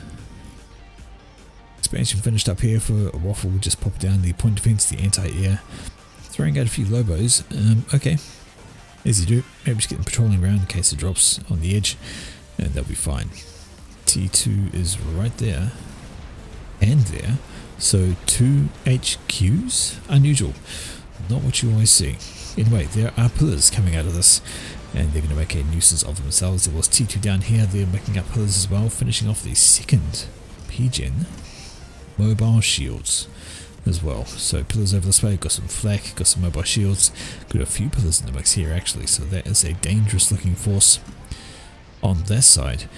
Over here this is all basically T1 for Waffle. There is some anti-air in the region. Unupgraded commander just reclaiming mass because hey, why not? What on earth happened here? That drop happened to be in range of the T1 PD. Yes it does, it has 4 kills to its name. That is massively unfortunate. Just needed the T1 bomber to go over and clear out those engineers first. In the mid though, pillars are arriving. That's not a great look. Elk is still in the region with his comm. Has to be careful. That is, I'd say it's enough to take out a non-upgraded commander, especially with the shields. Does he have access to overcharge? Yes, no he doesn't. Waffle does. Wounded Elk does not. Sizable air force now, so he's solid in the air. Doesn't need to worry too much about bombers, but up here we see that was, well, the drop was a great idea. Unfortunately, just dropping it in range of enemy units is not a great idea. Right, T2 units are pushing up, and that's going to catch the air wing. If it circles overhead, there's plenty of flak to take them down, and that will be a bunch of free kills. Alright, but dropping on back, the shield drops down from the T2 mobile gem because there are pillars in the mix as well as Lobos, so there's a good amount of damage. Fairly even forces as the look of it. Bombs coming over, dropping some bombs down. Poor little pillar at the back gonna get munted, and this is probably going slightly better for Waffle unless he pulls back and gets dragged into the T1 PD. Instead he falls back and instead chucks this force around the back, trying to get a little bit of a run by. Not going to succeed too much because Elk is paying attention and drags those units upwards. But while Elk is focused up here on this fight, there's been another push down this way, and it is Pillar City with a few shield gens. Going to keep these guys alive, going to take out the mass, and Waffle gets ahead just that little bit more in the eco game. 73. 5 is the count now. Do we have any tech in the air? Well, nope, sticking with the T1, but he now has 1, 2, 3 T2 factories on the ground. Sorry, support factories, along with the HQ. So that's 4 factories spitting out T2 units. Elk goes for a gun upgrade on his commander. He's going to need it to try and help thin these units out because he has problems. Right up here, that's a hold for Waffle. Even these back here is a hold. He has upgraded a couple. Going to pop down a point defense in case of raids. Is this another drop attempt? No, it's going somewhere else. Going around the back and dropping to these mixes here. Rude but effective. Okay. What does Waffle have planned? Well, the upgrade of course is his main thing, but now T1 PD trying its best, but it's going up against the shield and T2 units. Not going to have a great time, and Elk on an upgrade with pillars rocking in from either side. Does Waffle know he's there?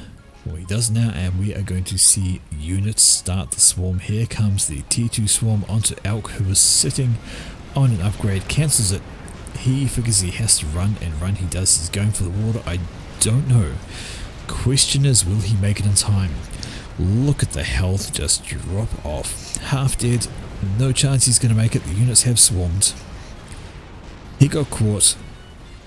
And that is goodbye Elk.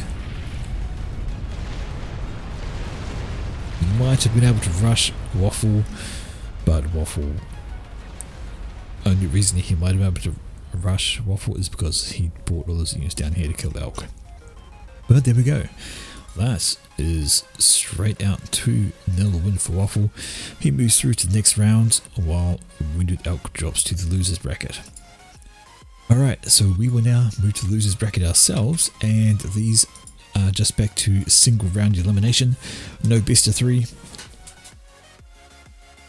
Losers don't get multiple chances apparently. That's fine. No dramas there. Okay.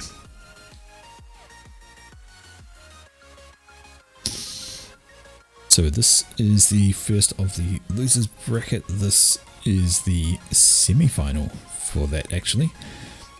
And no, it isn't. I take that back. Quarterfinals, and it's Reactive versus Treefolk. So you know, we just saw him just you know, a couple of matches ago. He went down, and anyway, here they are. And on Bermuda Locket. Good old Bermuda Locket, very important to have Navy. However, both these guys are Cybran, so Navy maybe not quite as OP. Still,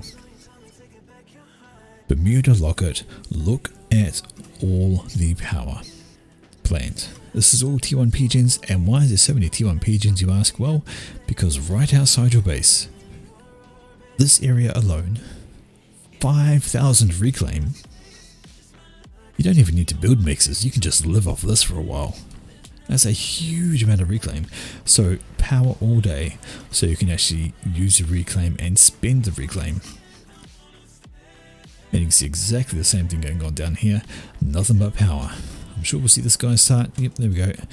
Grabbing some rocks and going to do the thing, and it's just going to be power all day. I mean, eventually you do have to build mixers, yes, but honestly, 66,000 reclaim on this map. A huge amount. It just rocks everywhere. If you aren't reclaiming on this map, you're doing it wrong. Like, I know this, and I still just simply can't manage it. Like, not a shit show in hell. And interestingly, we can see here, Tree is going to build Navy on the outside. Most people build Navy on the inside here in the bay, because if you have Navy on the inside, you can rock around all these points and just cause havoc. Although having said that, the cliffs may be a slight detriment to that, and because these guys are Cybran, they don't have cruisers with TAC missiles, so they can't lob those things over and cause issues. They can, however, build Salems, and Salems can of course walk on land, so kind of doesn't matter where he builds his Navy, as long as he goes T2 and starts spitting out Salems, it'll be job done. Okay, back here, so we have had a couple of mass extractors built, in fact just building the third, nope, it has built 3 of them, but let's just have a look. And Tree has built his first mass extractor just now. Like, that's how much reclaim there is to live off. He is just consuming reclaim and nothing but. Let's have a look. So he is 1500 there, 1300 there for reactive, and he's already got a transport out. He's going to whip a bunch of engineers and grab one of the side spots, usually the same side. There we go. Moving off to the right, grabbing over there. And you see all the naval factories planned in the middle for reactive, so we're going to see what is the better option. Is it building in the middle or is it building on the outside? Actually looks like he's changed his mind about that outside. Anti coming out and is sweeping towards the right. Maybe it was hoping to catch transport before it dropped off its load, but it's going to be too late. Those engineers are down. Almost. Yeah, you don't want to lose them. One engine down, the rest are going over. Has reactive missed that transport he has. Doesn't even pick it up on radar.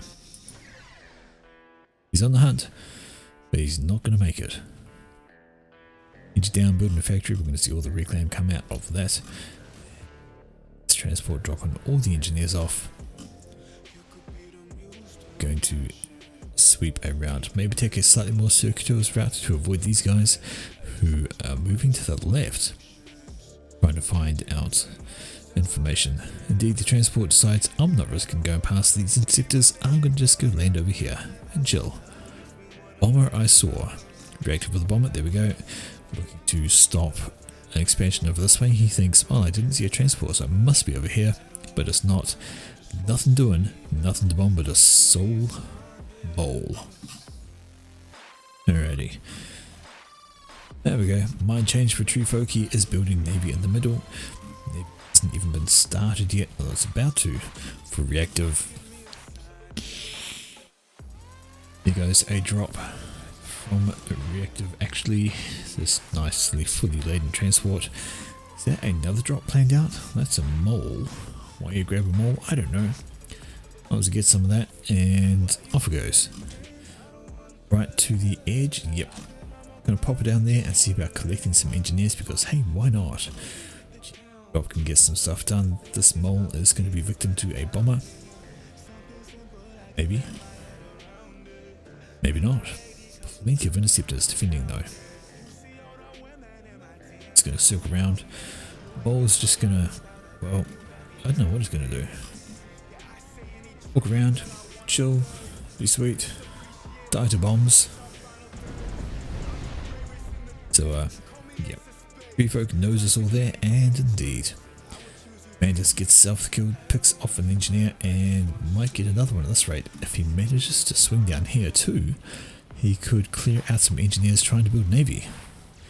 That would be exceptionally irritating, because that would delay reactive getting into the Navy game, because Tree Folk is already in there with a frigate on the way up. And is he actually going to spot that? Yes, it is. Get your Mantis down there. Not that way. Oh no.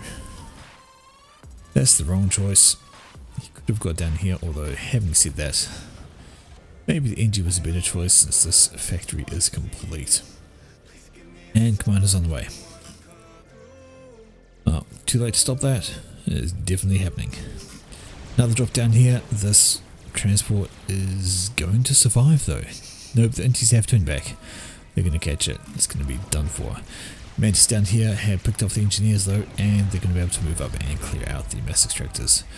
That's the last drop that guy's going to do. Managed a couple of sneaky ones, and that is completely irritating. It is dead. Alright, frigate on the way. First frigate is out for Tree Folk. Gonna slap this guy's gonna go straight up the guts. Gonna have some struggles though, because these factories, two are done and frigate already building. Couple of Mantis up here. Bomber is around, gonna go a slight wonky turn. Which one's it gonna go for? That guy. In the meantime, this Mantis is going to pick up some more mixes, so doing some good work as Tree Folk, harassing left, right and centre, and basically being a problem. Absolute pain in the proverbial. Commander is in residence. He's going to want to move over this way a bit and start killing off units, because these guys have just moved on up. Yep, there we go. I hear bombers. There we go. Defending bomber necessary to stop the orange horde, because a horde it is. Frigates say good day in passing. They're just gonna wander on through, say whatnot. Another Mantis up here being annoying, taking out even more mass extractors. So the more mixes he kills, the better off he's gonna be. So we have another one down here. So the two that were in the middle here, one split this way, one split that way, taking out a bunch of mass ready to go. Up the top, Commander's trying to rebuild mass extractors himself. They've got some T1 bombers in the region trying to help settle this land push. Even a single T1 PD will do wonders against all of these guys. But the bombers continue their tirades. Just pressuring all over. So looking pretty samey. We have Reactive pushing up on the left hand side, we have Treefolk pushing up on the right, but Treefolk has the advantage at this stage, has more units rolling on, and even though they're stopping to kill a factory, there's a few bombers overhead as well as a few defending Mantis, but if they can swing through here they can start doing some extra damage, some extra killings, especially on some poor hapless engineers. 1, 2, 3, 4, 5, 6 naval factories, well 5.5 compared to the 5 that is planned here, but no tech just as yet. But the Mantis are in residence for the push. We'll see how that goes. It's looking better for Treefolk all around actually. Foxy's memeing time. I don't know what he is referring to, but these units are in his base and they are causing havoc, knocking out mix after mix, and then there's just more coming in. Reactive looks a bit lost. He's not making progress down here, although his Mantis have run into a commander, so if he got enough of a horde he could give that commander pause for thought and some problems. Doesn't have enough though. It should win the naval game. There is a significantly more, just more frigates. However, there are extras coming off the conveyor. There's a torpedo launcher being thrown down. Just in case there's submarines, I would guess, although there is one coming out, so that's fine there. No upgrades on the way, this is all just T1 spam for the moment because it's all they can afford. Fire beetles, really? So fire beetles are cloaked. As long as they stay out of range, sorry, they have personal stealth, cloaking. As long as they stay out of range of the commander, they won't be seen. I can't remember, sorry, I always forget whether cloaking means they can't be seen by vision or radar. Either way, they did now. I think they need radar to be seen. Of course, you got T1 bombers hovering overhead. You do T2 air from reactive, so he has a lot of air, and those are T2 gunships. Beetles are spotted, your meme game is weak. Though T2 on the ground, and those are bangers, they're going to come in quite handy for taking down those there. Navy all over from reactive. He owns the middle pond right now. He has probably 10 frigates, a couple of subs, whereas there's only about 6 for Treefolk. Right, gun upgrade for reactive. He needs to try and stop anything coming in from down here. So why not a gun upgrade? It'll work. To commander as a mobile point defense. Right, and what tech do we have? We do have T2 air down for Treefolk as well. He is just popping out interceptors down. Needs to catch up in the air game because reactive was way ahead, and you can expect to see these renegades come in and start taking down points of interest. Sorts of scouts just out through tree, just doesn't want to get caught by surprise drops, I would wager. But it's not drops that are going to be the problem. At this point, it's going to be just good old T1 air. Little push on the left, but there are rhinos, and everything's shooting the ground though, because, you know, fuck you ground. Juices are doing their best to lob shells over. They don't shoot the ground. Well, technically they do, I guess. Their shells drop on the ground, they just sort of destroy indiscriminately, but rhinos are very, very solid defensively. They're going to help keep the peace on this edge of the land. Pushing on back. And trees pushing on back on the right as well. More fire beetles. More gunships. They're going to get completely wiped though. Massive air wing from Treefolk just says goodbye to them. And the Navy game. Well, that has actually turned a bit. And I think Treefolk has the advantage. checking out the eco side of things, he's well ahead. He has 37,000 reclaim. We are 12 minutes in, and he has 37,500 reclaim. Compare that to the 23 for reactive, and of course he's ahead on eco as well. 130 to 95, it is accurate. Honestly, would you have called 37,000 reclaim 13 minutes into a game? Apparently. And so, right hand side we see the commander is standing tall, is now facing off against T2 units though. Overcharge will be really handy right about now. Does he have it? No, he doesn't. He should get it. That would be an incredibly great thing. Grab all these energies and pop down a energy storage. Oh, there we go. Take that back. He has built energy storage. Now he can overcharge. T2 air renegades out for Tree Folk because he owns the air right now. He has an absolutely massive air wing. Alright, swarm of T1 bombers coming over this way. What could they go for? Well, they could go for the build power and then go for the T2 HQ. Could go for the radar, could go for anything. What they don't want to do is fly over flak, which is not due off the assembly line anytime soon. They're not there. Oh, there's flak. Oh dear. That could not have been better timed. Those poor T1 bombers. Okay, in the mid. Have any upgrades? No, sticking with the T1 naval spam. But we have T2 right there from reactive, and that is a destroyer fresh off the assembly line. That's going to make a huge difference for basically everything. And here we go. Now going to be able to kill these at range with just straight out impunity. No dramas whatsoever. And the Navy has to fall back. Tree Folk grabbing torpedo. So that's going to be strong in the water. The question is, will it be the right choice? Just landing your Air Force, bad idea. Although everything is currently shooting the cliff because, you know, fuck you ground. Bit of a near clash over on the left hand side. Reactive is turning and going to get caught with Inties behind. Has some anti-air in his base that will help quell the numbers should they follow, but they don't. And Navy now moving to the mid. And this is having great fun. Destroyer just shooting at ground units sitting still, because why not? They're there, take your shots, kill stuff.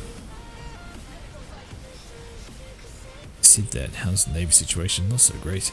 Everything's going into torpedo for Mr. Treefolk, so he wants to do that and have his commander in position ready to help defend.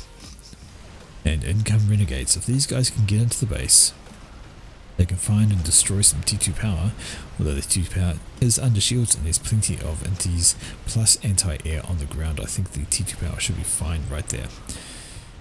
These guys are trying to skirt around the edges. Can they find something else to kill? Well, engineers for a starter, why not? Let's go for something else. Another renegade up here, cleaning off the mass extractor. Got a couple of inties on him. But here we go. Why is that not firing at anything? I don't know. They're focused on the renegades. Should they come just in range, they will get lit up. There we go. T1AA was just waiting for this to fire at. And that's exactly what they do. Renegades are dropping out of the skies. His health is just shredding off those things. And now there's a cruiser in the mix with the Navy. So even if the renegades come over this way, they're going to meet up with a siren situation. Reactive is here with his comm trying to help defend. He kind of has to. There. Okay. Check out the tech game for Treefolk. Still just sitting on the T2 air. Yep, T2 HQ, T2 there. And Treefolk says, how about we forget what just happened? What did just happen? I can't say I was paying attention. I missed whatever it was.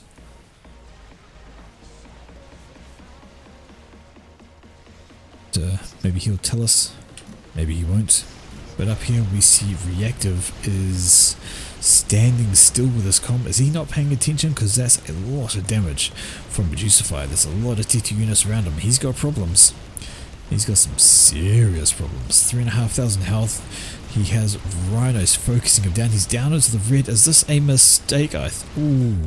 a rank inveteracy keeps him alive for just a moment longer. Needs some more. Oh, nah, he's gone. Treefolk wasn't even paying attention, I don't think, but that was reactive, just overstepping a little bit. Just a small amount too far, which is incredibly unfortunate because he was doing well. Maybe not actually. If you look at the map control, I think Treefolk was doing more pressure up the side, doing pressure down this way. I think he might have had T2 Navy, he was getting there. Either way, Treefolk goes through to the next round and reactive drops out. Okay, now we find out who Treefolk is going to face in the other losing bracket.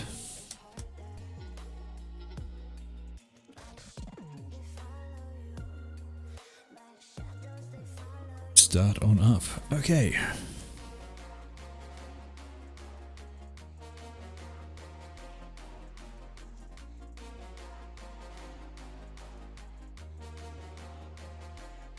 Anytime now. I know I've clicked on the play button. Waiting for it to load. Come on.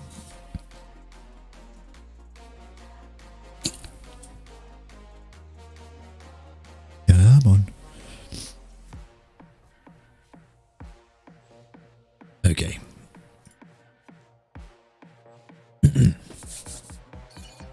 We're working through this. There's the other game, and of course it's going back on Bermuda Locket again, because that's what you do. And in this battle, we are going to see one of the other noobs. It is Elk Noob facing off against Riot. So Elk Noob was up here. We have Cybran. We have Power All Day again. While down on the opposite is Riot into Seraphim, and we see Power All Day. So that is the name of the Reclaim game. In total, 608 66,608 reclaim on the map, up for grabs. Insane. Considering that the outside area is all water, all of this is just all water. You're really playing on, I don't know, maybe a 10 by 10 or 12 by 12 if you ignore that, because most people do. Just ridiculous. Still, we know the drill. Build your power, all day, every day, and then just use your engineers to reclaim. Because hey, why not? You've got it. Use it.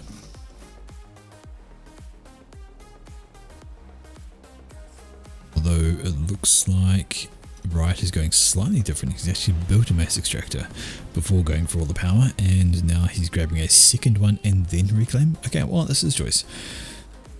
I'm sure he'll do absolutely fine. Focusing on the large reclaim, the small reclaim shouldn't be ignored. It all adds up, so technically this is no reclaim, but each of these rocks is probably worth like 3 or 5 an eco, so even though we said there was like 66,000 on the entire map, there is more due to lots of these smaller rocks all over the place that I encountered.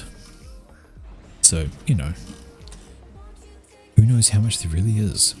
I'm sure there's an eco counter somewhere that will do all the tiny rocks, but I cannot be fucked finding it. I'm not going to find it, and we're just going to keep an eye on things. So, we're going to see Air Factory. We are going to see a transport any moment now.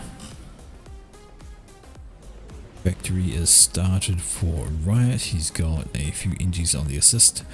Wants to get that up as quick as possible. Wants to get a transport or interceptor is the question.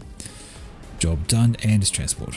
So he goes straight into transport, while same thing over there for Elk. So it's transport each. They want to get to their expansions as soon as possible. It's all well and good. Plenty of engines assisting. We have 4 helping out there. That's up to 75%. Down here, the transport is done. It's going to pick up these 5 NGs right away, and it's going to trot them off to the location of their choice. Let's see. Is he going to go left to contest, or is he going to go right to hold? Right to hold, and he's out of here. As Elk goes left. So interestingly, no actual offensive attacks. They're both gone transport. They're both picked up engineers. They're not going to try and contest. They're not even popping out a bomber. Like, why wouldn't you? Like, you know your opponent's doing this kind of thing. Why wouldn't you spit out a bomber and like try? I mean, surely you'd try that, right? Surely at some point you'd think, somebody's got to think I'll spit out an early bomber and I'll come and see about exploding this. Single bomb killing off these, denying the build. That would be horrific. But nope, interceptors are the name of the day. Get your own drop on, get your own engineers down, build your own stuff. Focus on doing that. Seems to be how they play. I'm sure somebody has thrown a bomber out at some point. Either way. Have a look here, Riot has more power. More power. More. How's his reclaim? 1700. How's Elk's reclaim? 3400. So 4.5 minutes and 3400 reclaim. Twice as much as Riot. Riot needs to pump up his numbers. Those reclaims are rookie numbers, man. Transport has come back. Going to pick up some more Engies and go somewhere else. Maybe. There we go. 1, 2. I wonder if there's going to be a play for this side to try and deny. Fairly flat ground. You could slap down a T1 PD somewhere around here. Maybe. That would help deny all these annoying pushes that come up that way. Transport has gone... Oh, it kind of has actually. Actually dropping, or is it just loitering? Planning its next move. We'll try and come back to that. Drop has been made here by Elk, so he's popped down a factory, going to get some units out, I'd imagine. Probably try and reinforce with some T1 PD as well, perhaps, but he wants to locate there. Transport just paused. Not sure what it's doing. Trying to figure it out. Maybe you could sneak a drop up the back here, pop up factory with some Medusas popping out. Sorry, he's Seraphim. Pop there and pop out some Zooies. Still, not doing just yet. It is absolutely hovering. Not going to help when there are units inbound. Speaking of units inbound, there needs to be some going over here because these factories are finished and you're not going to be able to build yours when there's enemy factories in the way. Engineers going out, they're going to run into a bomber problem. Wounded is doing exactly what has happened here. Is this... No, there we go. That was really odd. There for a while, and you don't want to drop engineers now because, hey, there are enemy units, but you're going to persist, you're not paying attention. Down the engineer goes, and down the engineer goes. Down the engineer goes, and very shortly, down the engineer will go. So units are coming on in on the left hand side from Elk, and there's fuck all to defend against them. Not even a T1 bomber. There's a single, or a couple of them, but they're going to have to try and fend off a group of Mantis. Not going to be good times. On the other side we see, well, there was a bomber. There it is. It's still doing having fun times. It's picked up 7 kills. My word, that's going to be frustrating. But extra frustrating is on the left hand side here. Elk has basically pushed right through with these units and nothing to really stop them. Even as... go ahead, by Medusa Fire. Even as Riot pushes units over to the left to try and help hold that, there are more coming in. He has got T2 air. Is there going to be gunships? No, there's going to be...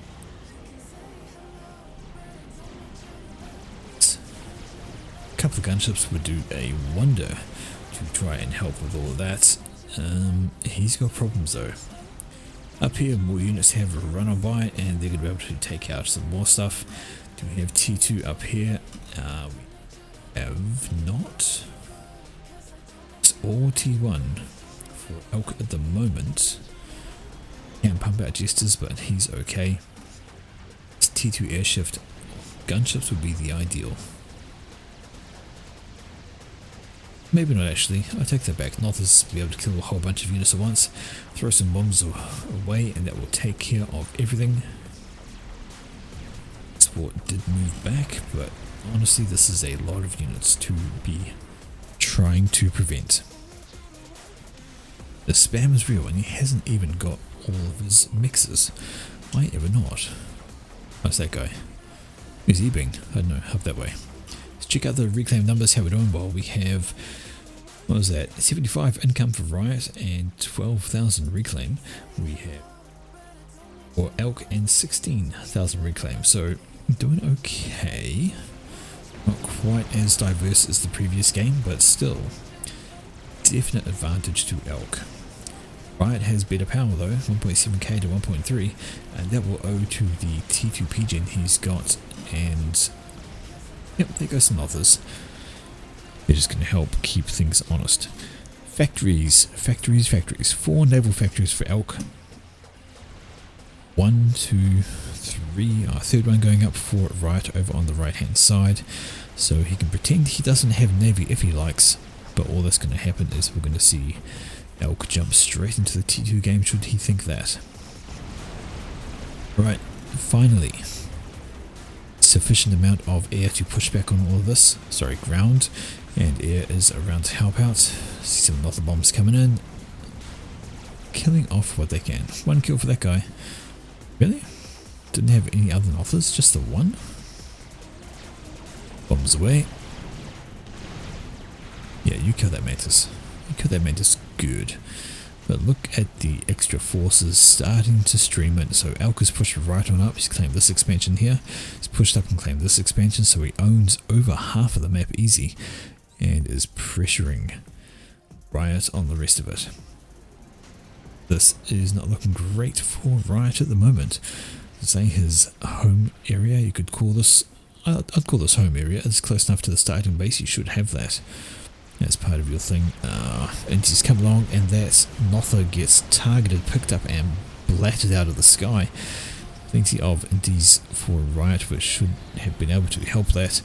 Unfortunately caught out and it is gone. Right.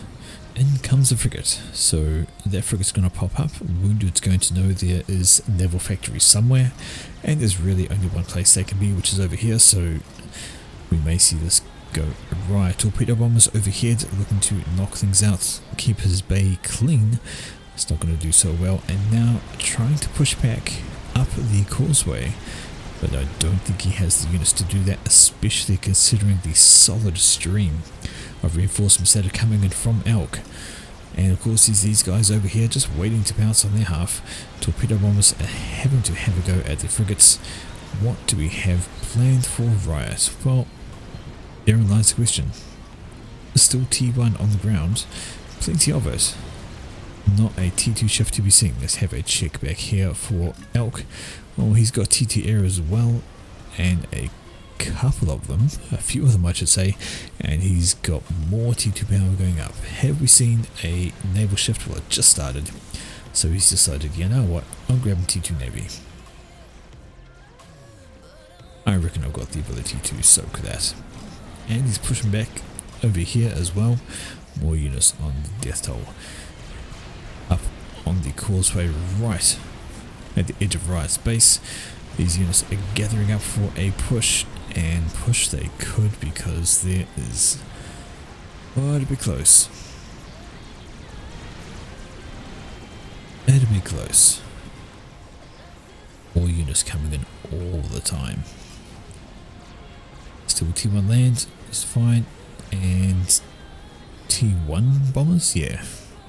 Was that the T2 factory? So it's not going to be T2 bombers, of course. That would be silly. Up here we see the frigates have discovered the naval yard for Riot. No surprise there, it was kind of the only logical place it could go since there was nothing there and frigates were tuning up. Torpedo bombers having a good time though, knocking these guys out of the water. Or 56 health, almost dies, but survival. Anyway, T2 Navy is 50% done for Elk. Running into that. Still no lands, maybe. Let's check down here, that's where the main land factories are. That is all T1. T2 is back here though, and those are rhinos. So T2 land for elk, T2 air, and T2 navy very shortly. I don't think Riot is going to have a great time. Barely keeping these alive, and there's more navy waiting on the doorstep. Has got T2 air, just the one, but eco wise he is behind. 150 with 150 with 24,000 reclaim versus 160 with 32,000. So definitely in favor of elk. Map control, reclaim, and eco, as well as tech. He's got, oh no. Is he really going to? Apparently he's really going to.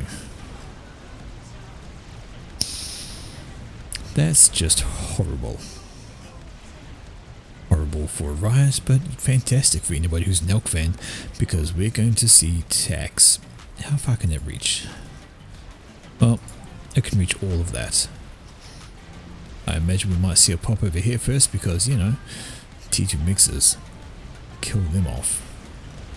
There's power that could be hit. There's some more T2 mixers down there. If you were to knock out this one, you would kill the mix as well as the power surrounding it. Maybe a bunch of engineers. Honestly, what are you going to do? There's the first one. Is he going for the power? Wouldn't be a bad shot. Kill the power generator, and that's going to cause issues for your opponent. Skims over the hill and boom. Question: did Riot notice? Do we see a sudden attack defense go up? Well, we do not, so his attention will be elsewhere. And this thing is going to get another couple of missiles out. Probably focused on the air fight right now. Unfortunately, that is not going to go his way. There's far more indies that aren't out of fuel. One more attack missile and we'll see the death of that HQ. Is it on the way? It is now. TMD is going up, need to go up in a hurry, because should that missile land, that is the death of an HQ. Here comes the missile. There's the TMD, and remember these are cyber missiles. They will split upon being shot, so that may still die no matter what the result. Splits. Ooh, 700 health, just stays alive. Just. Time for a new target. Going to be a second TMD up, and that's going to help a huge deal. But there are plenty of targets for this thing to go for. You got T2 mixers over here. You got some mixers in here. You've got T2 mixers there, no defense. You got a target in mind, or you're just going to sit there and stockpile? That's okay. Zooies. Floaty, naughty. Don't sit your destroyer still. They will take a huge amount of damage from these guys. But they push on up. Maybe they can make a bit of a difference in the water for Riot. Perhaps they can tilt things just in favour. There goes another attack, and where's that going for? Well, if it's going for this, it's going to fail. No, it's not. Corsairs, you cheeky fuckers. They sneak on in, they knock down the TMD. Of course, the factory is back up to full health, so it's okay. Except there's two missiles coming in, and that is going to be the end of the HQ. No. Targeted the wrong thing? I am incredibly confused.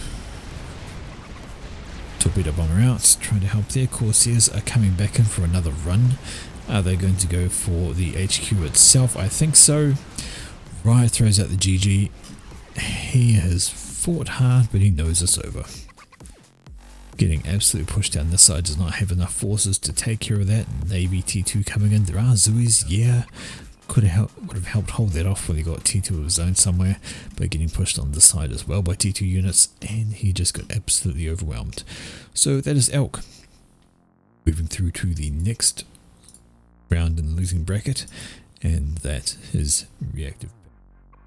Okay, the next round was actually going to go between Wounded Elk Noob and Treefolk Noob.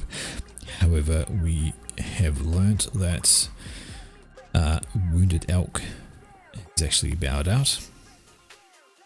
he didn't turn up for the round, so win by default, and we have 3 rounds left. We have the preliminary final in the winners bracket, and that is going to go down between Jagged Appliance and Waffle. This is Waffle Noob. So how this works is the loser of this round then goes and has a fight with the winner of the losing bracket, and whoever wins the final of the losing bracket gets to have a shot at the winner of the winners bracket in the true final. So this is the prelim. Whoever wins this goes through to the final for the winners bracket. The loser has to fight at the top of the losing bracket for a chance to have a shot at the top spot. It's a wee bit wonky, but that's how it works. Anyway, let's get into it. So what we have going on here is the preliminary final for the winner bracket. This is apparently a map I don't have, so I've got to download it. So while it's downloading, I will just reiterate that. 2 brackets, winners bracket and losers bracket. The winner of this best of 3 goes through to the final. The loser drops down into the losing bracket to face they're going to face Treefolk, who was the winner by default of the losing bracket. Those 2 will fight, and whoever wins that will get to fight the winner of this bout. Yeah, something like that. Anyway, we're good to go. Small map, quick to download, and it is Jagged Appliance versus Waffle, and these guys are facing off as UEF versus UEF. 5k map, nice and small. We have in green, Waffle is opening first land. There's the PGN. Hydro is over here, maybe a bit too distant to grab the build, but anyway, 1 PGN and this mixes to grab. On the flip side, we see same thing going down for Jagged, although he's opting for 2 PGN build because maybe he's just delaying a bit because the Hydro's over there. Either way, we are good to go. How's the reclaim on the map? Well, fuck all. 2000, there's one sizable wreck in the middle of each base, a crashed, looks like a Cybran T2 transport. Head first into the ground. Guile loves to see it. Yeah, Cybran T2 transport each to reclaim, just to boost that early eco. Looks like a Rhino wreck down there, and another T2 wreck, but a few things to grab. So a little bit to play for, not a huge amount, and looks like Waffle way out first to go for that reclaim. Maybe Jagged isn't aware of it, or he's not making a play for it at least, because no NG for him is going towards the middle like Waffles is. Have a look at that. Well, they're just going a bit late. If he can get the Panda Cuddles. Panda Cuddle. What? Why are these things named Panda Cuddles? Okay, some kind of naming mod going on. Radio, sure. But Panda Cuddles it is. He's going to send these Cuddles into the mid. It's going to be a defending strike, but if they can move past it fast enough, they might be able to get back and kill the NG. Not going to. A little bit of micro might help win the day because Waffle is stationary. Here's the micro. Oh, stuck on the edge. He's going to win out. And now we can get in and kill the NG, who has already scooped up a whole bunch of mass. The main middle wreck is gone, so that's still advantage for Waffle. Just grabbing that reclaim, making life good for himself. Alright, raiding striker looking for a stray engineer to kill. Might have been able to pick up this one if his trajectory was a bit further down. As it is, this guy's going to get past him. Maybe he can pick up this reclaim to help recoup what was lost. This striker is just going straight for that mass extractor though. Knocking that out is going to be a bad time. Yep, NG is grabbing all that reclaim, grabbing all of this as well. It's a T1 transport with a few wrecks under it, so they crashed off the edge of the cliff. These guys went looking for an engineer, found one, except it was in the form of a commander, so no problems there. And the Mass Extractor survives because it is a striker shooing away that striker. A bit of micro is going to keep this guy alive a lot longer than this one.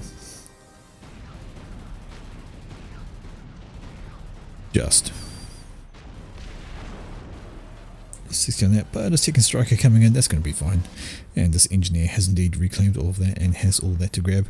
So all good, nice and even on the reclaim stance. Let's see how it is. Jagged is sitting on just tipping the 1000 reclaim mark now, while Waffle is at 600, so he's actually done better out of all this with the NG than Waffle did with that middle section. So interesting times there, but still not that much different. Jagged still sitting in the base, just keeping a bit more of that build power, whereas you see Waffle has moved his comm out. He's going to be able to hold all sorts of places and be able to force back any raiding units. Air on the way. Jonas 222. Really? This bomber is named Jonas. I remember Jonas. He used to play a lot with Brink. Ah, Patreon supporters. Right. That makes sense. Most lost. Thanks for that. I was recognizing the name. I was like, I know Jonas. I've seen him play. He's been casted, usually plays with Brink. So, no, that's all well and good. Interesting mod. And bombs away. Are we going to see a switch up to AA? There we go. Archer straight out for Waffle. So these guys are very, very good at paying attention to what's going on. Another bomber up the mid, dropping some bombs off there. Hey, look. Oh, it's just a Scorcher. Never mind. And Jonas is going to get shot down. Poor Jonas. Yeah, so it looks like just the first unit that comes out is named, the rest are not. But now we have Jagged and Waffle's comms in close proximity to each other. And how are we going to do? Well, who's got the most supporting units is the question. Oh, bombers are coming on over. They see Waffle out here and they're going to start throwing their shells down. This could be interesting. Air overhead from Jagged. There's no air for Waffle. There is some archers down here if they can get in close. But now Waffle is having to dodge. But he has the ground units. Who's going to win this one out? Well, Waffle's down to 6,500. We see Jagged's on 8.5, so he's almost got enough to survive that. Although, having said that, there's a lot more ground units coming in from Waffle, and right, Squealer, Jonas. Oh, Jonas lives. Just there goes the anti-air from Waffle coming in. That's going to take care of the bombers, and these guys are going to push each other, or are they going to fall back? Well, Waffle wants to fall back.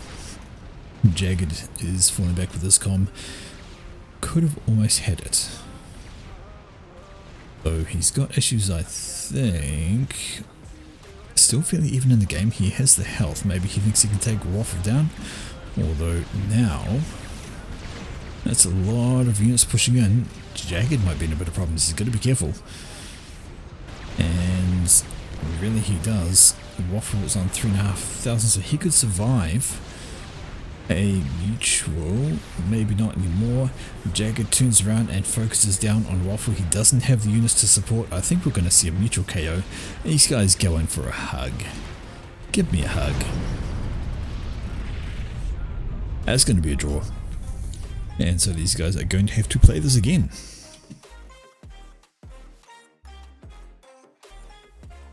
So replays go on the same map.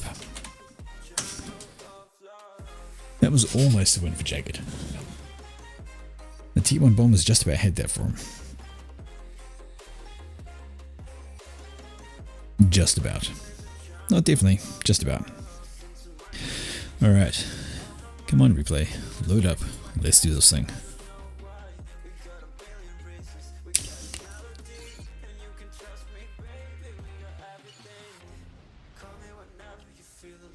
Same map. Be the same result. They have both chained up their faction actually. I don't know if these guys are going random or however it is, but they are both Seraphim now. And Waffle is still the same colours, but Waffle's now over there building First Land of course. You do. Now will they go for the same reclaims? So in the middle, this lot there's 550, although if we take out the one up on the ridge there's 487 there.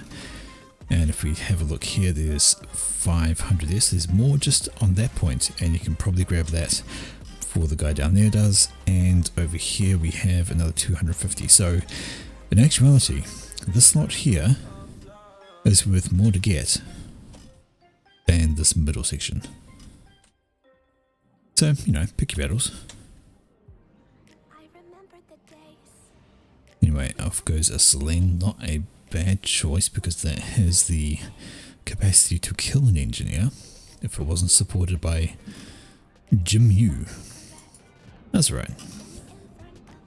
Jimu. And off Jim goes. Jim's going to try and protect this engineer from things like a roving Selene, because hey, why wouldn't you? Nothing jogging along. Just out for his early morning jog, taking care of things.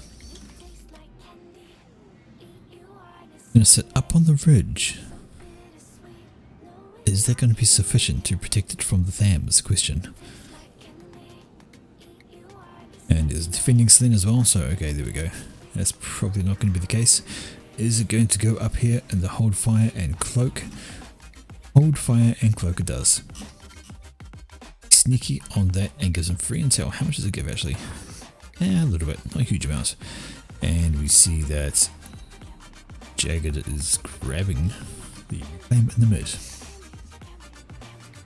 Right, second land factory going down. We see a meeting here between these guys, and Bit of Micro is going to win out for, well, Jagged was microing and he might have won that, but now he's not going to, owing to the Selene rapid fire and range. Tank gets away just with 40 health, but this engineer has managed to grab pretty much all of the reclaim. However, we see the reverse now. Waffle has come down this way and he's grabbing all this, but not going for that little batch there. Why not? 40 health on for Jimu, and he's now facing double Tham Selene problems. Oh, that one got spotted. Wonder if it's because of that guy running past.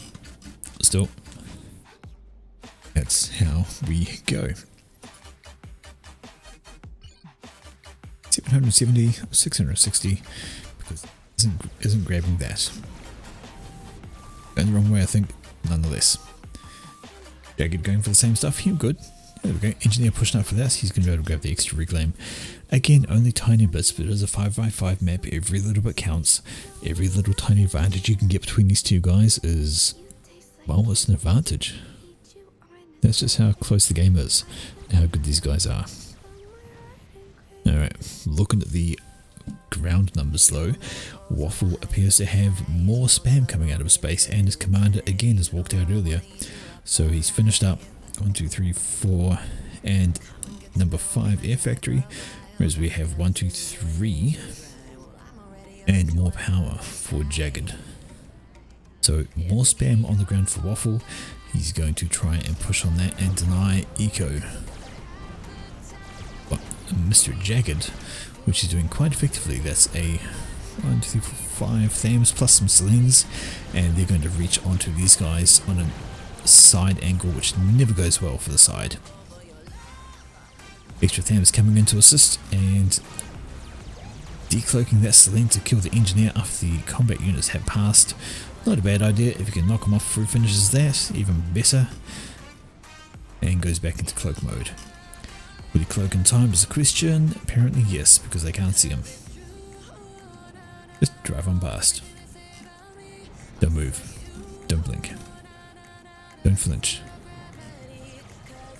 Alright, down the bottom here we see, actually, looks like this Waffle moved up with this comp and grabbed a late reclaim, and now he's moving up here to kill this engineer. No reclaim to be had, but there is a Mexican rebuild. And a larger force from Jagged coming through, wiping out this band here. Holding the advantage, could go kill that actually. Sitting there wide open, ready to die. His units are very unhealthy, however. A couple of shots and they would be dead. Group on the bottom now pushing in from Waffle. They are significantly larger than what's there. And more commando action. Yeah, what do we have here? And that's a bomber coming out from Waffle. Okay. It's a reverse this time.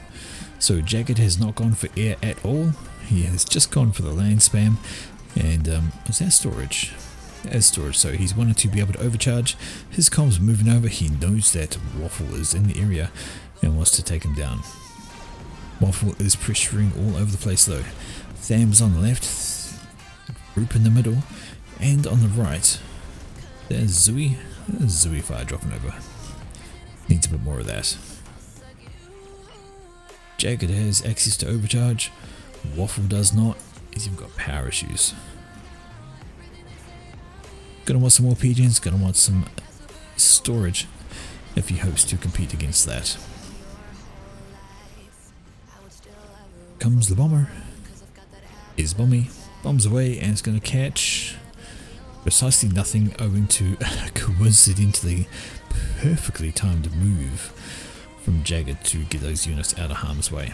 But they stop, the bomber comes in, drops another bomb out, and dodge again. Right. Jagged needs to move his comm up and support his units before they all die due to Commander.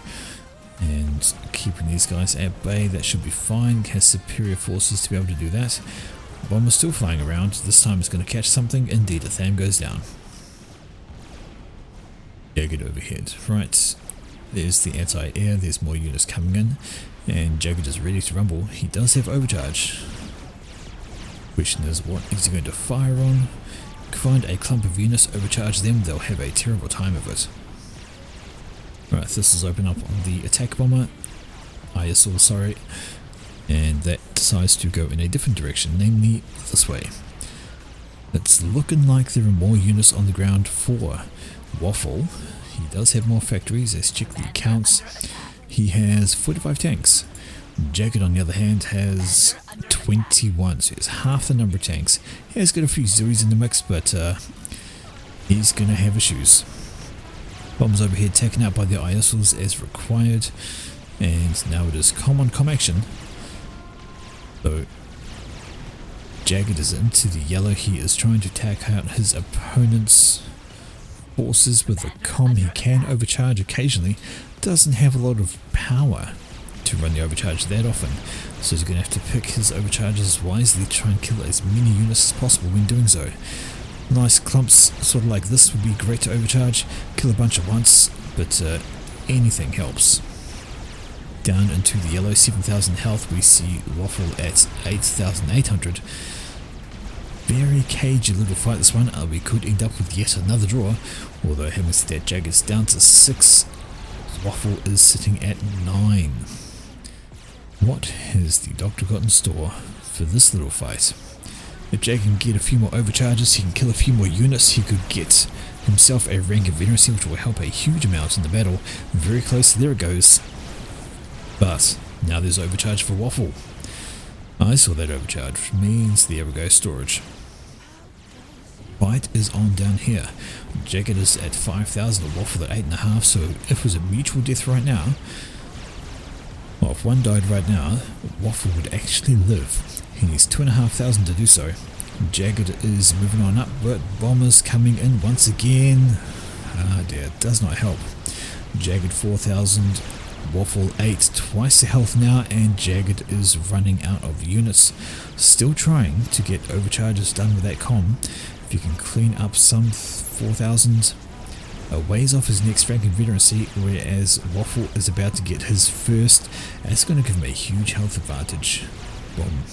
9,000 health on him, whereas it is 4,000 on Jagged, and now Waffle could move on in. That's not looking so great. All the units come swarming in from both players. Jagged down to 3,000. We have Waffle at 8,000, still looking very healthy, and If he can take out Jagged's units, then he'll be happy as a lamb. 7,000 versus 3,000, so Jagged is repping quite well. And units now looking a wee bit sketchy for Waffle. He has got half the health. How's that rank? Well, Jagged's about to get another rank of Veneracy. Ooh, I say not far off. Still got some work to do. Now it's looking like the units may tip in the balance in favour of Waffle. 3,000 for Jagged, 5,000 for Waffle. So once again we're in the mutual KO category. Their hit points are too close together, and Jagged is this close to getting another rank in Veneracy. If he does, he's going to be able, he'll be fine. There we go. 4,000 health now, and now there's bombers coming in and he's out of units. Looks like he wants to try and push the issue. He kind of has to. Waffle is at 5,000, 3,000 at the moment. He's close enough for mutual. 4,500 there.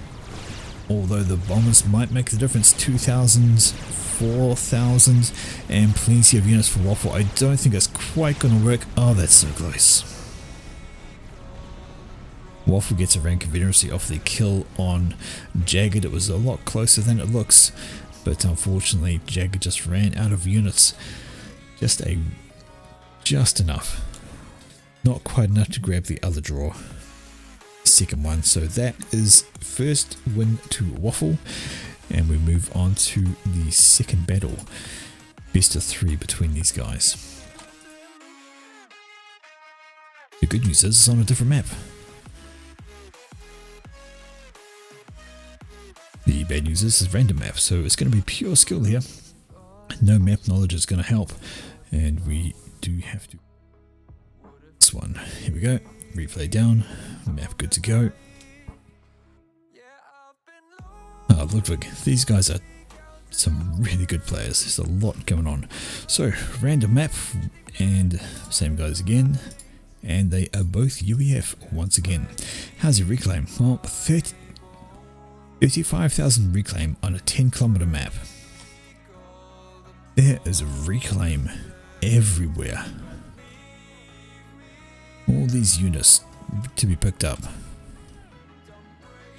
So plenty to fight over, plenty to go for. My word. Alright, over the side it is Waffle. And as I said, he's UEF, he's remaining green, first land, getting that adjacency and straight into Hydro. So nothing special, standard builds. It is Factory, 4 mechs, Hydro. I must be missing a trick, because they don't put their first mass extractor. Ah, they had to walk. Now I don't know why he's saying small mass. There's plenty of reclaim to get. There's plenty of mass extractors around the map. Couple of glimpses of 4 up here and here. Looks like it could have been a 3v3, a little T1 spam 3v3. Either way, it is now Hydro time. And Hydro time up there. So, yeah, very similar open builds. It's really just down to what the second and third factories are going to be. Do they go for... Looks like this is planning for pigeon land, a few more pigeons, then air. Okay, so second land, third air for Waffle, and this looks like second lands. Oh, that's crooked. When did they deliver it? Anyway, looks like second land, and gonna keep us guessing, maybe, probably third air. Either way. So good to go. Unit out, and is Zemitus 737. That's a pretty neat little mod. Not gonna lie, that's pretty neat. Alright, Waffle is moving out the way. Wants to build that power. Needs to build that power. Okay, first little units are probably defensive units more than raiding, I would imagine. Just want to keep his own engineers alive long enough to expand, build, and grab stuff. Like all of that. Fun times. There is a tiny bit of water, which I guess if you were desperate you could hide your commander in, avoid snipes. But honestly, on this size map, maybe you would. If your units were doing well enough, you wanted to keep them alive, just avoid the snipe if you were winning. Usable tactic. Right, Air Factory is going up. That's about half done for Waffle. Air Factory is already done for Jagged, but I think he's probably behind on power. No, it's looking pretty even actually. Not too bad. Yeah. But Land Factory is going up. He's keeping his commander in the base for the extra build power while we see Waffle is using his comm forward. So it's a kind of a decision making at the start whether you want to use your commander as more of a combat unit or if you want to use them as extra build power in your base. Now, most people will say it is better to use your comm to fight, while your build power in your base is worth about 2 engineers. So you have 2 tier 1 engineers that can build just as fast as the comm, whereas in the field your commander is worth about, I think it's 20 tier 1 tanks. So you could have a fight between a commander and 20 tier 1 tanks and it would be a very, very close fight. The added bonus is your commander can then reclaim. So not only can you fight, he can reclaim. And, you know, of course he can build as well. So the majority of people will say your commander is more useful in the field. You know, out the front, helping defend, helping build. You know, you can throw down a factory pretty quickly. You know, which means you can get more build power up front, get some more engineers, get some more reclaim, do things like that. You know, no danger from a very small raiding force. He's absolutely fine. But that is, you know, a matter of opinion for some people. You know, some people can't decide, but that is what it is. Alright, we have air, and quite a bit of it. Oh, both sides have air, so there's some interceptors out, though paused for Waffle. Not paused for Jagged. Jagged is going spam all day. 2 air factories on the way, a whole bunch of power. 1, 2, 3, 4, now 5, 8 lots of land factories, and the same here. 5, 6 lots, and all power. So both these guys are going for the tier 1 spam. We have a Mech Marine. Needs to move just sideways that little bit in order to kill the Engie, who's hiding behind a Mix. There we go. Finally moves, and he's going to be able to take him down now. Pop. Took his time, had to move around. And speaking of raids, there's a striker up here killing off that Engie. Not such great times. That is the tiniest bit of water ever.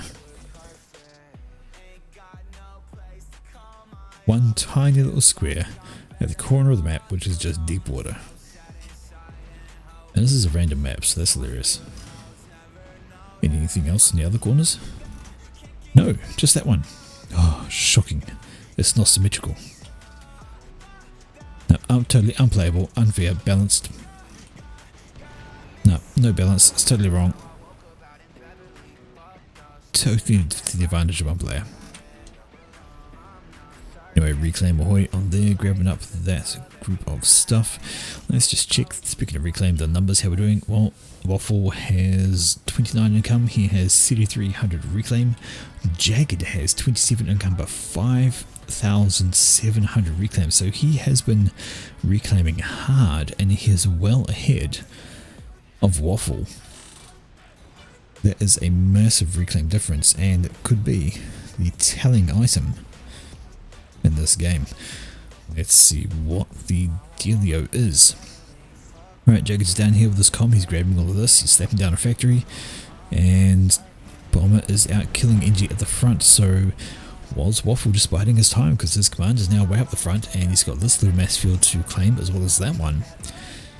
And he might just be working a delayed reclaim here to claim and hold the fields and get what he can.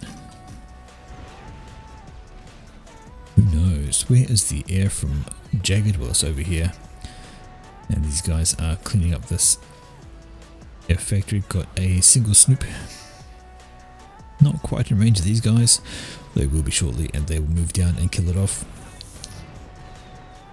Nice and easy. Still hear that bomber? There it is. Scorcher having a great time. It has been tagged by an interceptor, I think. Yep. Tagged by a whole bunch of interceptors actually.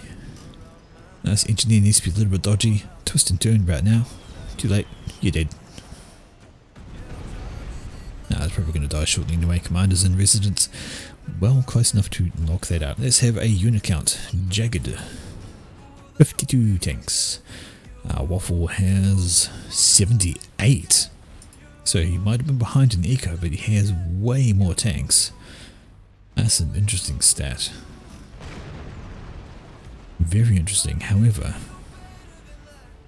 he is getting more on the eco. He's got more NGs on the ground. He's grabbed up more mass extractors.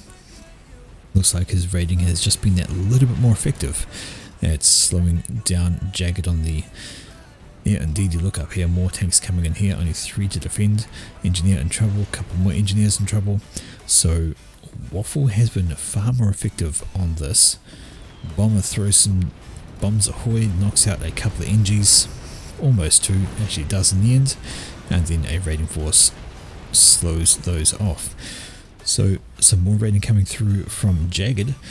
Another band of units coming through this spot here from Waffle. These guys are just watching everywhere, and units right through the middle from Waffle. Take down another mix. These guys picked up by bombers. There's quite a few of them, so we're having more in the air from Jagged. Some bombers out helping to defend. They destroy these raiding units. Would want to send some up the top because there's a significant force just up there.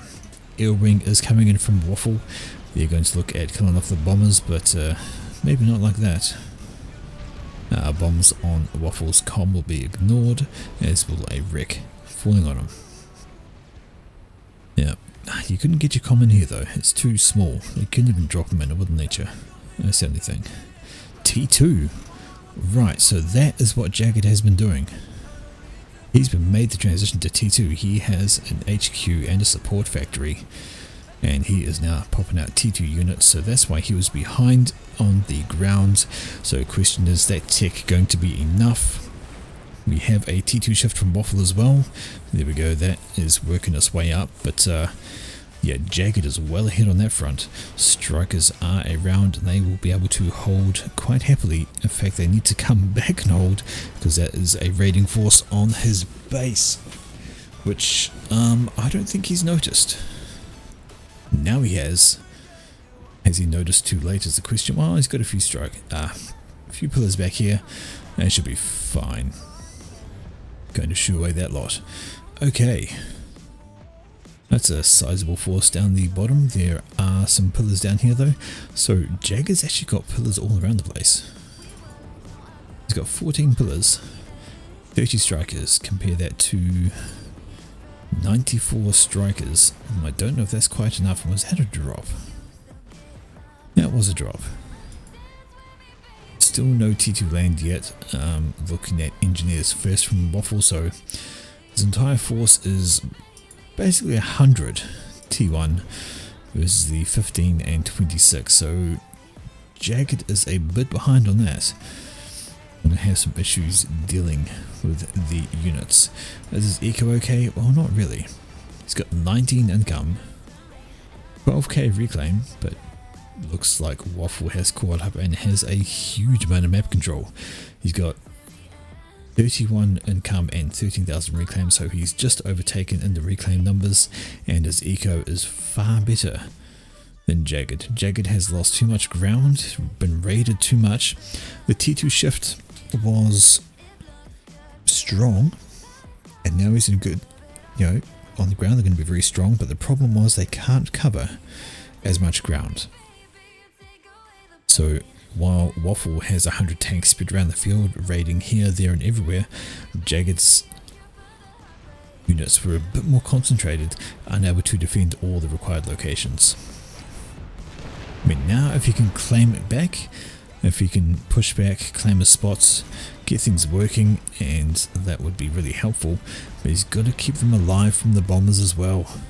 There's this T1 air coming all the way from Waffle, actually everywhere. They are causing issues for the ground that simply cannot shoot back. Alright, keeping an eye on that, and really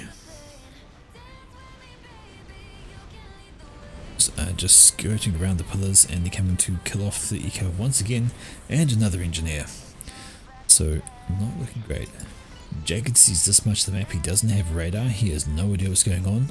Waffle sees this much of the map.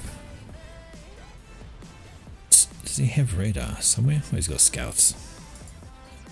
Honestly, no radar, so Jagged is having a tough time trying to respond to all of this. He has, like I said, the T2 does make a difference. When they do catch up to the T1, it is all dead. But it's actually having them catch up to the T1 that is the problem. And once again, raiding right to the edge of his base is Waffle. Not looking great for Jagged at the moment. That is a T2 upgrade on the comm. Say a bit more intel because Waffle is everywhere, and now Waffle is in the T2 game as well. I saw some pillars. We have 28 pillars from Jagged. Looks like he's just relying on pillar everywhere. But Waffle, in addition to 18 pillars, has 110 and Jagged control Ks. So he realizes what's going on. And yeah, he got completely outplayed on that one. Went for the early T2 shift, and unfortunately, that early T2 shift was a bit too early, and he lost too much map control from the unit spam of Waffle, which just put enough pressure on, he couldn't keep up, and then Waffle overtook in units. So it was a reasonable idea. Unfortunately, giving up the map control from that shift looks like what did him in. He couldn't contend, couldn't keep his side of the map, and just lost too much eco from the raids. Anyway, Waffle takes out that in a 2-0 victory, and Jagged drops down to the losing bracket. So what we have now is we have the losing bracket final. This is going to be Jagged Appliance versus Treefolk Noob, and the winner of that match will go into the winners final and face Waffle. So the losing bracket final round is a single game elimination. It is not a best of 3, but just one game, and it is going to go between, as mentioned, Jagged and Treefolk. Let's fire this one up and see how they're going to get on. Anytime now. Apparently I have to download this map despite me having downloaded it before. This is getting slightly irritating. So yeah, so we have had a huge tournament. This all took place on the weekend. Been a massive stream today. 5.5 hours, and we still have a year of final bouts to go. This one game, then a best of 3 for the actual final. And I do apologize. I was absolutely certain I already had this map. Apparently I don't. It's Sarah from Glaciers, which I know I've even played before. But as version 1, like, it's version 1 of the map, so if I played it before, how can I not have it? Questions deserve to be answered. Right, we'll just leave this one running though. I will waffle a little bit. I could just give my voice a bit of a rest.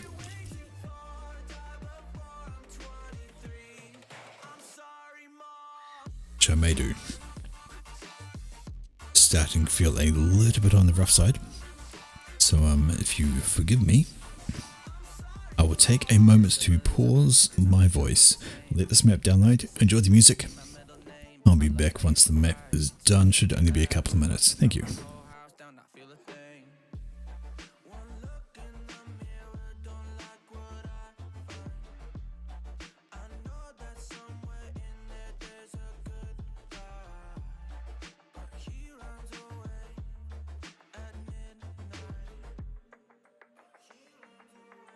I'm sorry that I stole your car. Ain't got those tattoos on my arms that don't mean shit.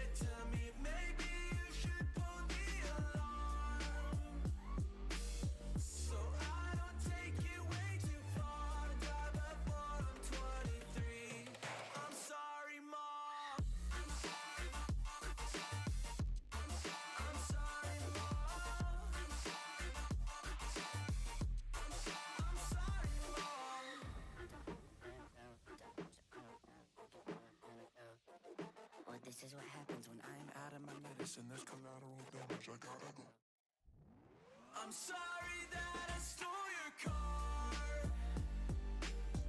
Ain't got those tattoos on my arms that don't mean shit to me. Maybe you should pull the alarm, so I don't take it way too far. Die before I'm 23. I'm sorry, Mom. I'm sorry, Mom. I'm sorry, Mom. I'm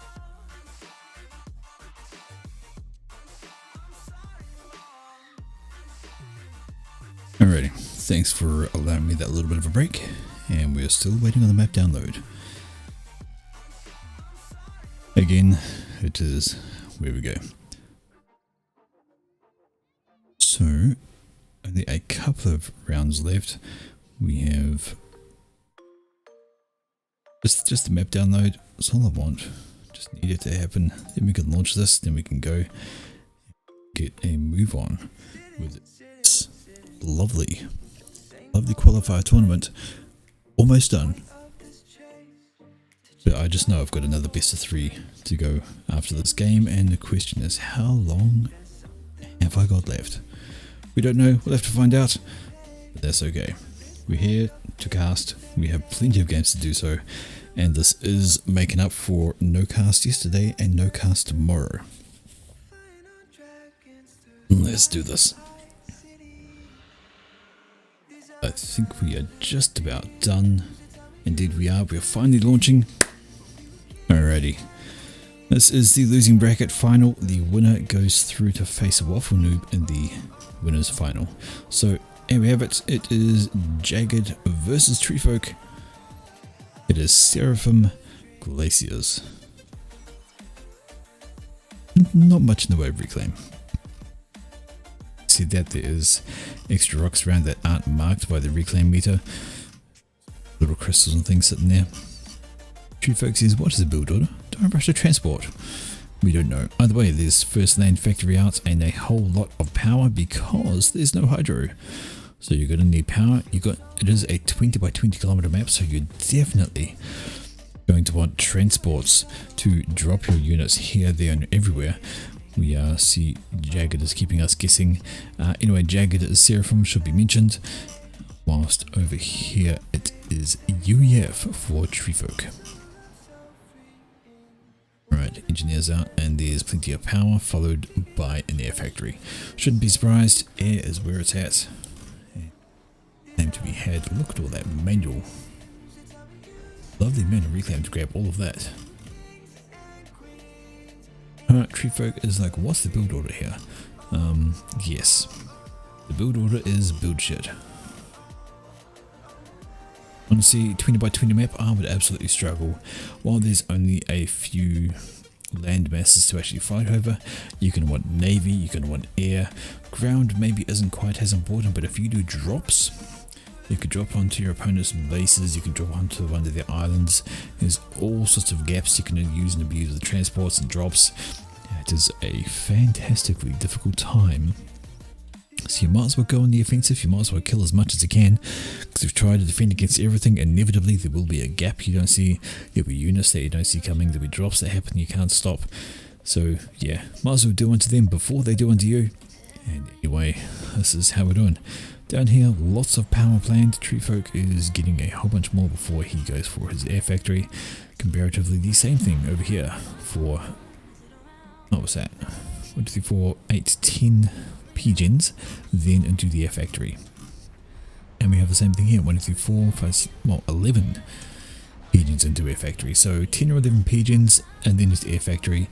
That's what you need to do when you have no trees to reclaim. These guys cannot reclaim for power. They can only get generator power. There's no trees. So this map is all about the pigeons. Your income is all you get. Now I imagine we're going to see first transport come out of these. Is the more likely option being 20 by 20, you get your transport away. There we go. First one out for pick, and actually surprisingly interceptor for Jagged. So he wants to try and get catch that transport. The question is, can he? Couple of empties out, so he's going to be irritating. Transport is, however, complete for Tree, and it's going to be able to pick up all of these quite happily and get away very quickly, long before Jagged can get any kind of units or empties over to stop it. Unless he flies in the wrong direction. Oh, that could be awful.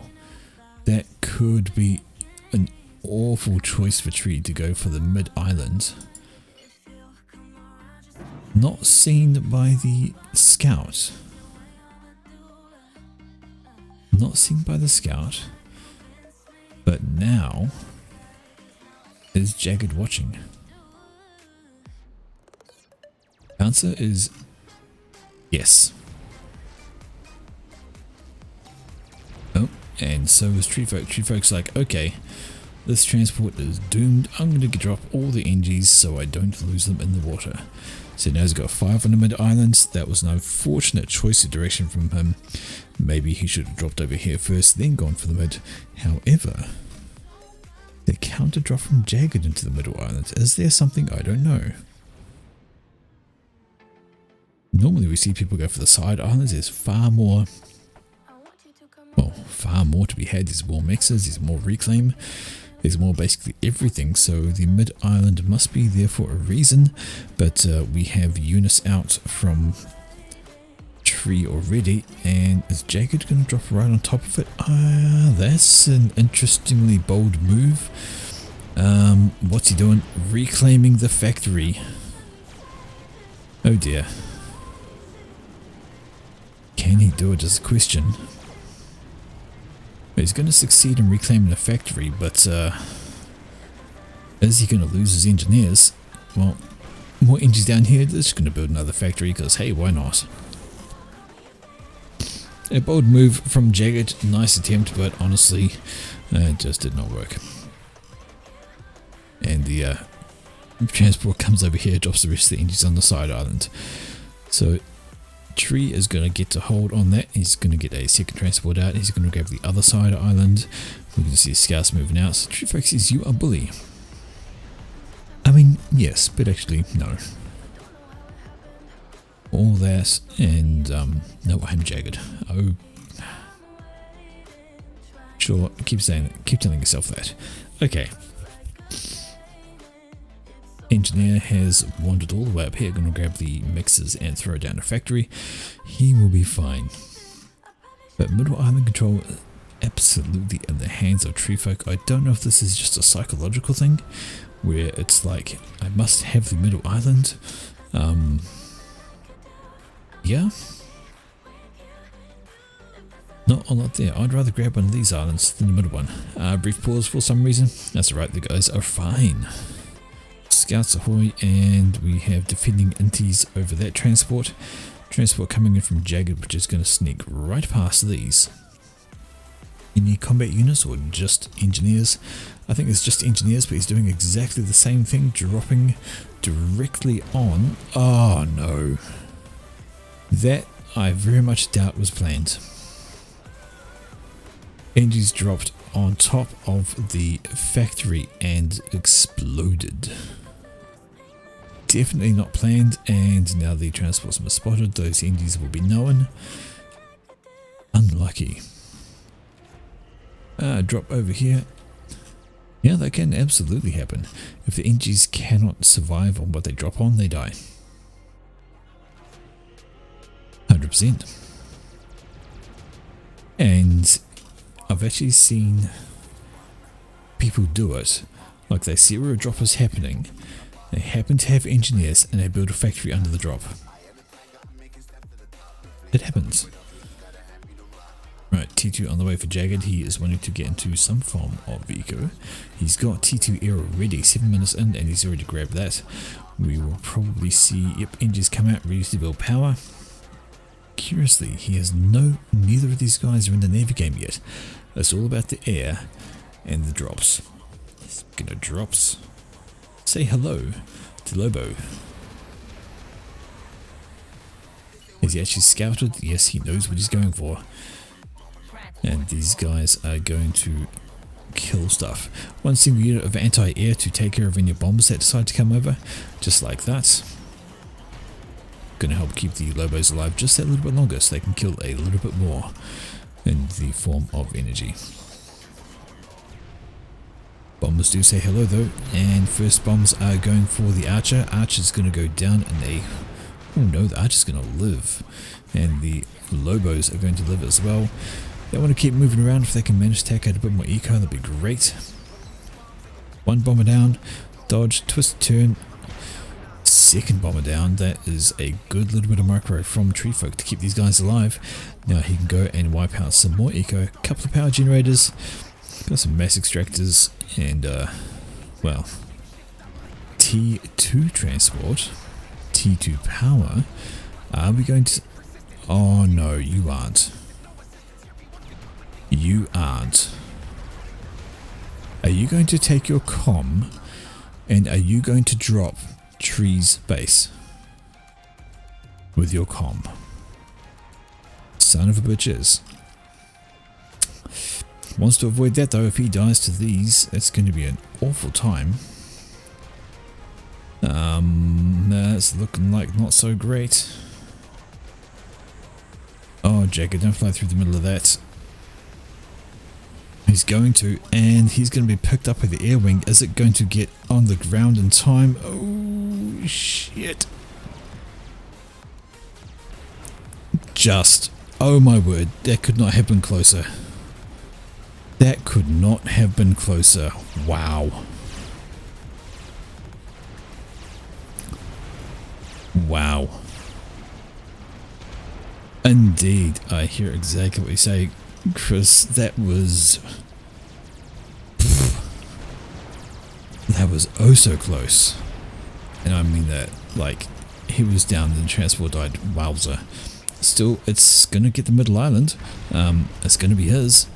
I don't see them getting out of this one now. T2 com throwing down PD and yeah, just reclaim that, why not? And now start killing off units. My word. That close to doom there. There's been some good work down from Tree Folk on the island, however, taking out a whole bunch of mass extractors. Renegade has, or Volthu, sorry, I forget, Jagged is Seraphim. Volthu has come out to help clean things up. Now has a solid grip on the middle island. This is a very fancy looking T1 PD, shooting left, right, but just calm down now. Well and good. Hey, naval factories in the mid, throwing down a single bit of T2 PD over here. We'll knock those out of this guy. Knock them out of the water. Jagged knows they're there.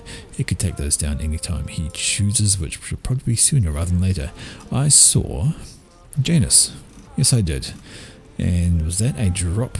That was, I think that was a drop from Jagged indeed. There's the death of the transport and all the burn marks from the Janus, which were taken out by, what was there? Tech missile. What kind of range will that have? Well, not a lot. Although having said that, I guess he could go for a walk into the water and start picking stuff off. Not outside the realm of possibility. But it has been paused and I'm still surprised he's let these survive. Each factory is another frigate into the water and right now looks like air control is in the hands of Jagged. Perhaps he's raiding with these gunships all over the place and his base has issues. Frigates off the starboard bow, he isn't even in the Navy game at all. Everything he's doing is air related. Another drop over here, a couple of engineers offloaded. They're paying attention, they will slip up that guy and then reclaim all of it. Mass extractors. There's a single mech marine with 3 kills. Just waiting. He looks a wee bit dejected. Not so happy with his life. Doesn't know what he's going to do next. It's okay. Kill another engineer, be a happy boy. Just needs to move in a little bit. Tech missile still on the way. That was another drop. I like your T2 mechs. Goodbye to your T2 mechs. Right. And these guys now get to spread and destroy. Lobo's on the way, off they go, more shells going down, ignore the commander if you can, go for the eco. Bombs ahoy, Jane is trying to do his best, but I say almost missing, except these guys all decided to wander into the fires of napalm. Enough shells going down to kill the T2 mass extractor is the question. The answer is yes. Just. So that's another 2 T2 mass extractors gone down. Whether or not this was actually eco sufficient for Jagged to do is not the point. It is more the frustration for your opponent. They're like, I just rebuilt those, I just upgraded those to T2. Now they're gone. And here goes the attack launchers. Is he really using tac missiles on the... Apparently he is. Okay. It's a decision he's entitled to make. Another drop over here, so it just drops all over the place. As mentioned, you might as well go on the offensive, do as much as you can, but now there are defending FAMs for Jagged. They're wandering around, helping to prevent exactly that kind of thing. Another drop sneaking around the back from Jagged. Full T2 transport. Gonna go where? It's gonna go for the main base, and why not? Have you scouted it this time? Well, not really. There's a T2PD there, and some mass, couple of bits of T2 power. I imagine if he knew the power was there, he would drop at that point. But instead, they're dropping down in the middle of the island, and they're ready to go and kill some more stuff. Overkill on the T1 mass extractor. T2 mass extractor will be going down next. Stinger is out to start shelling out some of the damage, and of course we mentioned the trade is going to open up as well, but that's a lot of Zoes and that's a lot of eco going to go down. Alright, torpedo bombers are attacking our frigates. In the middle, are we still firing? No, we're not. We have stopped. Could maybe move up, lob a missile to that if we knew it was there.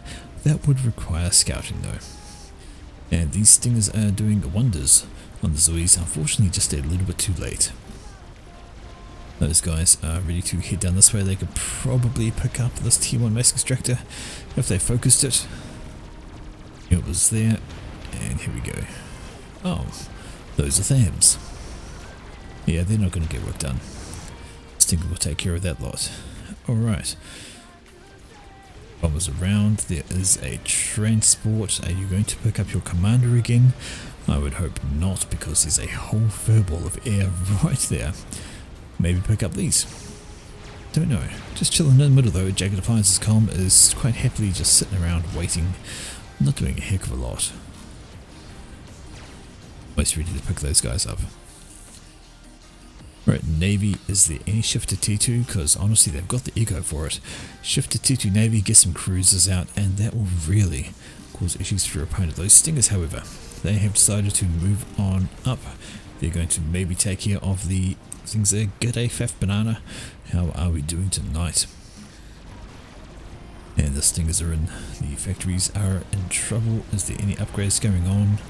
Nope, and this is all just T1. So these guys are going to shift into the middle. Perhaps they can start taking out some eco. There's a few ISLs around though. They're going to take some damage from them. If they can take down the mass extractor, why not? Get in, take a bundle of damage, but could be worth it. Right up here, a Janus has come through. We can see a lot of burning, and that was 2 dead T2 PGens.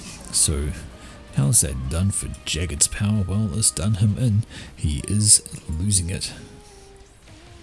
Watching Thing Abomination. Thing Abomination, Seraphim Glaciers. This map is an abomination. I hate it. Uh-oh. Here goes another drop from Jagged, and a damaged transport nonetheless, but missed by a group of interceptors that close. If he'd known, would he have done the thing? T2 factory in the middle of nowhere. Get you on the ground, throw down some T1 PD. My word, he does. I mean, not even a full health T2 transport. A damaged one. Like, holy shit, dude. And not even scanning beforehand, just doing it. Right, T1 PD going down there, fry center. That's going to help him stay alive, because he's going to need it with the amount of tanks that are coming in of them Fortunately, he is T2 and that's a capture order, so now he can actually build his own units. Because hey, why not? I'll make this factory mine. Except he hasn't started. Oh, there we go. Popping out some T1 RD, as you do. Alright, reclaim orders on tanks, because why not? Actually kills them faster than shooting them down, apparently. And that is all she wrote there. Have him go for a little bit of a walk, gonna reclaim some more, and then slap down some more point defense. T1 RT out of the enemy's land factory. How rude can you get? That's what he's done. This transport might not make it through this time, although there's enough air to keep it out. And gunships. Is Jagged paying attention? Those gunships come down for his comm. He could be in for an awful time, but I think they've been spotted. Yes, indeedy. Unfortunate. They could have been a real problem for him. If he'd been... Oh, they got away. Can they circle around is the question. And it's going to be T2PD going up very shortly. TAC missile out. That's going for T2 mix, I'd imagine, over there. Yes, it is. And there's the cruisers we talked about. So, Jagged, do you know where that factory is? Well, you're about to. You've scouted it. It's on radar or something. Radar or sonar. And now you found his T2 factory. I would imagine we'll see some torpedo bombers beeline for that. He cannot afford to let that stay alive. Alright, over here, and we see Jagged. Well, the gunships did come in, but he had his own air wing in the region, and that will be more than enough to take care of those. One's round in a few circles, but he'll be fine. Gonna need to pop down some more PD or something. T1 PD is a good choice. Still popping out his own T1 artillery from his factory, and the missiles coming in from the cruiser are doing awful things to his attempt over here. Still, it is enough, and the point defense is doing their job. You can finish him off, and reclaim going down on the T1 artillery from Tree. Tree should just be popping out. Nothing but arty out of this. Tree folk is just like, what the fuck is this? Very lucky 75 HP transport. I don't know where he's talking about. Probably the one that dropped him off or dropped off the units. But nonetheless, still an issue for Jagged. Well, yes, his comms over here wrecking face. He does have problems. T2 units happen to drop those Riptides. Not sure if they dropped or floated over. Maybe they floated over because this factory is producing them. Because why not? And yeah, Jagged's got some issues though. That cruiser, oh, the cruiser's gone actually. And his T2 naval HQ is also gone. Not going to save that now. Just ran out. Just a little too slow on the recovery. So no T2 for you. And now there is a T2 mix in his base having some issues. Bunch of frigates just off the starboard bow, they're blocking that into the ground. And Jagged down here, his comm, well, he's got issues. We mentioned the just send in RD spam. RD spam it is. And that's all he's doing right now. Getting spammed by RD. Has got a bunch of veterancy and a bunch of health, but he's got issues now. And in comes the T2 transport. Question is, can it pick him up without getting slammed by T1? Nope, it can't. Look at that, it dies. So whether he wanted to get out or not, he's not going to make it. And now we have T1 PD going down for tree. So Jagged has a problem, and that problem is he needs to get the hell out of Dodge. The question is, can he even do it with that amount of T1 RT? Can he even get into the water? I think he can actually. Straight line down with the yellow, 7,000 health. Oh lordy. Do get into the water. Oh dear, that could be the mistake. Don't want to do that. Oof. Run away, you silly, silly man. Balls out. Really?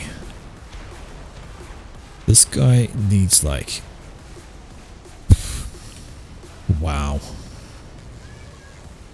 Just wow. amazed at the cockiness, just the everything. And speaking of comms and a transport, here is Treefolk.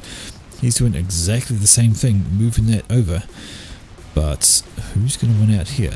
Com is away in a transport over frigates. Going to take some damage. Enough? No. Not enough.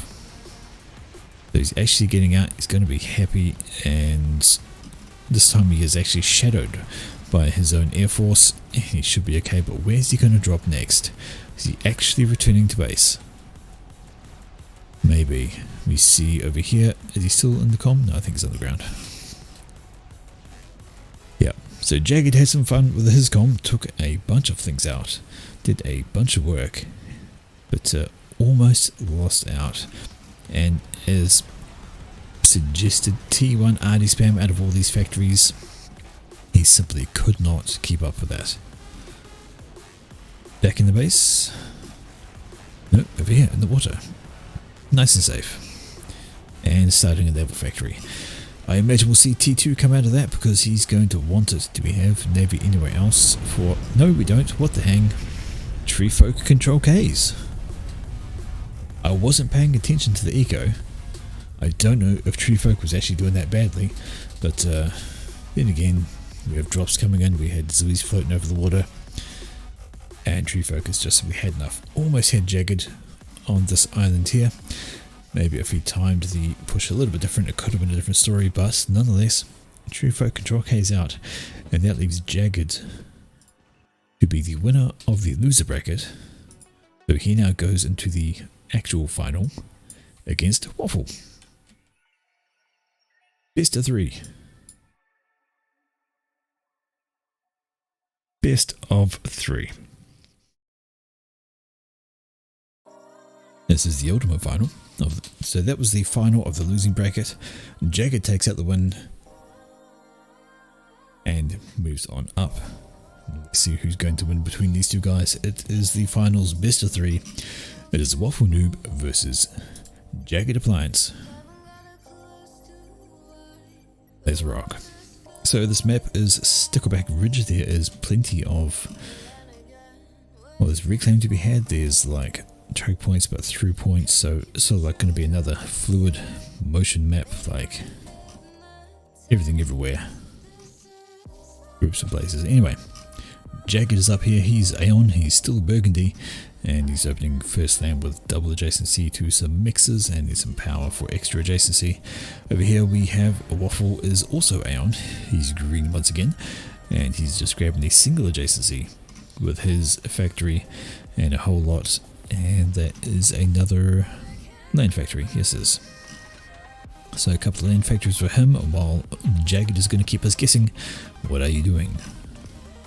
There is some reclaim to be had around the bases. It's not actually marked, but these rocks are scoopable, along with these ones back here. There we go, just like that. And that is going to help with the eco. Off you go, on your toss.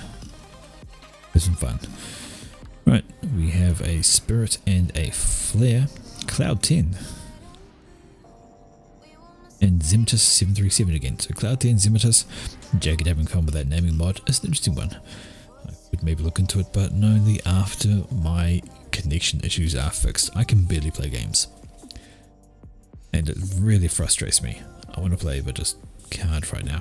Keep lagging people out, and it's not fair on other people to try and push my shitty game issues onto them. So Spirit runs out first, gonna run straight head first into a flare. That's never gonna work. And speaking of running head first into flares, there's a couple more. Boom, boom. That's funny. 2 flares win against 1. Who would have thought? Anyway, they're carrying on. They're gonna go try and hunt some engineers. Maybe they can find one, maybe not. It's not gonna stop them from trying. Okay. Not sure how that works out to a 5.69 KD ratio, but apparently it does. Even though it's only killed like, what, 2 units? Totally makes sense. What? Maybe it's like a mass thing. Lose a spirit, kill a flare and a spirit. Yeah, that probably works out. mass wise. Oh, I'll do the math. I won't do the math actually, I can't be bothered. Right, these guys coming down this way, they're hunting engineers and they've found another one. Hi. Knock your socks off. 12.19 KD. Yeah, it's going to be mass. He's lost all that comparatively. We're going to see a flare on flare action. 13 KD ratio before he loses that guy. Which he's going to keep alive. That's amusing at the moment. Just that ratio is phenomenal if it was just kills, but it's definitely mass related. And we're going to see another engineer die over here. That's going to help balance things out. Oh, dodgy. Look, 19.94. You see that? 19.94 KD. I saw 24. I just saw 24 very briefly before they died. That's an ridiculous kill death ratio. Still, it's over now. That's fine. It's more balanced. I'm not going to forget that. 24 KD. 24. Nah. Alright. Still more flares coming out from Jagged. So it is flare spam from him. And literally, there are flares everywhere. Question is he going to keep up the flare spam or is he going to switch to Auroras? Well, at the moment, it's just flares. And flares have a decent, can do some decent damage if they hit. And of course, CNG, shame. But the thing is, flares are quite weak. They don't have a lot of range, so if you get Auroras with radar, flares are going to have an awful, terrible time. They're not going to work whatsoever. Alright. I'm still persisting with flares, so flare spam is the name of the game for Jagged. Of course, flares do take 2 shots from a commander because they have 115 hit points, so 2 shots is still an annoyance. How are we going to see this? And Spirits are out for Waffle. Are they going to be the winner of the day? We have 1, 2, 3, 4, 5, 6, 7, 8 factories planned for Waffle. We have just the 4 for Jagged, but they're splitting out flares left, right and centre. Grabbing to reclaim. And finally, we have Commander doing something here. Kill Death has gone in favour of Waffle now. Those flares, while they're doing things, they aren't really succeeding anymore. Whereas with Spirits will romp through flares all day, every day. Hands down. And now Jagged has an issue in the mid. Yes, he has a comm, but Aurora's outrange that comm. Now he has to consider running. Not much more he can do. He may decide to go for the units. There we go. Best idea to knock these out, get rid of the range advantage that they have. Is to fall back, because there are reinforcements incoming. Up the top here, flares, so when they do catch their targets, when they do get in close, they absolutely obliterate. But the problem is getting them close to sort that out. Right, Zwaffle's just hanging around, just chilling. Jagged is down to the other. He's got no supporting ground forces with him, and this could be a mistake. I think his attention lapsed for a moment. He's now down to 6,500, and he has units all up in his face, including Zwaffle. 5,000 hit points compared to the 9.5 for Waffle.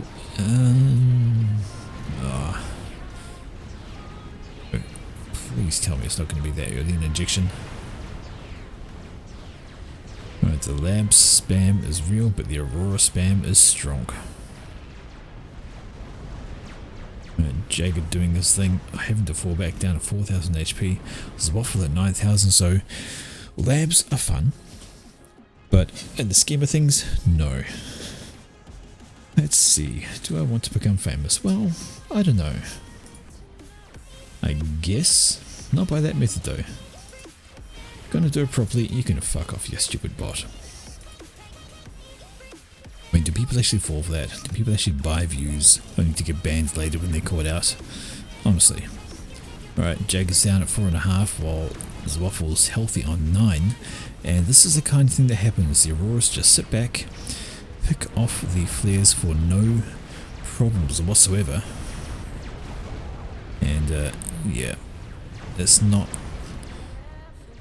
You have to migrate, you have to push in, but honestly, you get a decent squad of Auroras, and no matter what you do with the flares, they are done for. So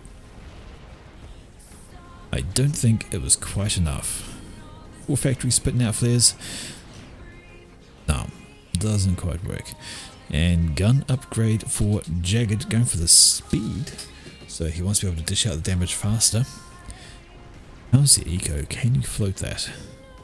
Kind of. So he's well behind on map control. Have a look at that. Down into the last quarter he is. Waffle. He's claiming 3/4 of the map. 29 income versus 27. So not awful. Although Jagged is about to run out of E on account of that gun upgrade.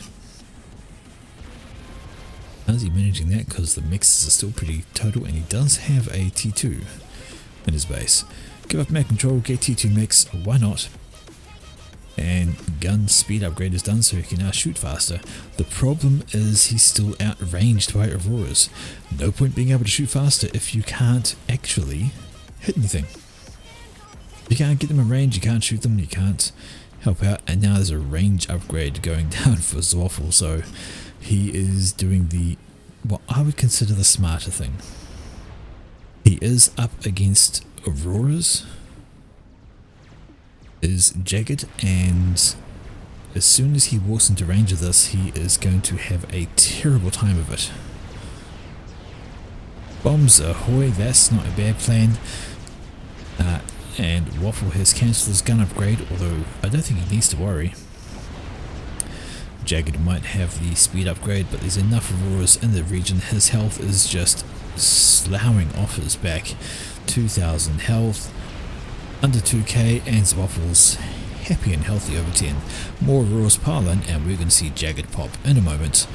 See you later. That is round, well, the first battle of this round, sorry.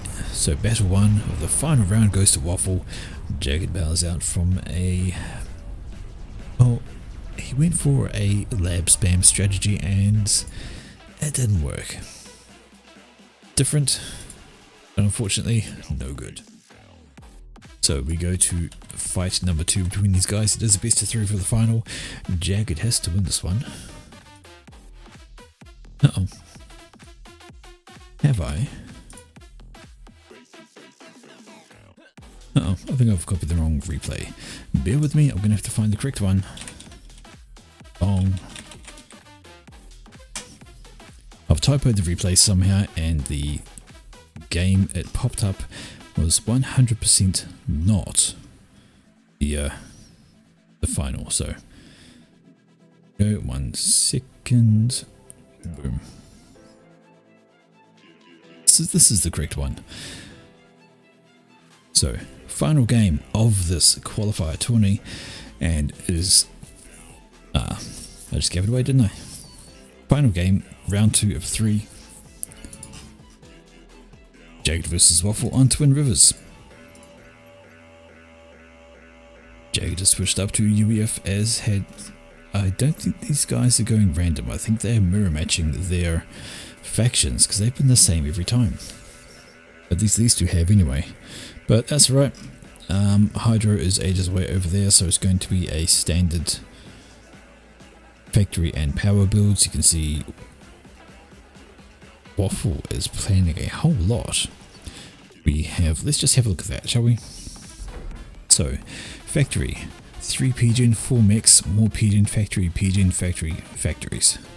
So that is 12 pigeons in total planned to power 5 land factories and 1 air factory. That's his plan. That is going to be floated by engineers grabbing reclaim and maybe building their own pigeons. However, that is his opening. Right, over here, Jagged is doing a similar thing. Of 8 pigeons before he goes into, 10 pigeons before he goes into the air factory, with a land factory smuggled into the middle of that, and he's possibly going to be using engineers to pick up this mass extractor over here. That's weird. Why is the game doing that. Interesting. I've not seen that before. Maybe that's part of the issues. Either way, these guys are going to have at on Twin Rivers. We all know Twin Rivers is a bit of reclaim in the middle that you maybe want to consider getting. Larger Rex, and you have on one half 1200 reclaim there, and of course same on the other side, 1200 reclaim. So all in all, this middle little rock has 2.5k reclaim up for grabs. You don't want to miss out on that. It does cause issues should you give it all over to your opponent. Right, but early aggressive units out from Waffle, and he's got a striker with a Snoop. Snoop is going to loiter looking for Ingi's pushing on in. If we should see one, I imagine we'll see that striker come wobbling on down straight away to take them out. However, that's not where the Ingis are going, and that Snoop may run into a counter striker. Counter strike, haha, sorry. That's really lame of me, but maybe not spot it. This guy might be trying to scoop around the back and look at picking up this engineer here, which he is indeed vulnerable at this time. No defending units. Might be a striker rolling off the belt somewhere to assist. Not at this stage, but that guy's going to be spotted. So yeah, Jagged knows it's there, and he knows what's coming. Is there going to be any kind of a response? Oh, not so much. Instead, he's going to focus on the reclaim down here. There was a Snoop coming in, but he's got a striker in defense and no other combat units around to assist, but this guy's probably going to die. Maybe not. Striker comes off the rails, is going to move over that way. Snoop is a dead man, which leaves this engineer free to grab some reclaim. Exact same thing happening over the side. Jagger trying to sneak a unit around the back to grab there. Not going to happen though. And that's all she wrote on there. Striker on striker action, and it's going to go better for Jagged. Got away some free shots and choose off this guy. Engineer can come back now. He can finish building that mix and grab all the reclaim. Good times for him. More striker v striker action. Engineer is getting some more reclaim because it can while it is surviving, and that was a first shot off this guy, which is not quite just enough, but now reclaim for the engineer, and he's going to be absolutely happy with that. Manages to scoop up all of this, which is a decent amount to have. Alright, we have scouts out for both players. Having a look, got a single inti for both guys, so very similar with their progress. And just having a look at it all. 1, 2, 3, 4, 5, 6 land factories plus air. We have 1, 2, 3, 4, 5th land factory going up, air's already up, and more planned. So all the spam in the world is what we're looking at. Okay. Yeah, there we go. Oh, 2 versus 1, that's not going to be great, although 2v2 we do have a second striker coming in to assist. Want to be a wee bit dodgy. That is going to be the end of these guys though. Engineer's going to go pop and striker's going to get away with it. Though there is a second one coming in, he will die. Not so bad. There's another engineer close proximity, those going for those mixes, so we'll have to redirect a different one down here to pick up these. Right in the middle, a slightly larger force to defend this engineer who's grabbing this reclaim. And how are we looking? Well, Waffle has already grabbed these 4 mixes here, so he's a little bit ahead on that eco game, the expansion game, but Jagged seems to be ahead on the eco game. Let's see, 39 income versus 35. It's pretty even. It's not really anything to call at this stage. Pretty neck and neck. So, you know, it's absolutely fine. Do we have a T2 mix for Jagged already? Do we have T2 mix for Waffle? No, we don't. We have one on the upgrade. So, Jagged has been a bit quicker to upgrade his mass extractor. But, yeah, I don't know if that was the right idea. distance build almost complete for Waffle, so he's going to be able to get the side islands, get those mixes and all this reclaim first. He will be having a good day with that. Whereas that is just coming over. Striker has made it all the way down to the back here. He could wander over and start killing engineers at any point in time, but he's probably going to sit there, wait for them to go for the reclaim and kill them at that point. Be a bit more circumspect. Defending PD going up to help hold those 4 mass extractors. Not an awful idea. And a drop. Why distance build when you can drop? Get her done. And indeed, there we have it. Striker has been waiting and is just going to pick off NGs quite happily. Yeah, just enough range for them to die. Drop is done, but interceptors, nope, they haven't quite locked onto the transport. Distance build is going along anyway, factory is going up, so Jagged should be able to hold on to that island quite happily, despite there being bombers. There's one. Maybe it's going off to the island. Looks like it will be, but it's going to be way too late because the factory is done, the engineers are up, and the reclaim is ahoy, and we could see archers coming off that pretty darn quickly once the bomber turns up.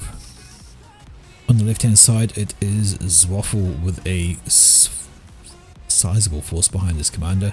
Similar force here for Jagged, however his commander is on the other side of the map. Let's have a quick unit count, see how we're looking. Well, we've got 52 tanks for Jagged and we have 59 for Waffle, so Waffle's slightly ahead and he's also got units in the back. This is a drop, this is a combat drop with a single engineer, I think. Yep, so 4 tanks, single engineer. The question is, will they be enough to stop this? They've got to stop the point defense from going up. Drop right in the mid here. Down they go, and we're going to see the engineer die first, so the point defense will not complete, but we do have a factory up here which can pop out units, and if he kills the engineer,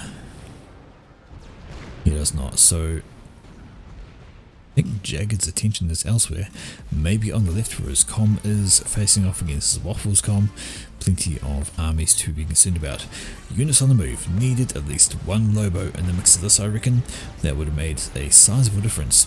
And the engineer is alone, is caught by a striker and it's going to go down, so now it's just a hope that these guys can do enough damage to justify them being there. Jagged gets on the gun upgrade. A good plan. Is getting some pressure on the right though, is going to need to bring some units over to help. These guys should move on up, maybe. That's a massive force belonging to Zwaffle. He has way more on the ground right now.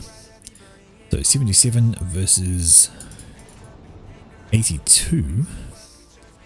There are some Lobos in there. 12 and maybe none. Okay, the Lobos are going to make a difference. Their shells will lob over and cause havoc. That upgrade is on the way. 50% done from Jagged, and Waffle actually moves away. I don't think he is aware. Well, he knows he's there. He's not pushing. So he doesn't know that Jagged's on an upgrade, which will be all the difference to whether he would push or not. Right, single striker comes on over, kill the radar, why not? Nice and easy on the right hand side. That's a larger force for Waffle. Jagged has to fall back once again. That is causing problems. How's the upgrade? Well, it is 75%. That scout gone over. Waffle should know he's now on an upgrade perhaps, although he's not sure. The radar is gone. Not aware of what's going on. Alright, these 2 strikers don't survive. Larger force, they don't take out anything. I don't know if that was worth it.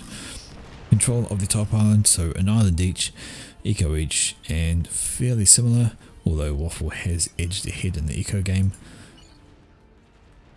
Stalling power though, so that's not helpful. And Jagged has finished his gun upgrade. Waffle has nothing. So Jagged is good to go. He has that gun upgrade. Does he have overcharge? He'd better. Overcharge for Waffle and nothing for Jagged. That's kind of surprising. You don't normally see a gun comm without a... there it is. There's the E-storage.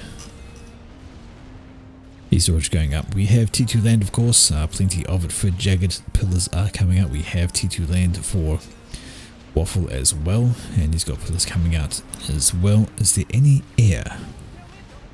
There's some air. Is there any tick, I mean? So T1 for Waffle, and there's T1 for Jagged, so that's all, nothing major, and the pillar's going to go over there and shoo those guys up. Right here though, Jagged is hunting down Waffle. Waffle's on an upgrade. If he could focus him down, that could be a lot of damage good to go. There is T2 in the mix, however, and oh dear, kill off the units and Waffle is going to be in trouble. Overcharge the T2. Waffle finishes his gun upgrade though, and it's now even Stevens if it wasn't for the pillars in the mix. Overcharge them and Jagged would be greatly placed, except he is now getting pushed. And that is only T1 supporting his commander, and this is a lot of T2 coming his way. He's got some pillars running up in the background though to assist. The question is enough. Looks like it will be, because Waffle is turning back. Both have overcharge, and right now maybe advantage to Jagged. He's both got the rank of veterancy, both have gun upgrades, and he's thinning out the units quite well, overcharges his targets quite nicely, choosing them good. There he is though, up there without units once again, down into the yellow, 9,500. Waffle both have a rank of veterancy, 2 now for Jagged. He's down to 8,000 actually, needing to be careful. Once again, he's shedded a lot of health just to try and sort this, just to try and give himself an advantage, kill off units, get ranks of veterancy, get a bigger supporting army behind him. But Waffle is actually coming out with some shields, which is going to make a massive difference. 5,500 for Jagged, so he's needing to be quite careful there. And I do wonder if there's going to be a push in. More NGs coming out. Do we see anything else? Why are they coming out? They're going for the reclaim already. And Jagged is going to get caught out. Oh dear, his units are far too far away. Down to 2,000 overcharges, pillars. A misstep from Jagged left his units a little bit too far away. Honestly, I'm not surprised. I've been running this cast for nearly 6.5 hours. I can barely follow some of the action. Jagged has been playing for 6.5 hours since this tourney started. That's a long time to keep playing Forged Alliance, and a long time to keep your concentration. But either way, Jagged is out, and we have a winner of the tournament, and it is Zwaffle Noob taking away the October Fall Invitational Open Qualifiers. So these are the qualifiers for the Fall Invitation, and my word, some very quick matches, some slightly longer matches, some very good 1v1 action, and honestly it was fun to cast, but my word am I tired. 6.5 hours of casting. I think that's my longest one I have done yet. It is coming up at 2 o'clock in the morning. That's the time it is. So yeah, I'm absolutely shagged. Anyway folks, I would just want to say thank you so much for being here. I hope you enjoyed the cast. I really wanted to get this content out before I went away on my break. Yeah, but absolutely shattered right now. So thank you for being here. Hopefully you enjoyed it. I will send these ones out to YouTube so you can watch at your leisure. That was a fun tournament. No, I don't need to count sheep at this point, mate. I can just lie my head down and I'll probably have the eyes closed and my consciousness aborted before I even touch the pillow. I'm absolutely shagged. Anyway, again folks, thank you for being here. Have yourselves a wonderful day, morning, night, whatever time zone you're in. Take it easy, take care, hope you enjoyed, thanks for watching, have yourselves a wonderful time. And we'll see you on the next stream next week. Farewell.